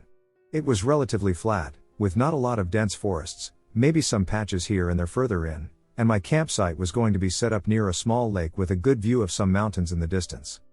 Now, I'm sure a lot of people would like to know where I was specifically, but Mark no longer takes people to that location, regardless of their experience or not, and he no longer does fly-ins for anyone who isn't a hunter. It hurt his business a bit, because fishing is so popular in Alaska, but he ended up retiring altogether due to COVID the following year. As for why I won't mention the location, as far as I am aware, the location didn't have a name on an official map, and if Mark had ever flown near that area, it was just a tiny blip during a scenic sightseeing trip. The other reason was because of what I experienced on that trip. I wish I could erase what I saw from my mind and my dreams. After Mark dropped me off and helped me unload my gear, I spent most of my first day setting up camp, not far from the lake, a good 85 yards or so, or a little over 77 meters. I found a nice and remarkably dry dead log that had some good-sized branches, so that was my main supply of firewood. A short walk away there was a small grove of trees inland from the lake that I set up as my food storage location. Mark said bears were not uncommon in this area, though it was not necessarily the best place to see some, but it was still advised to keep food hanging from a tree, out of reach from any potential bears. The lake had a rather unique shape to it, which made it easy for me to set up a good spot for a cooking area. For those unfamiliar, the campsite, food storage, and kitchen area should form a triangle, which some people refer to as a Bermuda Triangle. Days 2 and 3 were not entirely uneventful for the most part. On day 2, I was eating lunch at my campsite while watching a bull moose dive into the lake to eat the plants at the bottom. On day 3, I did some hiking. Found a small hill with only a couple trees on top, and I decided to sit down and observe a herd of elk grazing for a good while. Exploring around the lake, I found a small rusted boat buried under some branches. It was in rough shape but could still float on the water. So I dragged it back with me to camp and put it near the lake shore. Figured I could go out on the lake and take some good photos from it. Day 4 is when things started to get weird. It got unnaturally quiet that morning, the birds were not singing, and the only sounds were from the lake and the bugs. Despite making sure I packed mosquito repellent, the bugs were a big nuisance if I was near the lake. I hesitated to leave my tent except to walk to the lake. I tried not to let the silence bother me, and I occupied my time with reading inside my tent. As the sun dipped down and darkness began to creep in, I was starting to feel uneasy. Like a primal kind of fear. I decided I was going to make my campfire a bit bigger than I normally make it, enough that the light shone further away. As I turned in for the night, I made sure my bear spray and the rifle were within reach inside my tent. But I had trouble sleeping. The silence was unnerving. I was fighting myself not to toss and turn, because I was too afraid of the noise attracting something I did not want to encounter alone at night. Just as I was about to close my eyes, I heard a branch snap. That woke me up faster than a bucket of ice water, and I immediately froze. I could hear something coming into my campsite. I reached for the bear spray and held it tightly to my chest. As slowly as humanly possible, I turned over and saw the shadow of an animal on the wall of my tent, illuminated by the glow of the moonlight. The animal was big, about the size of a trophy brown bear, but the silhouette looked off.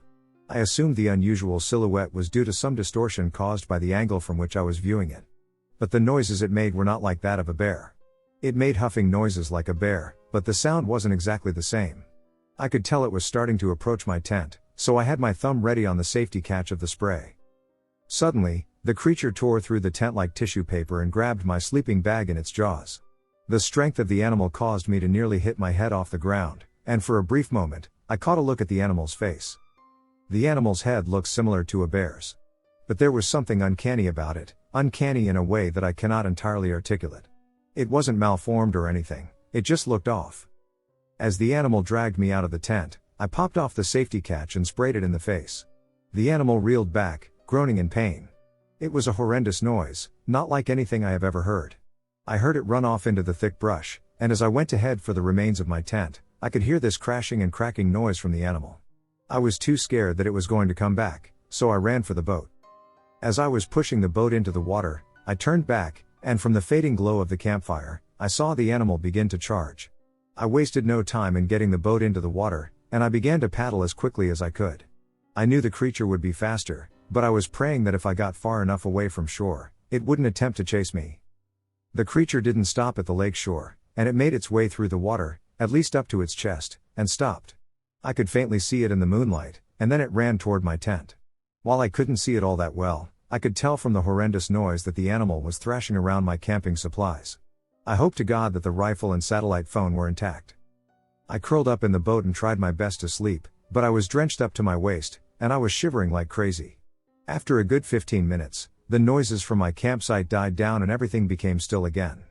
I never slept through the night but occasionally would paddle the boat to make sure it didn't float off toward shore during the night. When morning approached, I was still too afraid to go back to my campsite. I waited until around noon, when my stomach began to protest. I picked up the paddle and slowly and as quietly as possible, paddled back to my campsite. As I reached the shore, I still waited for several minutes, just to make sure I didn't hear the creature approach. I slowly walked back to what remained of my campsite. The tent was nothing more than snapped poles and tattered fabric, and what was left of my sleeping bag was unrecognizable as belonging to it. Unfortunately, Mark's rifle had a busted stock, and the wooden forearm had a big crack down it. My backpack had been torn apart, and clothes and gear were scattered all around. I found my binoculars lying in the fire pit. Luckily, it looked like the fire had gone out before they landed in it, as there were no scorch marks on them. One of the lenses was cracked, but they were still usable. I scoped out the food cache area, only to find my food cache missing. And some busted branches around the trees. I quickly grabbed a small backpack that was missing a strap and quickly stuffed some clothes into it and the binoculars. I searched around the campsite for anything else of use. The satellite phone was still in its pouch in what was left of the larger backpack, so I grabbed that and a couple emergency flares. I would pause every few moments, just to make sure the creature from last night didn't show up. My bear spray can lie over by the dead log, and as I went over to grab it, that's when I heard a low growl coming from the thicket. I froze. If I had been wearing a t-shirt at the time, I would have seen the goosebumps that covered my arms. I slowly began backing away from my campsite back to the rusted boat, and that's when it emerged from the brush. It resembled a bear, but in a way that you might imagine a bear in your dreams. It had an uncanniness to its appearance that I am unable to describe. My mind was trying to make sense of what I was seeing, and part of me was, and still is, wondering if the sleepless night was messing with my vision. My legs were beginning to shake, and tears were streaming down my face as it watched me. I was terrified of what it might do next. The animal lumbered towards me, and I tossed a lit flare at it in the hopes it would scare the creature off. It backed off momentarily. I took the opportunity to run for the boat. Bad idea when dealing with a predator, I know, but I managed to get the boat back towards the deeper water as it stopped at chest level water like the night before. The animal watched me. Its eyes were burning with an intense fury that I had never seen in an animal before. It ran back to shore and turned and began swiping at the ground with its paws. When I saw the claws, I dreaded to think what injuries they would be capable of inflicting on me. I reached down to grab the paddle, only to find it gone. I looked up to see it lying on the pebbly surface of the shoreline. I began to cry. I was typically not an emotional person at the time. But here, I could do nothing but bawl my eyes out. I was absolutely terrified. I looked around, and I saw what appeared to be a branch from a dead tree jutting out of the water not far from shore, but seemingly far enough away that the animal wouldn't reach me unless it was very determined. I used my hands to clumsily steer the boat towards it and could see the creature lumbering along the shoreline, following me. I screamed at it to go away, but the animal was unfazed by my shouts and screams. When I reached the branch, I looked up and saw that the animal was gone. I looked around the shoreline. I wasn't terribly far from where my campsite had been, and I didn't see any trace of the creature. I accidentally kicked my foot back and heard a thud. I froze, and again, I heard the crashing and snapping of branches in the thicket. I pushed the boat away from the log and back towards the deeper water. With a roar that sounded like hell, the creature reappeared on the beach. I had never heard an animal sound like that before. It was such an awful roar that I flinched in fear. I bent over and clamped my hands around my ears. I was doing everything to keep the image and sound of that animal out of my head. An indescribable approximation of a bear terrorized me while I was cold, wet, and alone in the Alaskan wilderness. I heard my foot thud again, and I felt around, at first thinking it was part of the boat. I felt a handle, and out from under my seat was a metal box with a padlock on it that wasn't even locked. I carefully took off the padlock and opened the box, and inside was a vintage camping shovel. Looked to be military surplus. It wasn't perfect, but it was the closest alternative to a paddle. I slowly began heading down the lake towards a river. I looked over my shoulder, and the creature was continuing to follow me. I had never seen an animal this intent before. My mind was racing through so many thoughts. Was it an animal? A monster? I reached into my pack and pulled out the satellite phone. The battery still had enough juice, and I immediately called Mark and, despite my sobbing voice and him trying to calm me down, said he'd get out to me as soon as he could and told me to keep an eye on the creature. Mark believed I was being stalked by a bear. Once again, the sun began to dip down, and I was enveloped in darkness as clouds started to block out the moon. Somehow I was able to fall asleep. Woke up once in the middle of the night, thinking the animal had gotten to me, but, after an excruciatingly long period of silence, waved it off as a fish. When dawn came, my boat started to drift toward shore. I looked around and didn't see any sign of the animal. I gathered my remaining belongings, and after looking for landmarks that Mark advised me on, trekked to where he was going to meet me at. That was the scariest 3 hours of my life. All I could think of was that animal stalking me. I completely forgot to even be aware of other animals like moose. As I crested a hilltop, I could see Mark's plane in a flat meadow, and I just booked it for the plane as fast as I was able to. Mark rushed over and helped with my belongings, a rifle slung over his shoulder. Once again, I heard the familiar crashing sound of something in the brush near the hill I was on, and Mark readied his rifle as I got into the plane. We both saw the animal rear up on its hind legs and roar at us. Again, the way it was postured was so different from how a bear stands up. Mark quickly hopped in the plane just as the animal charged. However, Mark was able to get his plane airborne long before the animal could reach us, and I only caught one last glimpse of it before it fled back into the brush. I asked Mark what was wrong with that bear, and he just replied, his voice shaking, something I had never seen the 61-year-old man do in the time I knew him. I don't know what that was, but that wasn't a ducking bear. After we reached civilization, Mark swore he would never bring anyone to that area again, and I would be his first and last camper flight. I think we both regret the inexperience. Alaska Fish and Game was notified of the situation, but when they investigated the scene, they found only the remains of the campsite and some of my gear. They did recover some items that were still usable, but unfortunately, due to heavy rainstorms a few days after the incident, they could not find any footprints, or even fur, of the creature. Officially, it was logged as a bear incident.